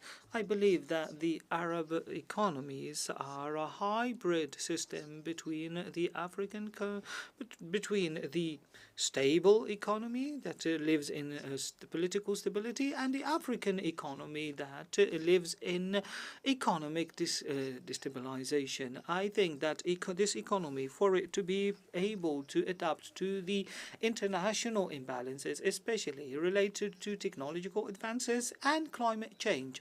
Here, I would like to address Madame Nihal. Since you referred to technology as not a challenge, I believe that I am going to go back a little bit to the Arab Spring. After 4 years of being involved in social media, this social media was actually the torch behind these political imbalances. Maybe the youth who were gathering in the time square, maybe that was caused because of the algorithms of Facebook. Here I am going to talk about the present. I think that was a lesson from the past. Countries have been able to control this technology that is related to communication. However, 1 week ago, a program that was developed and there was a program adopted by German car manufacturing who were going to release a lot of workers. Of course, sometimes we say that this is far away from us. This is what we said during the beginning of the 2008 economic crisis. This is what we said in the beginning of the COVID pandemic. But however, the pandemics find their ways to reach us. So what happened in Europe will reach us in 10 years, especially in the Arab countries that have adopted the industrial approach, mainly North African countries such as Algeria, Morocco, and Egypt, which is going through some troubles now. Here, we might find ourselves facing a social problem, and we will have not just the demographic pressure on the job market and labor market, we will have the pressure in terms of qualifications. And I am referring to what was mentioned by some professors in the morning, which is the human capital, and I do not really name it human capital, I call it knowledge economy or knowledge capital. Thank you very much. Go ahead, Doctor, please. Thank you very much. Before saying anything, I would like to thank those who presented their papers, and I have 2 remarks. And for Dr. Mustafa, first of all, we have witnessed a war of borders, if we might call it, between Sudan and Chad. This war affected the production of petrol in Chad and Sudan. This is the first remark. The second remark, and this is a Tunisian situation regarding the migration, the African migration phenomena.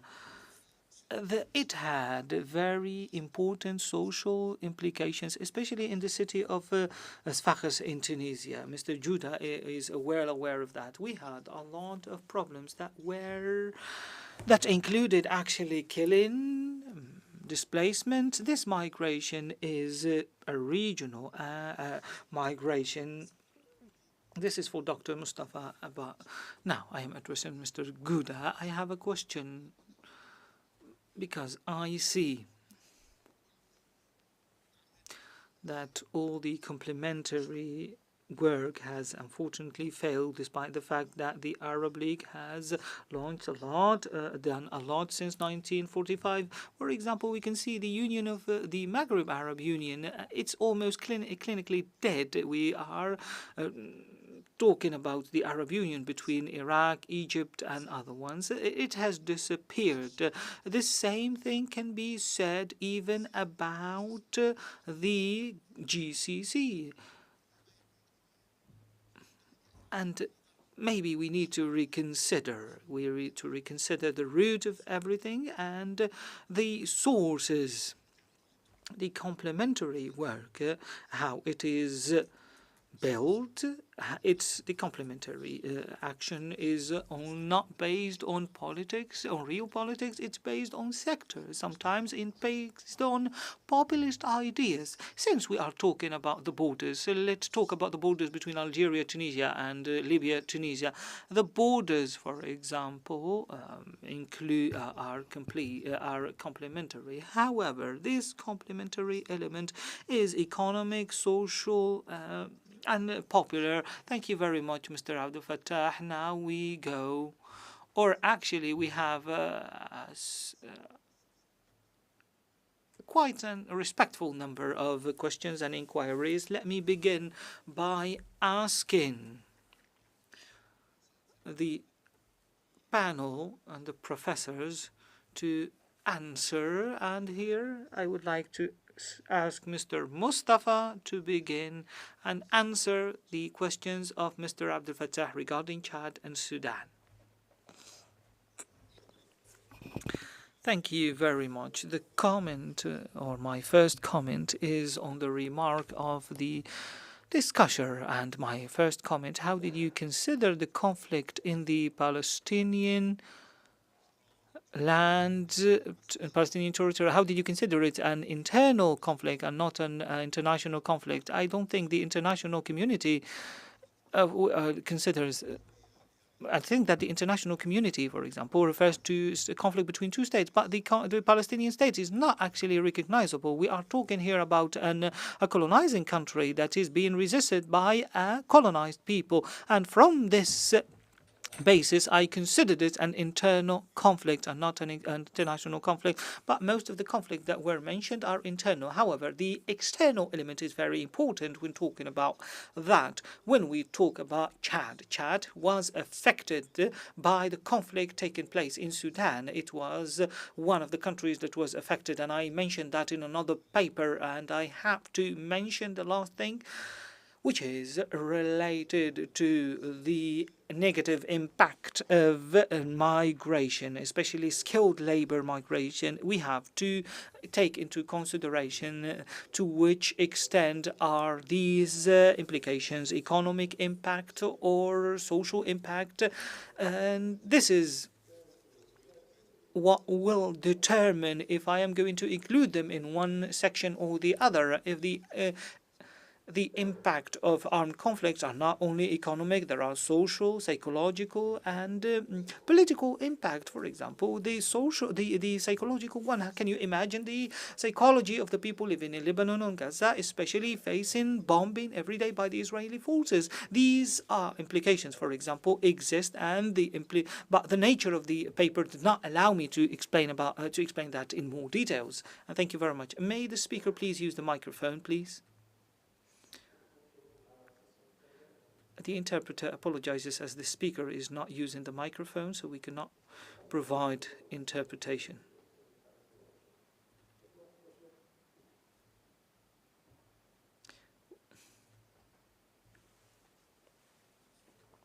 Yeah, thank you. I don't know if you have heard me very well. I wish to ask you to answer the inquiry, for example, coming from Her Excellency about the situation in Egypt, whether the government was resisting or adapting to the crisis. Thank you very much, Professor, for your comment. And in the paper, actually, we gave some examples about the way the Egyptian government dealt with the crisis, the situation, and how it was dealt with. But unfortunately, we could not mention everything, and we could not refer to all the disruptions. And the book of Mr. Dr. Mahmoud of political crisis and reforms. The second chapter of the book focuses on the crisis and evaluates the reaction of the Egyptian government with what we have mentioned before. Of course, we are going to try to modify the research paper and extend it to include the way the Egyptian government dealt with it regarding the Rumsfeld matrix. It is a platform or a framework to be used to analyze crisis away from economic terminology and political terminology. For example, at home, my mother tells me that there is something that is coming. You have a deadline, you have an exam, you have to be ready early. This is something that, this is the known, this is something that is coming in the future, and we know that it is coming in the future.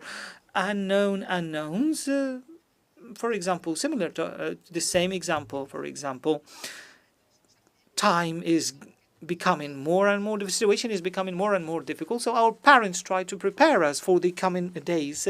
This is what we are trying to say. We have certain values that we are trying to transfer to our next generation because we don't know what they will be facing. This is when we talked about the political framework, we are addressing it as something that is systematic.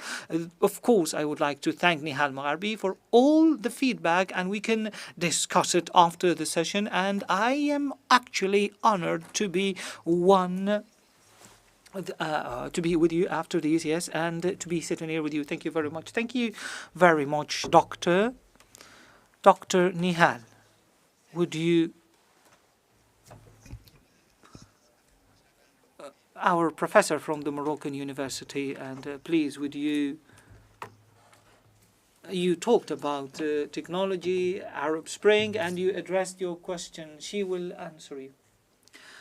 Here, when I was talking, actually, I was actually responding to Dr. Iman's paper, which means that when I said that the implications of what happened, we did not consider them as risks. The idea behind all of this is that the impact on the job market and losing job opportunities in Egypt is away from being considered related to artificial intelligence. We are actually still far away from that. Another thing that is being used, and I believe Dr.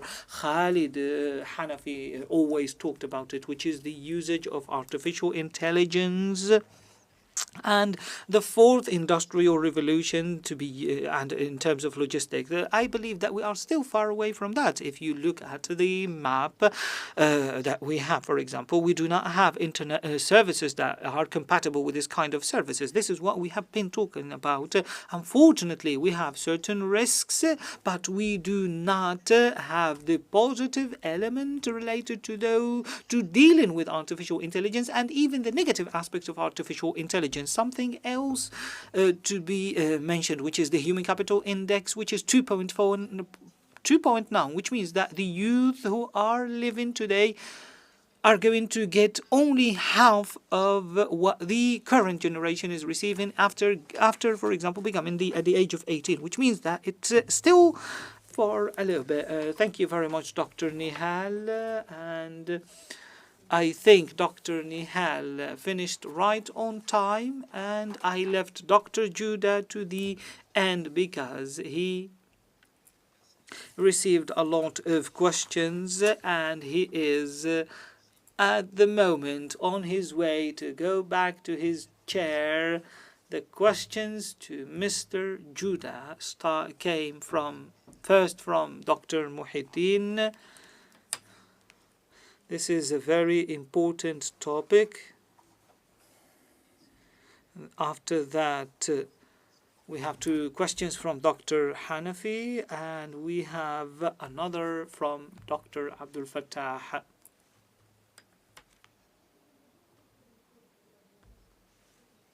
Thank you, Doctor. Please go ahead, Doctor.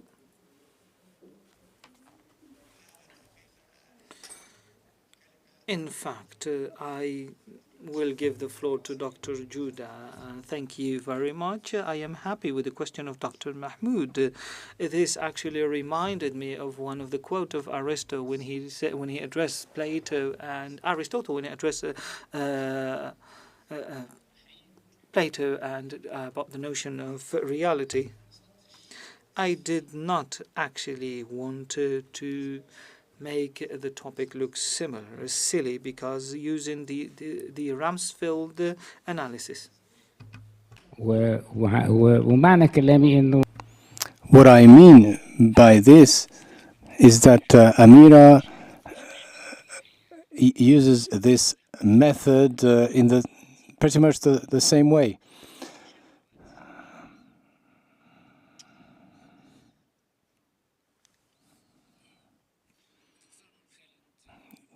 Dr. Khalid asked a question about the trade exchange in the context of complementarity.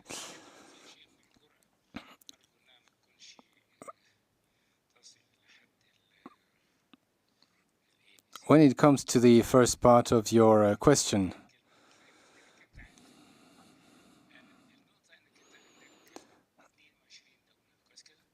so there was a mention about 22 countries with different contexts and GDPs. So when we looked into demographics, we calculated the GDP per capita. So we have 12 indicators that indicate this value, and we established a ranking. So we went from 0 to 2%, and we also indicated the several components of this metric, and we arrived at 100%. There is a high disparity in income distribution in these countries, especially in oil exporting countries. So we wanted to establish groups of countries, and we made a ranking from the lowest income to the highest.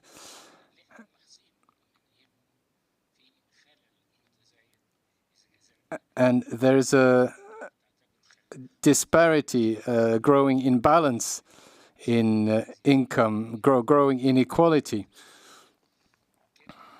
And there are several consequences of this.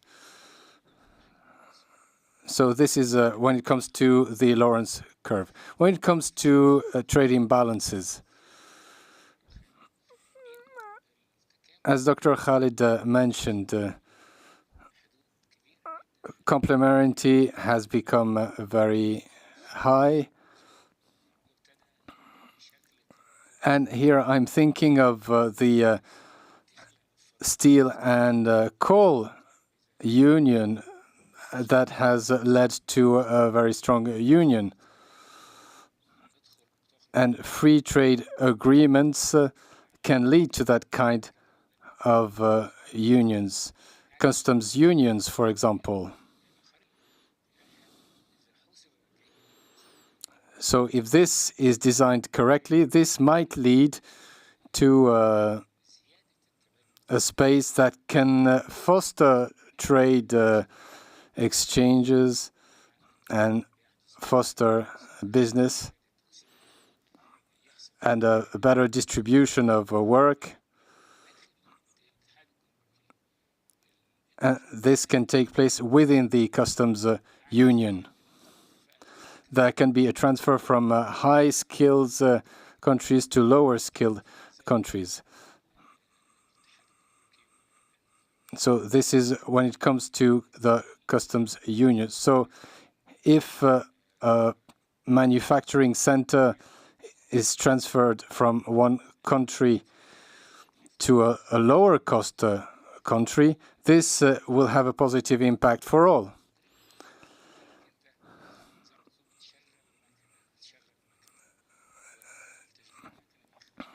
And the increased labor utilization has been demonstrated. Dr. Abdul Fattah mentioned the failure of efforts in that direction. However, there are reasons for that.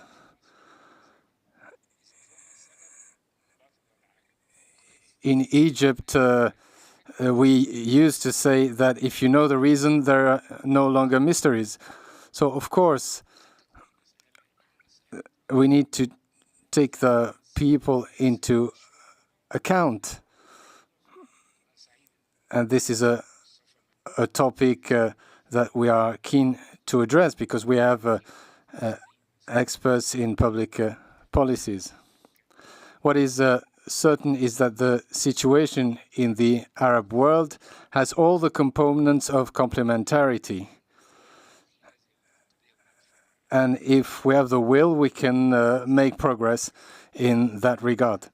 Thank you, Dr. Judah. Thank you for all the doctors, the presenters, the commentators, and the participants who contributed to this session. And I think it was a fruitful discussion, as was the case of all other sessions. And in the time period allotted, we have covered a certain number of topics. So thank you all, and we'll gather again shortly.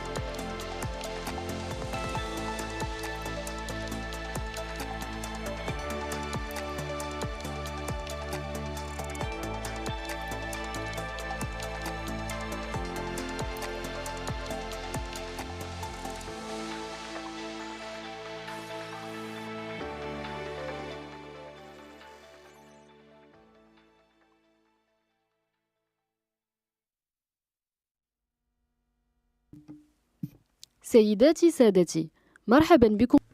Ladies and gentlemen, welcome to the third session under the title Economic Diversification and Determinants, Human Development, Finance and Energy Transformation. Please welcome Khalid Hanafi, the chair of the session, Secretary General of the Union of Arab Chambers and board member at ASFER. السيد إسلام Mr. Islam Abdelbari, Associate Professor of Economics, Vice Dean for Graduate Studies and Scientific Research, Arab Academy for Science, Technology and Maritime Transport. Mr. Walid Abdel Moula, Deputy Director at the API. السيدة Madam Hala Abu Ali, Professor of Economics and Chairperson of the Department of Economics, FEPS at the Cairo University. Mr. Belqasem Al-Abbas, Senior Advisor at the Arab Planning Institute and Board Member at ASFER. السيدة عبير رشدان Madam Abir Rashdan, Associate Professor of Economics, Acting Vice Dean of Postgraduate Studies, Head of Economics Department, Faculty of Economics and Political Science at the Future University in Egypt. And last but not least, Ms. Sarah Al-Ghazar, Dean of College of International Transport and Logistics at AASTMT, Board Member at ASFER. Good evening. We welcome all the participants in this third session. This third session addresses economic diversification, and we are fortunate to have a diverse panel, gender-wise, but also in terms of backgrounds and papers presented. I think it will be a very rich session, in spite of the guidelines that were sent to us to commit to time limits. But the participants in the panel accepted to make efforts to sum up their presentations and convey their message in a shorter period of time. And let's not forget, it's a great skill. So this session is on the economic diversification determinants, human development, finance, and energy transformation.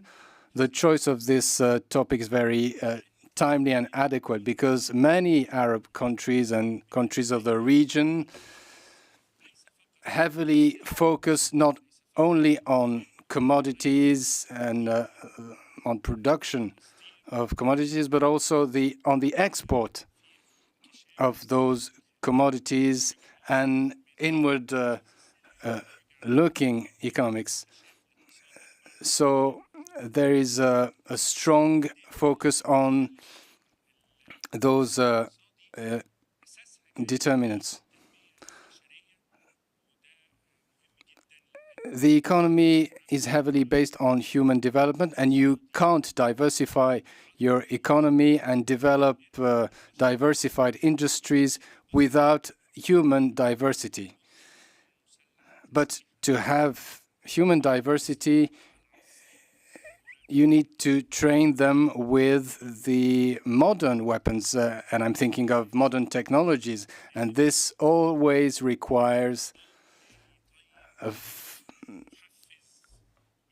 adequate financing space, financing intermediaries that are capable of gathering and transferring funds in an adequate way through financial markets, stock markets, and through finance technologies. And this is a necessary topic and is in keeping with the first precondition, which is breathing the spirit of entrepreneurship and innovation, because this is one of the main resources that are lacking in many regions and many industries.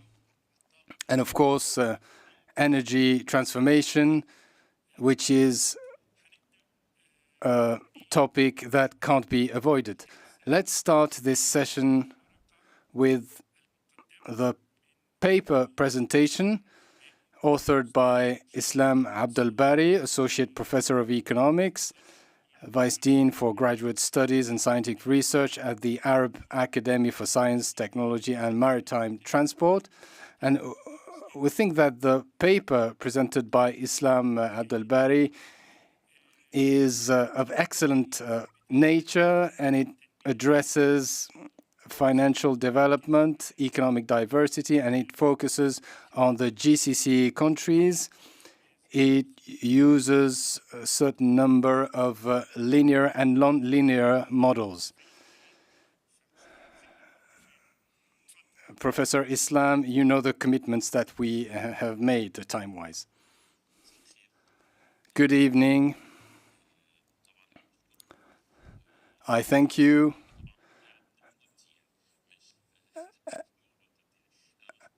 I would like to thank the Arab Society, and I've been working in the society for a long time, and I was honored to author my first paper outside Egypt in the 4th or 5th conference of the society in Beirut in 2005 with Dr. Khalid.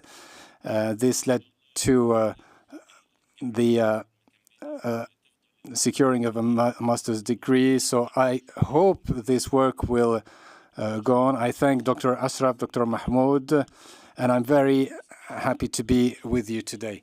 This paper addresses financial development and economic diversification, especially in GCC countries, using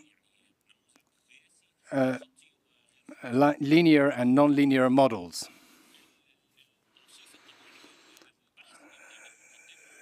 So we'll start with an introduction, a literature review, methodology, and references. GCC countries are economies that heavily rely on oil exports, and sometimes this represents more than 70% of GDP. So those economies are facing external shocks,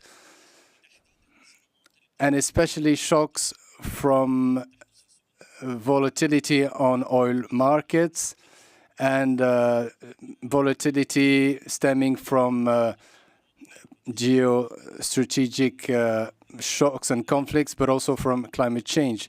And this has an impact on Gulf economies, but also on other economies that invest in those countries, but also in terms of the labor that work in GCC countries in times of prosperity. What I mean by financial development is the strengthening of institutions and markets and financial infrastructure in those countries, and especially skill building in those sectors. And this has a strong impact on innovation, in creativity, entrepreneurship, and also small and large projects.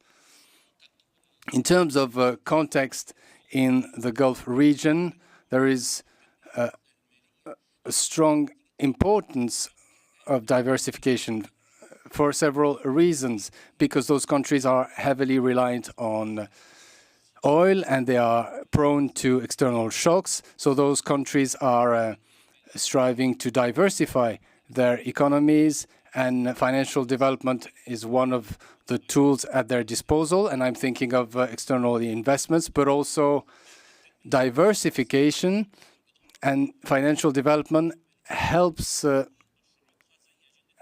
those countries finance their development projects. So this research strives to evaluate and assess the link between financial development and economic diversification through a model in order to establish whether there's a linear or non-linear relation, or a direct relation, or a step-by-step relation. and we'll evaluate which model is best to use in this case. So we'll adopt a certain number of economic theories, the internal growth model, or the financial and development model, but also threshold theory. Studies have established a direct relation between financial development and economic growth, and a relation between those factors and innovation. And studies have been conducted in that regard and have established this linkage in countries such as Brazil and Nigeria. In the same context, Gulf countries have a strong need in financial development, but there is a difference in the development structure of those 6 countries, those 6 GCC countries. Some of them are advanced in terms of financial development, and others have started to take steps in that direction. The model uses a time period from 2000 to 2022. It assesses 6 countries, and it's based on several data related to financial development. So data from Ben Rashid Development University. So the main variable is the financial development, but other variables which have an impact on assessment, whether it be development or trade or direct investments or public spending or even oil import or revenue. رحلة يعني استكشافية تجاه العلاقة. So the relationship was static in the sense that it used traditional models, and that is the memorandum, the dynamic generalized method, and we moved to the dynamic models so that we can include dynamism in that, and then afterwards we try to move on to the non-linear analysis. In general, the economic diversification of the GCC countries shows that some countries such as Emirates, Bahrain, and Qatar have a great diversity. In Saudi Arabia, currently it is one of the countries that is achieving significant progress as far as economic development is concerned. And after that comes Kuwait and Oman. As far as financial diversification is concerned, it's the same countries that have a good economic diversity, have a good financial diversity, and this is quite clear from we have managed to see that there is a relationship between the two, and therefore we moved on to the economic diversification index. There is a relationship between financial development and economic diversification, and this confirms the hypothesis on which we based our studies, meaning that the oil rents shows a strong negative relationship with diversification, reinforcing the resource curse hypothesis, and meaning that there is a strong link between the oil exports earnings and diversification. Government spending has also a significant positive effect on diversification.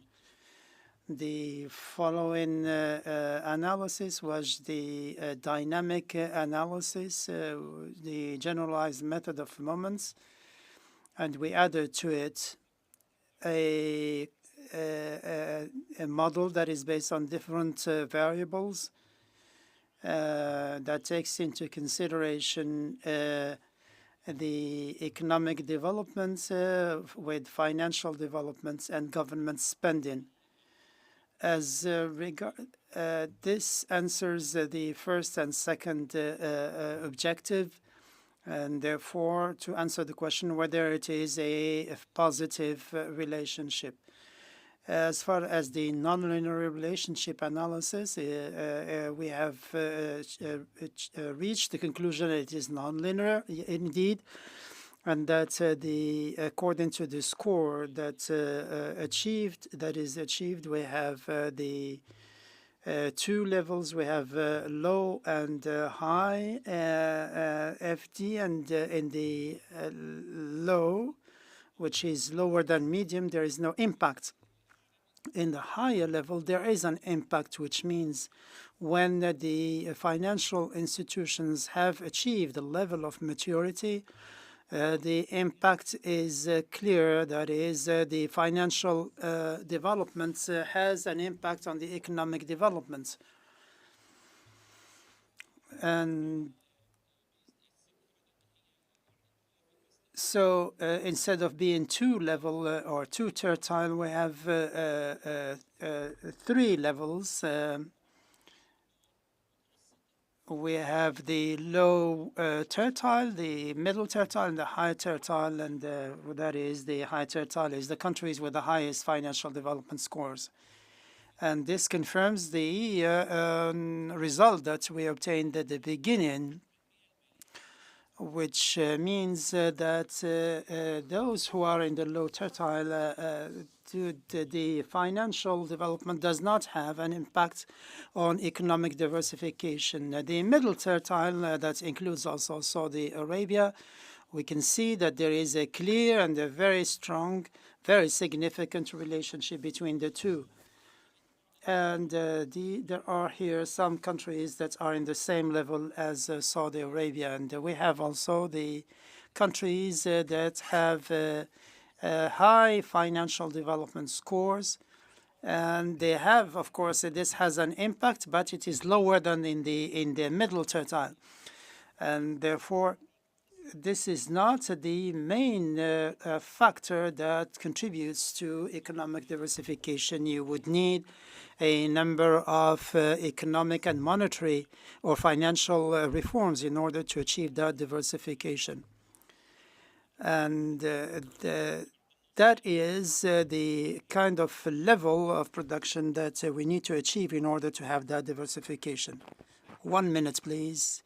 So the three models, the static, linear, and non-linear, shows that there is a relationship between economic development and diversification. And there is a negative or positive impact depending on the conditions. And of course, the government spending has a major impact on diversification. The level of financial maturity is also important, and when we are in the middle or the middle level, we have to make sure that the financial institutions benefit from this diversification. And the third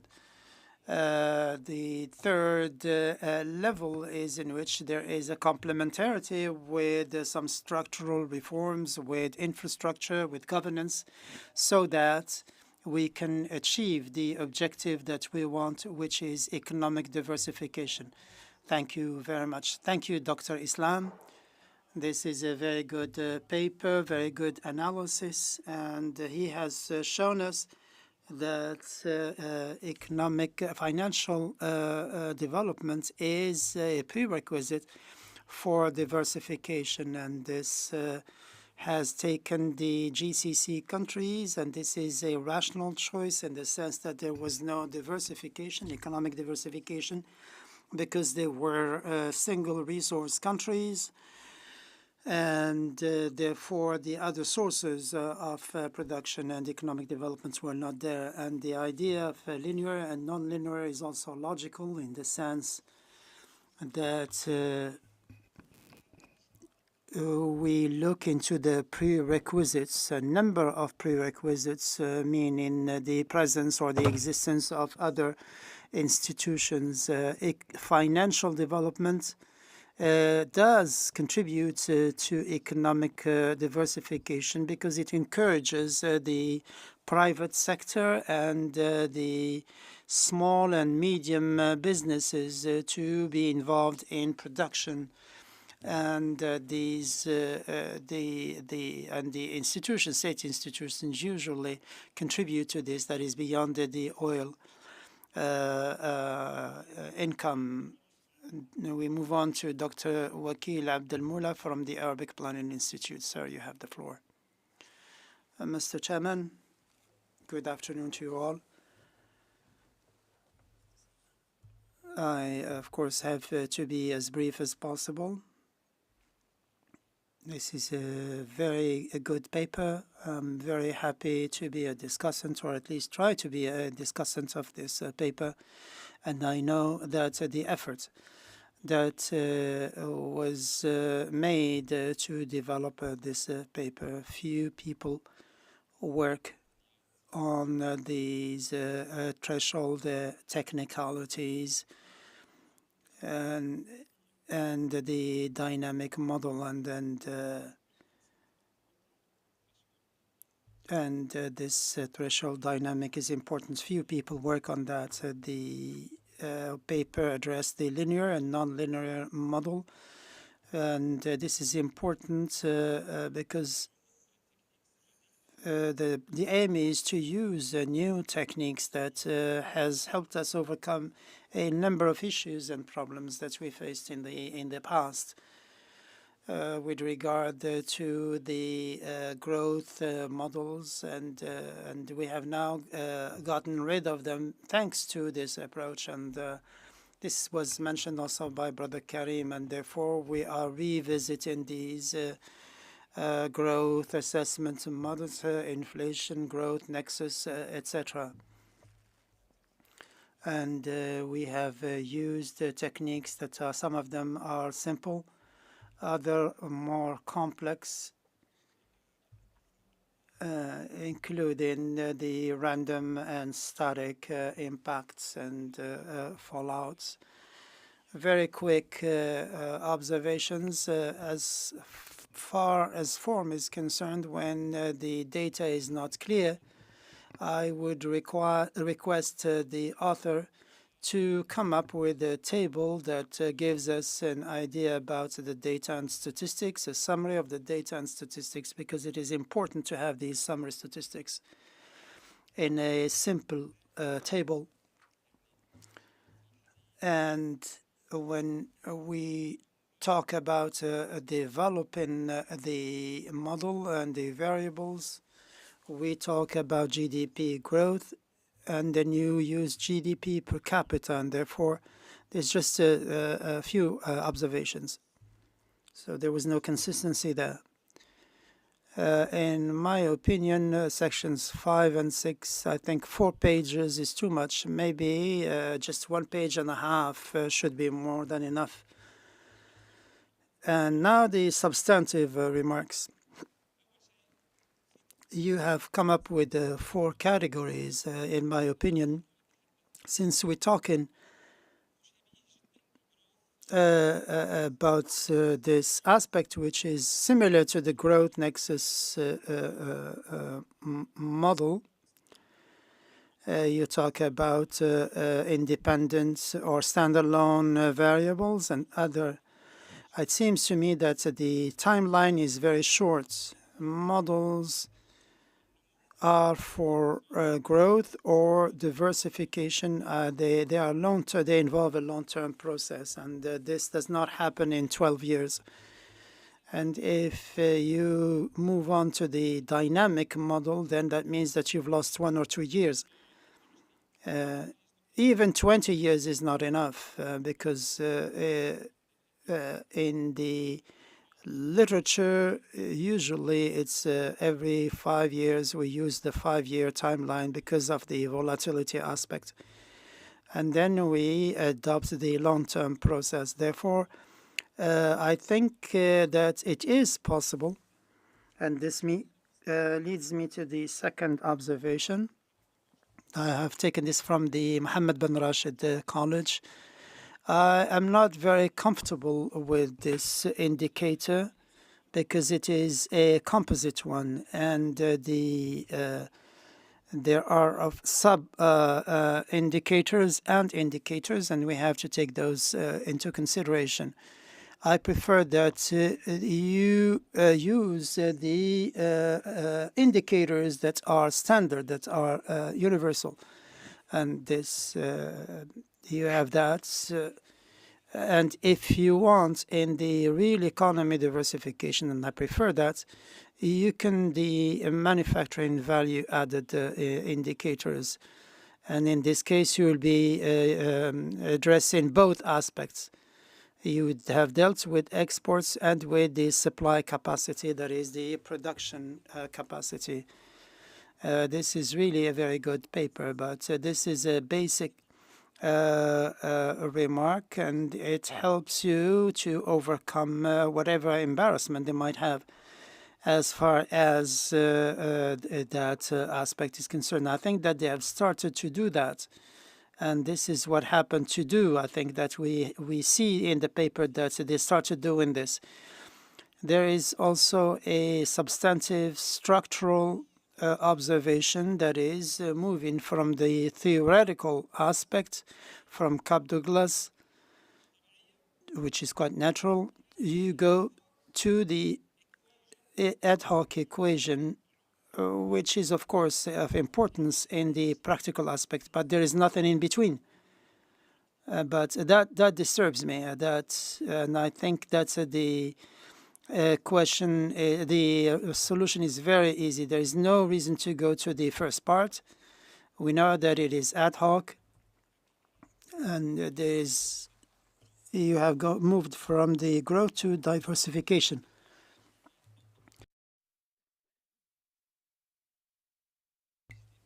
So going from Cobb-Douglas to GDP, that is a bit difficult. And I think that you can move on straight to the second component. When you move from writing using the threshold models, and in my opinion, there is Kramer, and the papers I've seen use a different way for writing this. There are other final remarks, quite a few of them. As far as the variables are concerned, the financial development indicator is adopted. It started in 2016. I worked on this. This is also a composite indicator. It is made up of the institutions, that aspect that concerns the financial institution, and the labor markets, the financial markets and their developments. So we take the financial aspect and the efficiency of the market.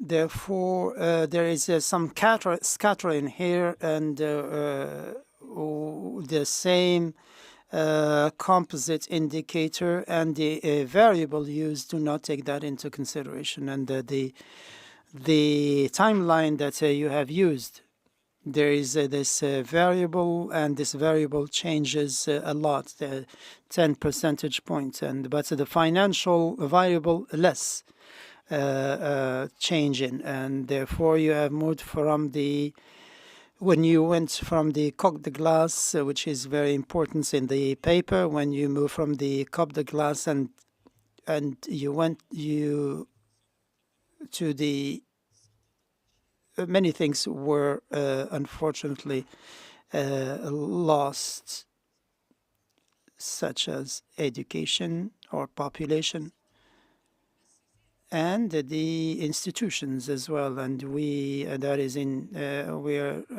only 2 weeks away from the Nobel Prize Awards. And I'm sure that the financial development is directly related to the financial institution and their health. I can stop at this level. There are other observations that concern in the last model. Let's leave aside the other models. I know the work that you did. It's very good. The dynamic and the extra bond, and this is where I disagree. When we talk about the threshold that is based on a medium, I don't see this. Maybe it's my fault, but I haven't seen this. I'm learning from this. And the three tertiles, and it has shown that there is a threshold. But what I am suggesting is a different approach for the threshold. In addition to the method, the flow with the method suggested does not give you any way to validate the results obtained, whereas the other approach, which exists, is a method that was suggested by Amadou Diallo in 2020, and it has a full range of tests to validate the GMM work. I know it's not easy because this is a model that is revisited 100 times so that it can be stabilized. Therefore, if there is no test to validate the outcomes, then there's a problem, and that is why I am suggesting this, and at your disposal if you want to further discuss and enrich these elements. Thank you very much, Doctor. This is actually an eye-opening comment that is going to encourage us to collect more data and analyze data in a different way instead of receiving data already, and this will enrich the research papers as well. And at the same time, when we talked about the Douglas modernity, all of these elements need to be revisited one way or the other in order to enable us to study the component of institutions in addition to technology, because I believe that would have taken it on another path in our analysis. Another thing is, I wish your next paper, your next study, to be conducted in the region of the GCC. Let's talk about, for example, the GCC, about other Arab countries which are not part of the GCC. Do we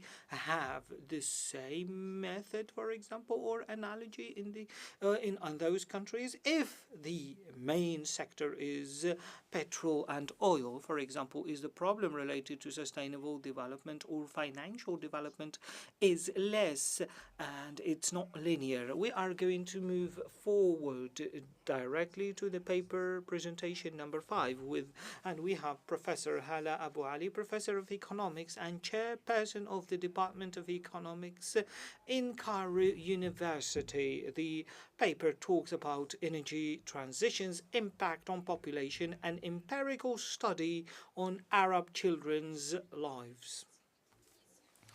Thank you very much, Mr. President.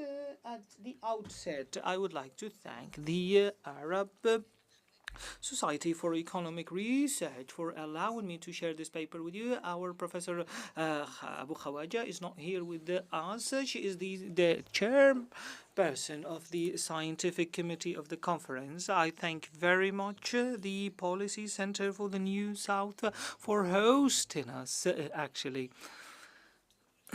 As it was mentioned by Dr. Khalid a few minutes before, the paper that I am going to share with you is going to tackle the energy transition on population, and it is an empirical study on Arab children's lives in our Arab countries.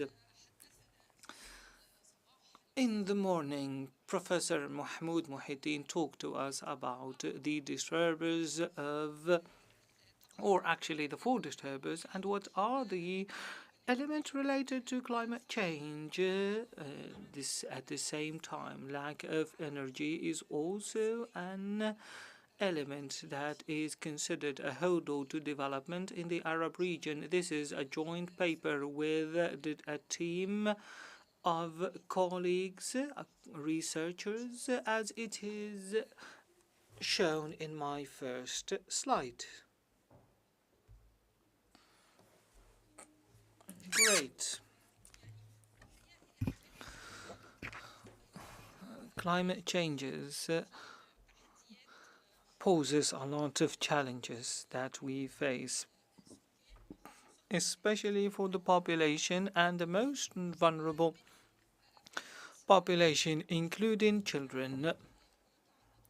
They face a lot of dangers, including malnutrition and next.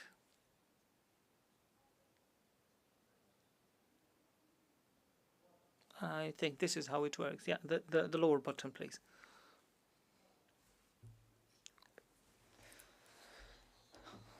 As I was saying, this study aims to investigate the link between energy poverty and health outcomes for children in the Arab region, and an analysis of the regional and demographic disparities inside every country.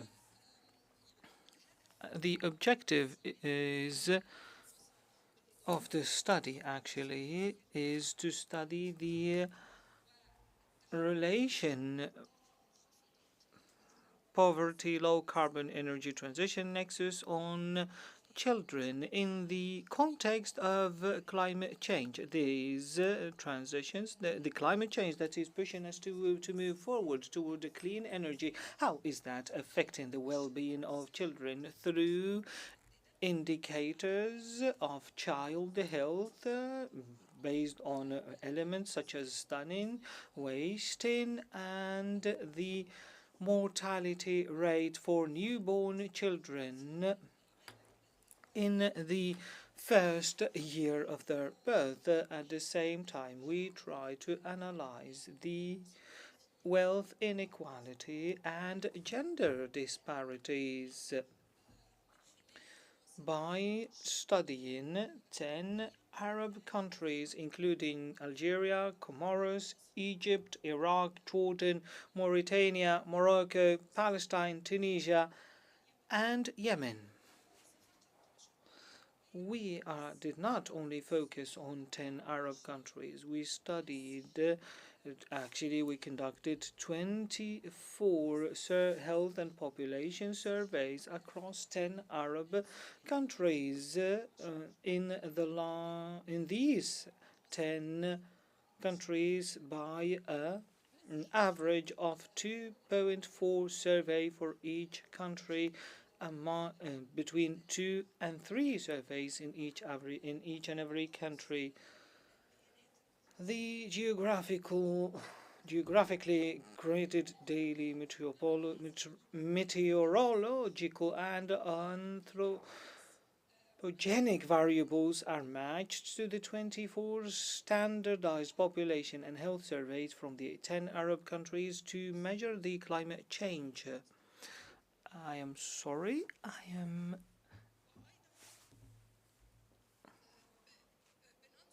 lost. At the same time, we look at energy through 3 different variables or indexes. One of them is the which is the low carbon energy transition, and by using the analysis of the main components, at the same time exposure to non-clean fuels. This is through air polluters, for example, inside the house where the children live. At the same time, we use the different variables in order to measure and assess the effect of non-clear energy, and we also try to take into consideration the temperature levels and how is that affecting the pre-mentioned diseases and mortality that affect children by using the certain methods in order to present a model that is not shown on the screen, unfortunately.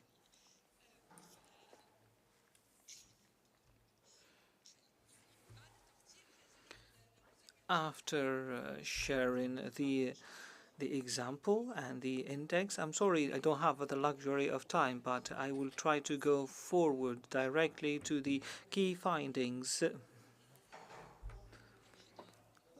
The different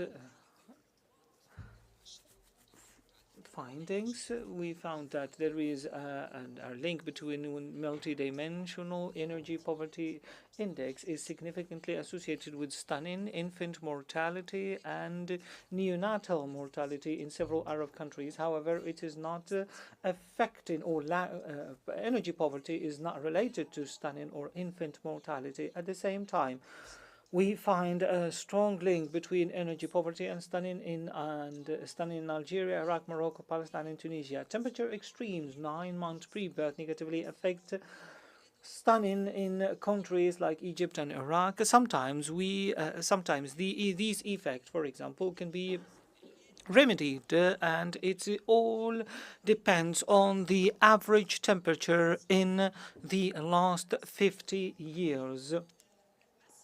Before the study. I'm sorry. In the results, you will see that the most rich families have some healthy situations and better health situation. Wealthier households generally have better childbirth outcomes, and the parents in the same situation it can affect the possibility of being a victim of stunning, and we noticed that females are less subject to stunning. However, we should use these findings carefully because there are differences on the national level for each country. We noticed that rural areas have more weaknesses due to the lack and the absence of the ability to have clean energy. Another thing that we noticed is there are different differences between the healthy outcomes in different regions. For example, we studied in Egypt on the level of different regions. In Algeria, for example, we studied on the basis of provinces. The same thing in Algeria and Tunisia. One of the main recommendations is actually related to the expand clean energy access, especially in rural areas, because this affects the situation of children positively and it minimizes the damages caused by climate change. And at the same time, we have to encourage clean energy projects such as solar power and wind farms, in addition to other recommendations, which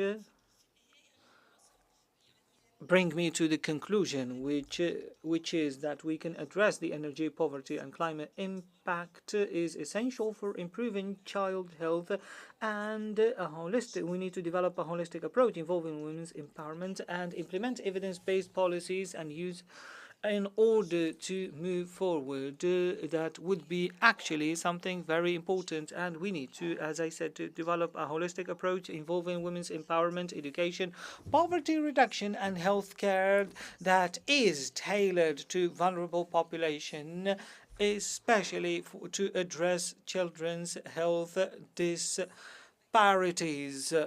And thank you very much. Actually, Dr. Hanna took us on another very different way. After the previous presentation about financial development, here we are talking about the energy transition. What Dr. Hala did was actually very good, because it will enable us to give pieces of advice to the financial policies in a holistic approach in order to allow those who are setting these plans to take into consideration the prices to be set for the energy, all while taking into account the clean energy transition. These elements can guide the investments, especially in the private sector, and guide them in the proper way, which is energy transition. It's not only limited. We should not address, for example, the impact of the energy transition on certain regions, but we should take into consideration the pricing, and we have to make a social cost analysis in order to be able to move forward to a financial policy that should be different than the one that are set because on the excuses of the problems related to the financial policy. And I believe that this is a very important step, and I thank you very much, Doctor. And now we will move forward to Mr. Belqasim Al-Abbas, who is going to discuss this paper, and he is a senior advisor at the API and board member of ASFER. Thank you very much. Thank you very much. I enjoyed actually reading the paper, but the first remark is that it is a very, very well done from a scientific perspective research paper. It took into account all the different element. The data is actually complicated, and the study is based on a very simple hypothesis, which is that children's health is affected by energy poverty and especially what we call dirty cooking inside the house, because it impacts children's health. The children are affected by the temperature, especially the one that is related to the high temperatures, and other variables which are related to the families. The results were very good. However, there is disparity between Arab countries. There isn't a single pattern because the way the examples were presented and for every country there were 2 observations, and she used it on 10 countries for the time being. So far everything is good. My remarks are the following. The first remark is using the example. She used the Provost methodology, which means the probability for the child to get sick, be it in the 4 variables. The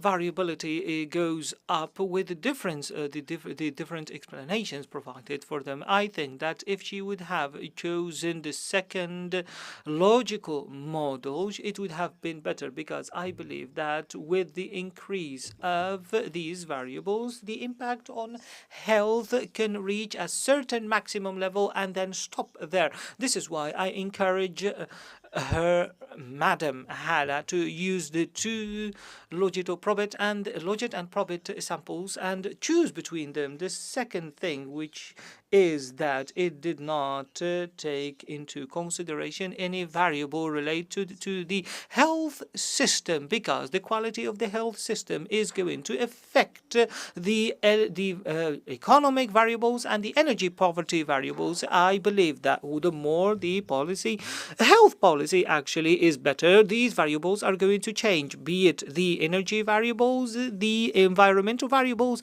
Of course, they are going to affect the health of the children. This part is very important. So when we have a missing variable, for example, and essential variable, the results are going to be a little bit biased, and I am not well acquainted, because I have never worked on environment, to be honest. This is the first time that I read something well written about environment. Of course, I care about the environment, but there are a lot of elements and papers that include the element of environment. Second thing, she chose the instrumental variables in order to control the infinite, but the instrumentation method that she used for me in the beginning was strange, because the instrumental variables need to things which are to be related to the current variables and to be independent from the risks in order to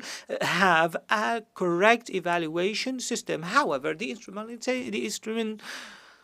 instrumentation method is at the same time the variable, and she removed from that children who are located in rural areas. They were replaced by other children of other families in the region. The change is in this. It's not a proper influence, for example. This is from my humble point of view, which will affect the results, and this is why I have to say this remark. The third thing that I would like to mention, which is the increase in the temperature between the two periods, and it was taken into consideration as a proxy of energy transition. There is another thing that was not taken into consideration, and this may be answered actually by biologists and not economists, which is whether, though the children who live in a high temperature climate adaptive to the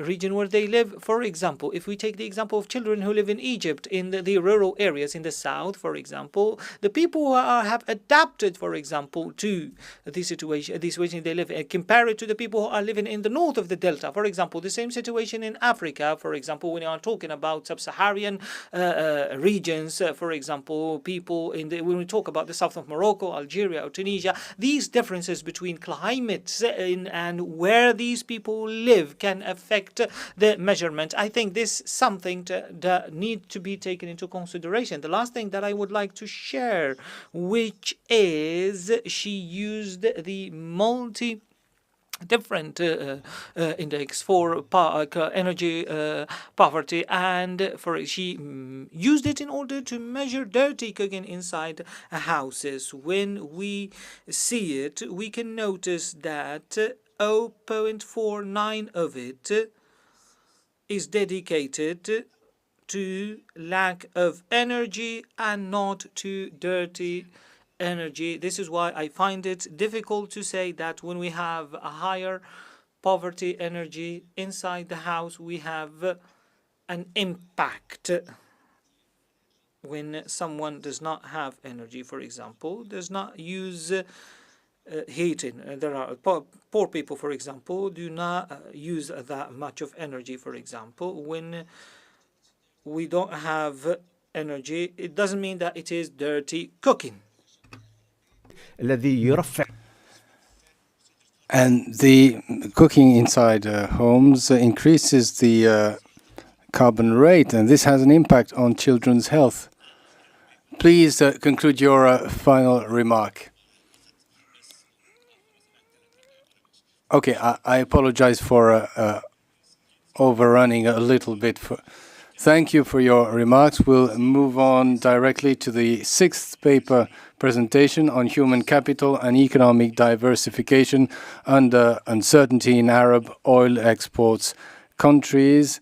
So this paper will be presented by Dr. Abir Rashdan, Associate Professor of Economics, Acting Vice Dean of Postgraduate Studies. You have the floor.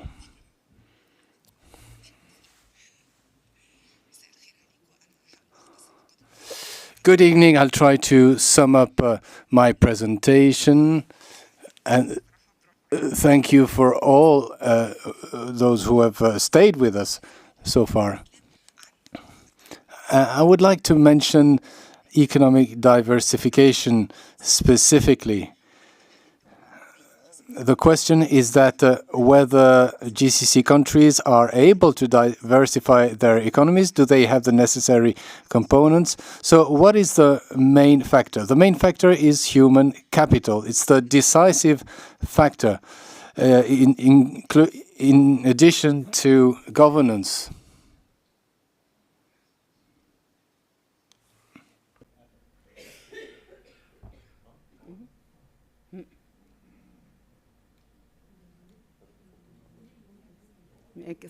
next من وقتش اوكي لا ده next year اوكي طب اوكي اسكيب كل دوت احنا هنعدي انا عملت ايه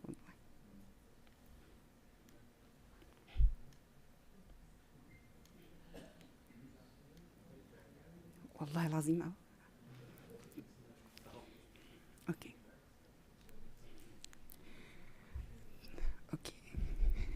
طب نبتدي الأول إن إحنا So let's not delve into the details of the definitions, the different criteria, the five indicators of diversification. But before talking about the economic diversification, we need to mention oil exports countries, and the scientific committee wanted to focus on the 6 GCC countries. The first aspect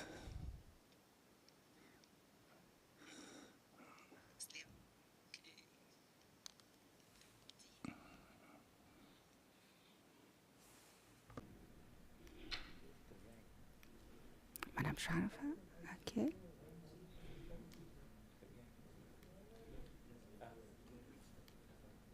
أوكي. لو بصينا الأول. Okay, if we focus on economic diversification, so those are 6 countries that have progressed in several non-oil sectors. So we will start with factors and challenges. So there is the problem of the end of oil and the volatility of oil prices, but also economic and financial disruption being felt currently. If we focus on the economic diversification indicator, this is an UNCTAD indicator. So the 6 GCC countries did not follow the path of developing countries. From 2000 to 2020, developing countries have diversified their economy to a certain extent, but GCC countries developed, but not to the level that was desired. At the same time, let's focus on challenges. The first challenge is the prospects of oil prices from 2023 to 2026. So there's a decrease.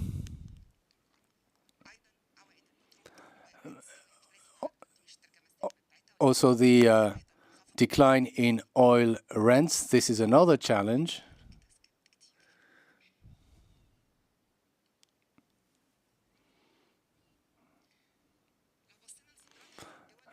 Let's focus on the exports of those countries depending on commodities.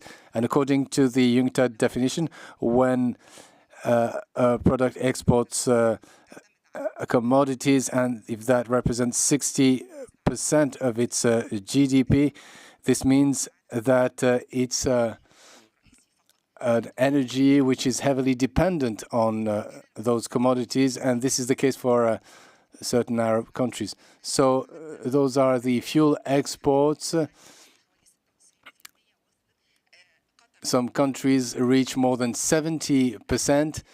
So we're still talking about proportions over 70%, but this is the evolution between 2020 and 2022.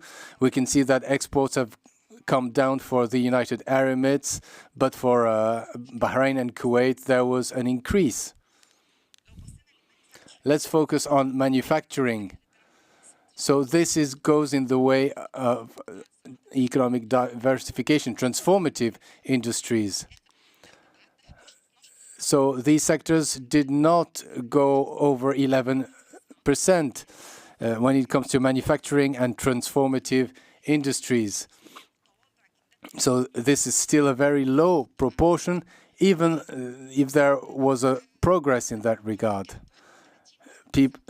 Countries like Qatar have achieved a certain number of diversification. But before talking about diversification in GCC countries, we need to see whether there is a structure that is conducive to that diversification. So inside transformative industries, so there is high technology exports. Here, if we focus on figures, we can see that those are very low figures.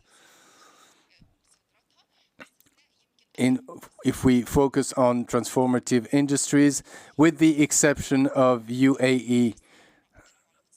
So the structure of those countries have a very high income and could go down that path. So if we focus on all these factors, if we focus on the uncertainty index, so this is increasing, especially in Saudi Arabia and Kuwait. So there are issues linked to exports, which are heavily reliant on one commodities. So there is the low proportion of transformative industries, but also the low skills in high technologies. And there's also an issue with governance. This surprised me personally. So the human capital, this is a key factor. You can't have human capital without education. And there is a threshold for higher education. And from 1990 and 2022, there is only one country that heavily invested in education. And we can see that there is a decrease of education spending in a number of countries, such as KSA and Kuwait. And this has an impact on economic diversification. For the other countries, we also had a decrease in education spending. And this is heavily related to skills building and education. So the research seeks to investigate the impact of human capital in the light of uncertainty. Let's move on to the findings. So the literature review. There were studies focusing on the adverse effect of lack of diversification. But all those studies mention a threshold that needs to be achieved. So there needs to be a financial threshold, an infrastructure threshold, as well as a human capital threshold.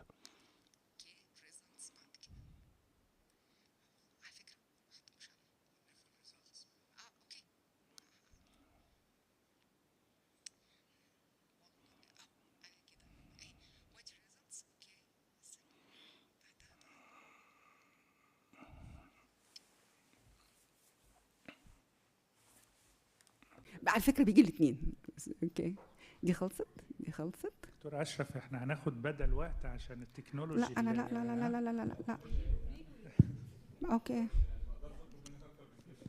طب انا السكيب كل ده. اوكي اهو والله اهي مش عايز يجيبها والله مش انا. لا اللي بعدها بس it's a short.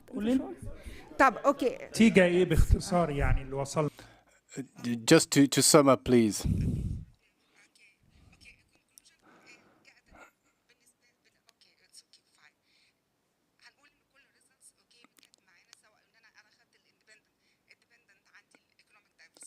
So I focused on independent economic diversification.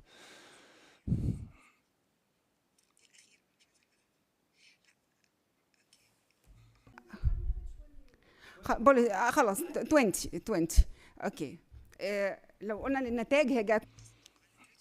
So the findings were consistent with the literature,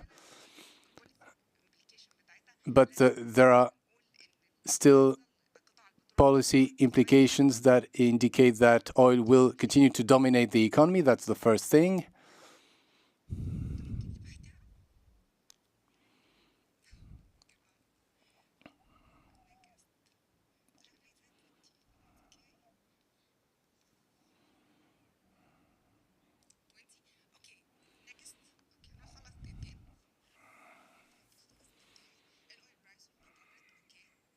Then, so the dominance of oil price, the GDP projections in these countries, so the oil sector will remain a key component. Next.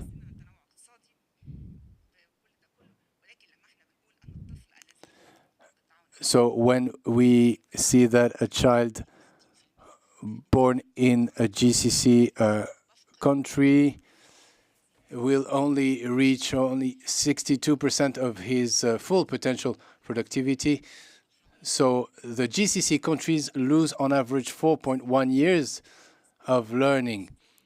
In terms of the TIMSS scores, the GCC countries are below the average score of 500. So the economic diversification is desired, but there are steps that need to be taken beforehand in order to invest in human capital. These countries face three challenges in order to achieve economic diversification and development. The first one is structural reform, not only focusing on financial sector. We sometimes celebrate that the financial sector dominates some of these countries' economies. However, we need to focus on productivity, and most the labor in those countries work in the public sector. And in the literature, there's also mention that in order to benefit from direct foreign investment, there needs to be a certain threshold of skills in order for the youth to take advantage of emerging technologies. There is also the challenge of skills gap. The challenge is to narrow this gap. So economic diversification is desired. So these countries face challenges in the future in order to transform into significant powers. But to do this, they need to invest in human capital.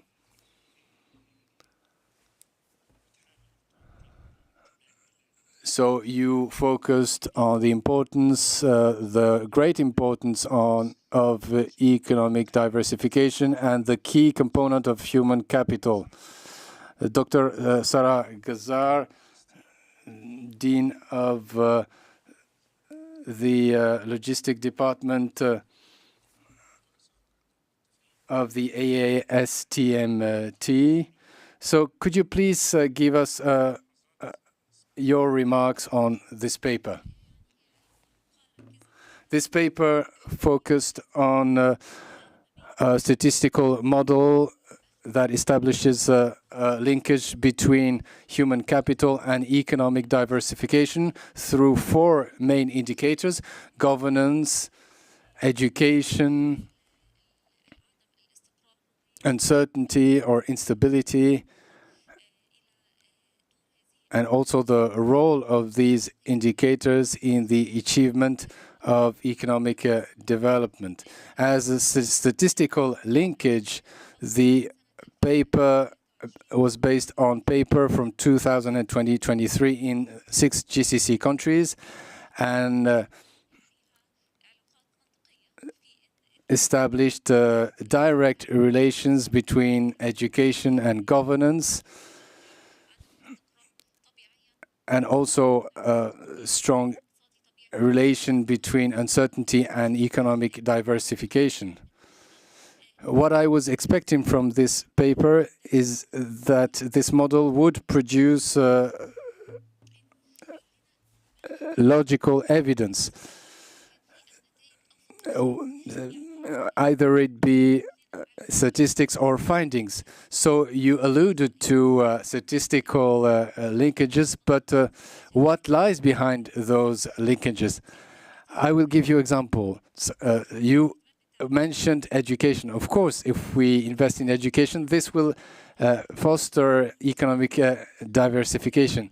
But do you mean that there needs to be a focus on innovation, on entrepreneurship, for example? So there would need to be an index of entrepreneurship. So there are such indexes internationally, and maybe we could compare those indexes with the rest of the world. Also the entrepreneurship environment, the governance strategy, and the extent in which this governance is consistent with the strategies of these countries, but also the expenses on education. You mentioned that there was a decrease in education spending, but this is relative. It's not an absolute decrease. So it was important to translate what lies behind numbers in order to have proper recommendations.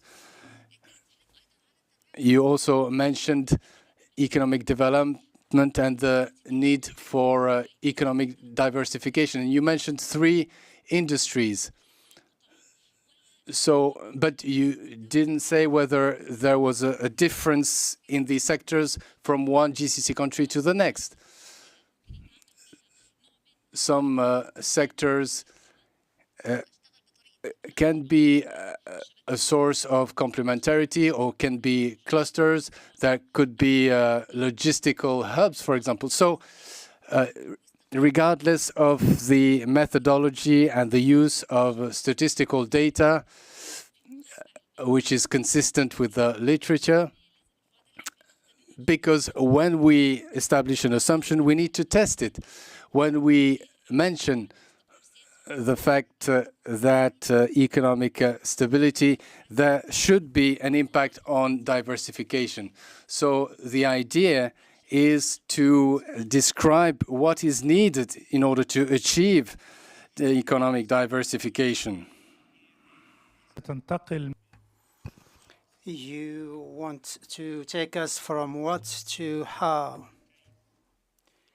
And I think that transitioning to the how is important, because it calls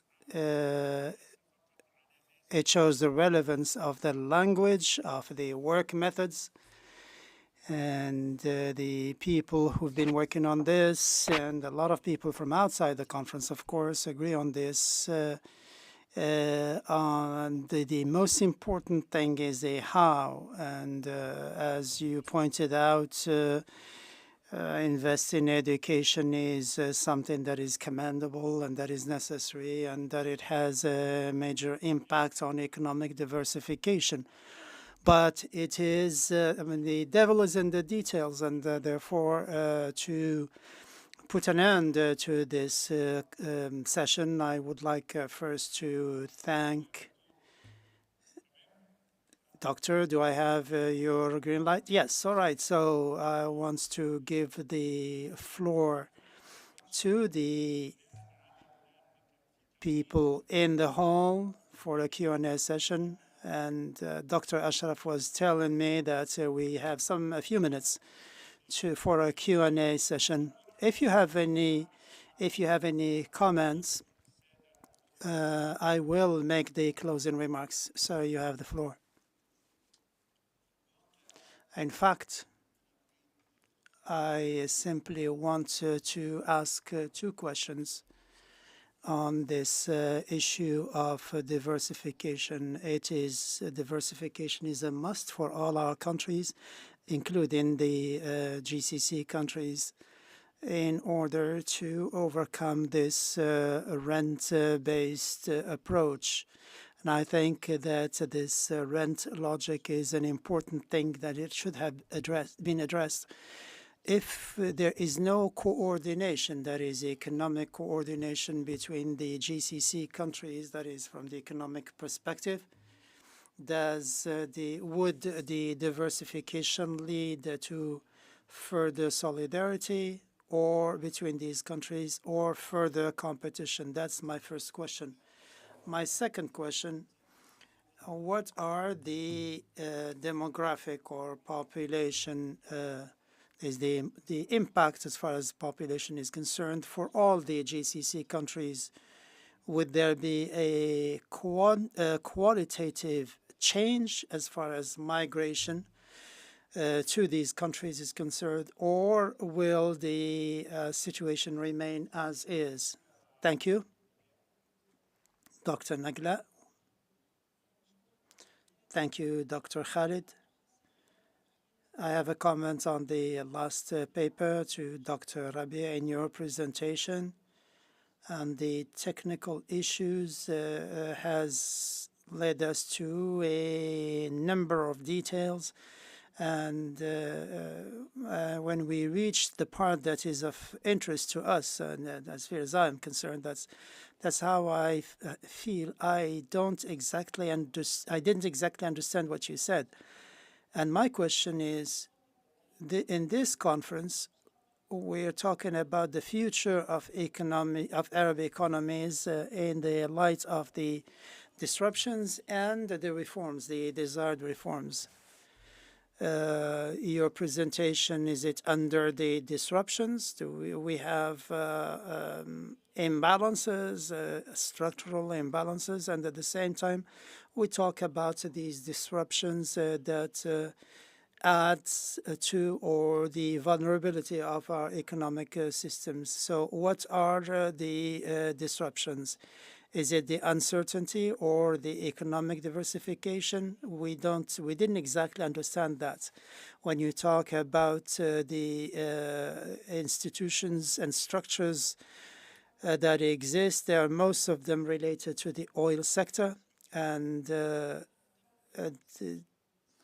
therefore the prospects for diversification are quite limited. So we wanted you to talk to us about the disruptions and the impact, and you talking about something that exists. This has existed. We've been talking about diversification.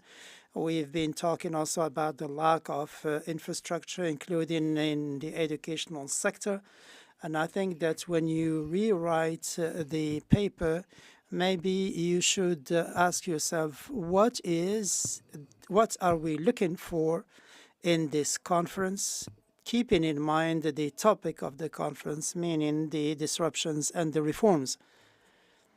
I did not read the paper, but it seems to me that the results that you have reached regarding the current situation or the future prospects, it seems to me that it is quite unjust to the GCC countries, because there is too much generalization, and I think that we need to revisit that and to reconsider the wording, because these countries have achieved a substantive progress, significant progress, especially in the education area. Not limit yourself to a decline in the funds for education. We cannot take the spending on education as a single indicator to say that education in those countries is not good or not good enough. And I think that this paper needs to be revisited as far as the basic hypotheses are concerned. in order to achieve and to come up with relevant recommendations. We shall maybe gather a few questions before we give you the floor.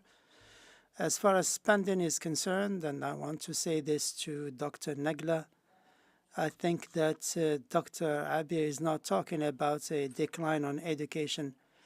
She's talking about a relative spending that is with respect to the overall spending. This could be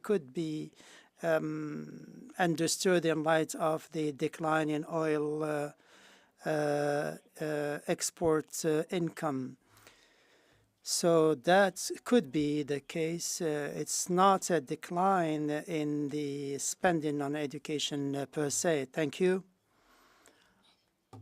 I would like to commend the efforts made in the preparation of the 3 papers.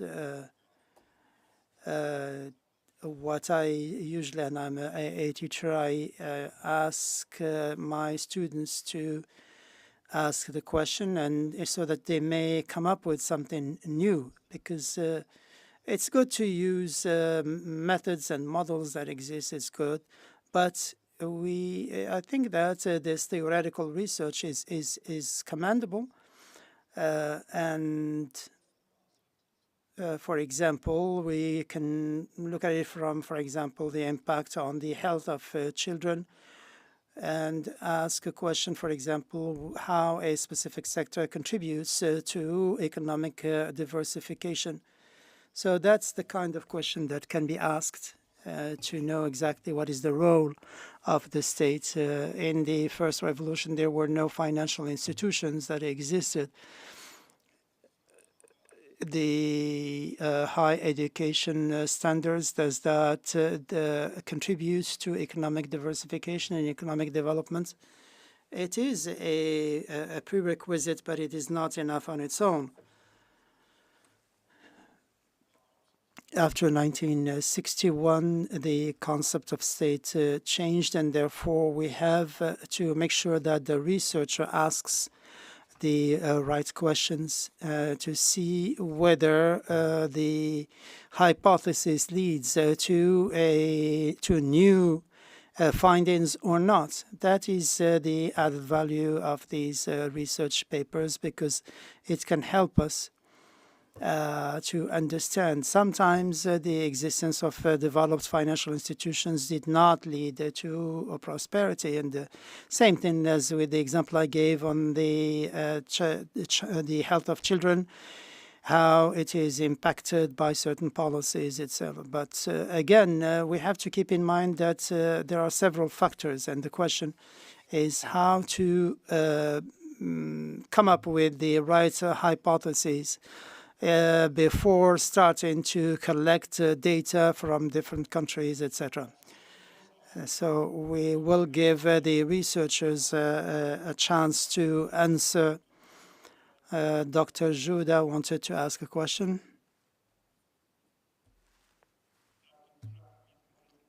Dr. Abdul Hamid, first. Very briefly, some people talked partially, especially Dr. Najla. My question to Dr. Rabia is the following. I try to understand 2 things in this paper, and I hope that in rewriting it, the 2 things, the link with the topic of the conference, as pointed out by Dr. Najla, is not clear. Second, do we have a criteria? We have seen different plans in different countries, Iraq, Libya, GCC countries, and the same question of economic diversification was pointed out. What do we mean by economic diversification? What are the criteria? I understand that the oil is the dominant resource, but if there are sectors within that is aside from the oil sector that are impacted by the inflation that is caused by the oil exports. So that is a question that was also mentioned by Dr. Mustafa. Most of the questions concern Dr. Rabi, and there is a general question, and Dr. Juda and Dr. Mahmoud Mohieldin. Anyone else who has a question? Dr. Juda, you have the floor. I would like to start with a piece of advice.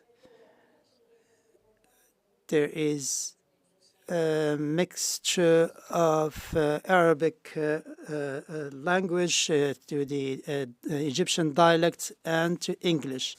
There are words that can be used here and that might be misunderstood or even be offensive here. Sometimes our Tunisian colleagues who are here, we have to pay attention to the fact that there are words in the Egyptian dialect that have different meanings, entirely different meanings in other countries. And that is why it is important to use the Arabic language. Second,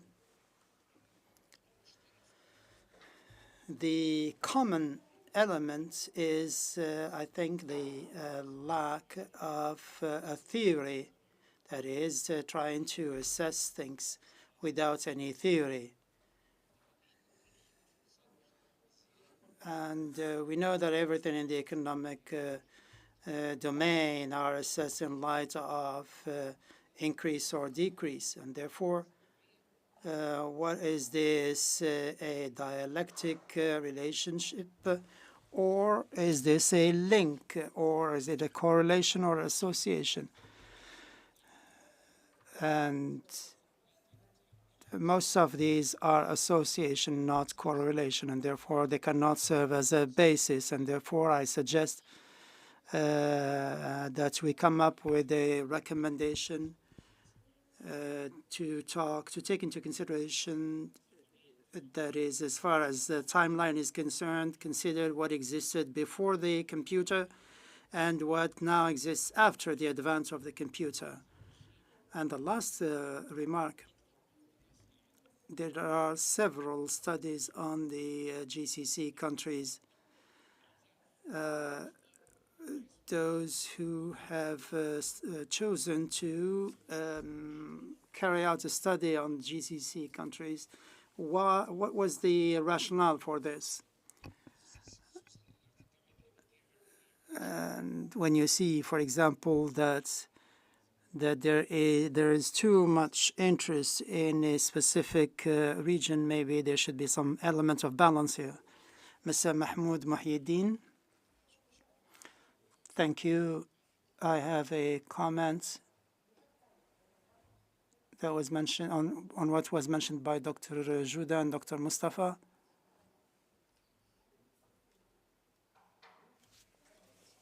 The economic models are quite interesting, and it's pleasant to work with them. And if you use these without a reference frame, especially from the theoretical standpoint, that complicates the situation as far as the expected outcomes are concerned.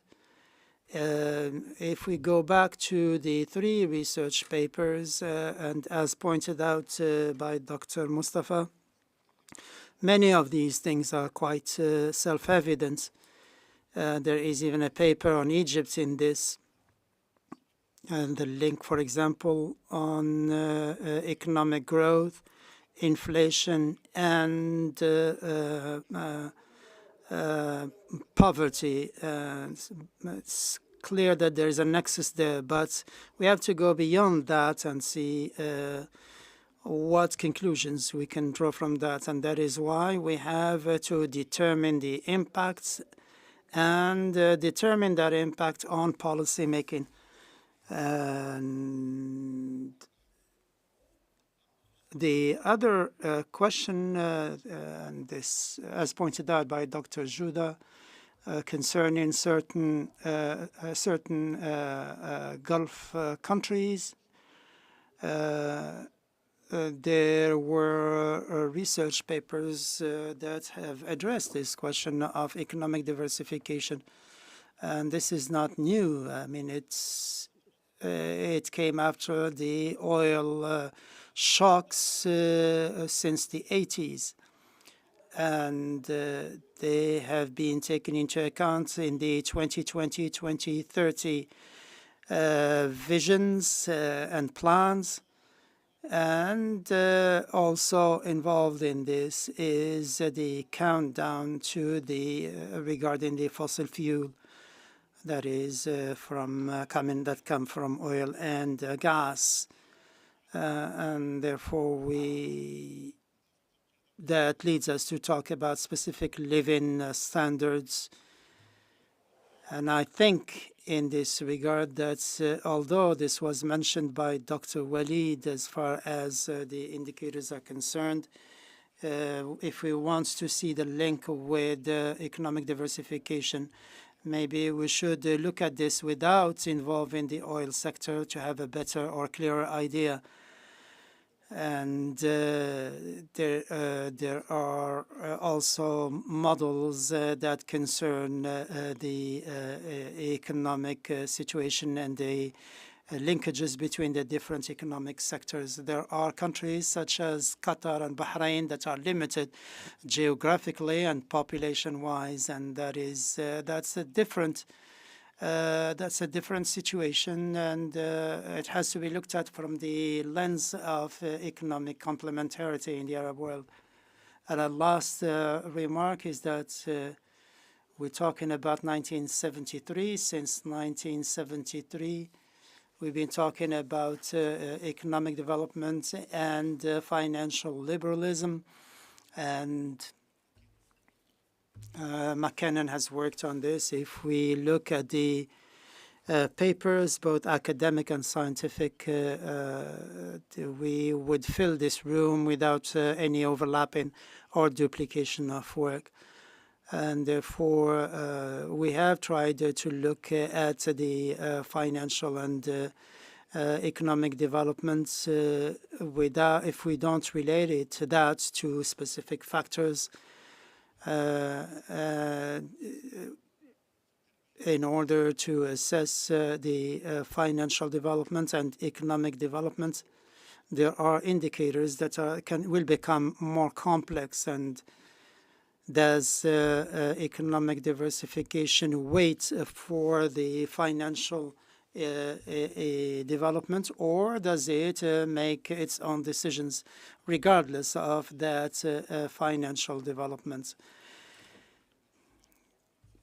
There are many things, many factors that that are not based on the financial units. They depend on the sovereign funds, and that of course exceeds the capacity of a number of sectors. But I think that the link with the topic of the conference has to be kept in mind. And it is the link with the topic is mentioned at the beginning of the presentation. Dr. Hala has tried to do that, and I think that we need to introduce that in the two following research papers. I did not read a paper. It seems to me that there are hypotheses that look at the level of preparedness in the GCC countries to deal with these economic diversification patterns. The indicators, and this is something to be discussed, and this is something to be, for example, to be mentioned. The 6 GCC countries are more advanced according to the development monitoring items, but how can we, for example, refer to these international numbers?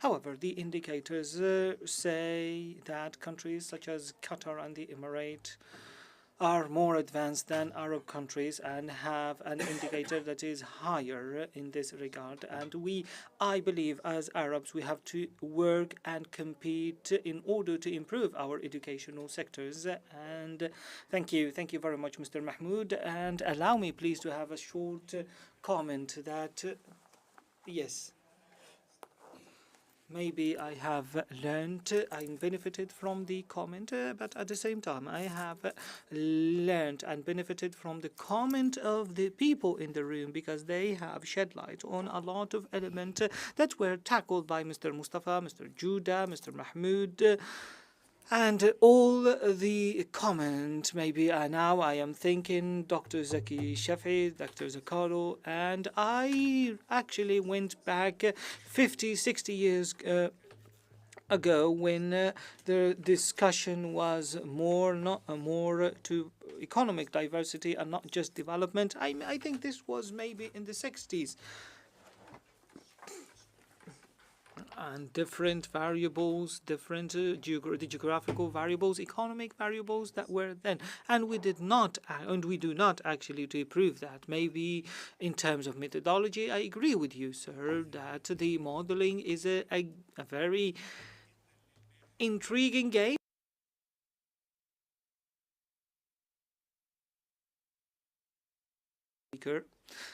But as what we teach our students in our classes is that they should not jump directly to the measures, calculations, and statistics, and forget the fact that they are working on economy and not measuring. We have to provide the theoretical basis for that. What is clear and what was mentioned by Dr. Najda, and I agree with her totally, that there is disruption, there is lack of certainty in the human capital. This is something that is not very clear, because what is the link between that? And we want to know why the GCC countries, as it was mentioned by Dr. Islam and Dr. Abir, why the GCC countries exactly? And the final thing, which is that we cannot generalize the outcomes and the results, and I once again say that we need to rely on how, not on what, because what was mentioned since the 60s and what we have been talking about since the 60s in our literature, that is something else, and what we need now is how to move to the action, and how to use economic analysis methods in order to go forward and reach different outcomes. Is there anybody from the panel who would like to say something? Dr. Abir, I believe that you have received the highest number of questions. Go ahead, please. Good evening to you. Thank you very much for the comments. Yes, of course, I'll try to use classical Arabic. Yes, I agree with you that the GCC countries the situation cannot be generalized, and I believe that that was mentioned in a previous paper. When we talked about the economic diversity, we started referring to each country individually. However, why did we, when in the paper I mentioned that the results were first at the beginning were generalized, but after that were taken one country after the other. When we talked about that in the ERF and the countries producing petrol, it was a situation that we talked about with Professor Jalal. How are we going to see the future after 2030 for the petrol exporting countries? When I had the paper delivered, for example, for the first time, the country was higher, but after that, I was asked to have only 6 countries. The title of my paper was Arab countries, not GCC countries. And after excluding certain countries, the only countries were left were GCC countries. I believe that you are right. We're trying to see the structure of each country to see what is the competitive element that we have to encourage and work on in every country. Now, Dr. Najla, when I sent actually this paper, there were a lot of elements of disturbance. And what I notice is that, for example, there are certain elements that are decreasing, like, for example, the prices of petrol, and there is this increase in uncertainty. We looked at the situation and where the economic trend is going, and the question in the paper was, do these countries have a human capital that will help these countries to adopt with the new realities of economy? This is one of the questions, and this is also part of the test that I have conducted. Why did I use this? I wanted to use the human capital index because this is what I wanted to do at the beginning. But the reason why is we have a human capital. We can notice that the index for GCC country is actually decreasing, and unfortunately this is what I was going to do at the beginning. Unfortunately, we could not have other information. I think that is what we can work on in the level of education. I agree with you on your comment, and I think we can revise that. Thank you very much, Dr. Abir, and I think that Mr. Belqasim, I think Mr. Ashraf warned me multiple times. If you want to talk only for 5 seconds, yes. Just to answer,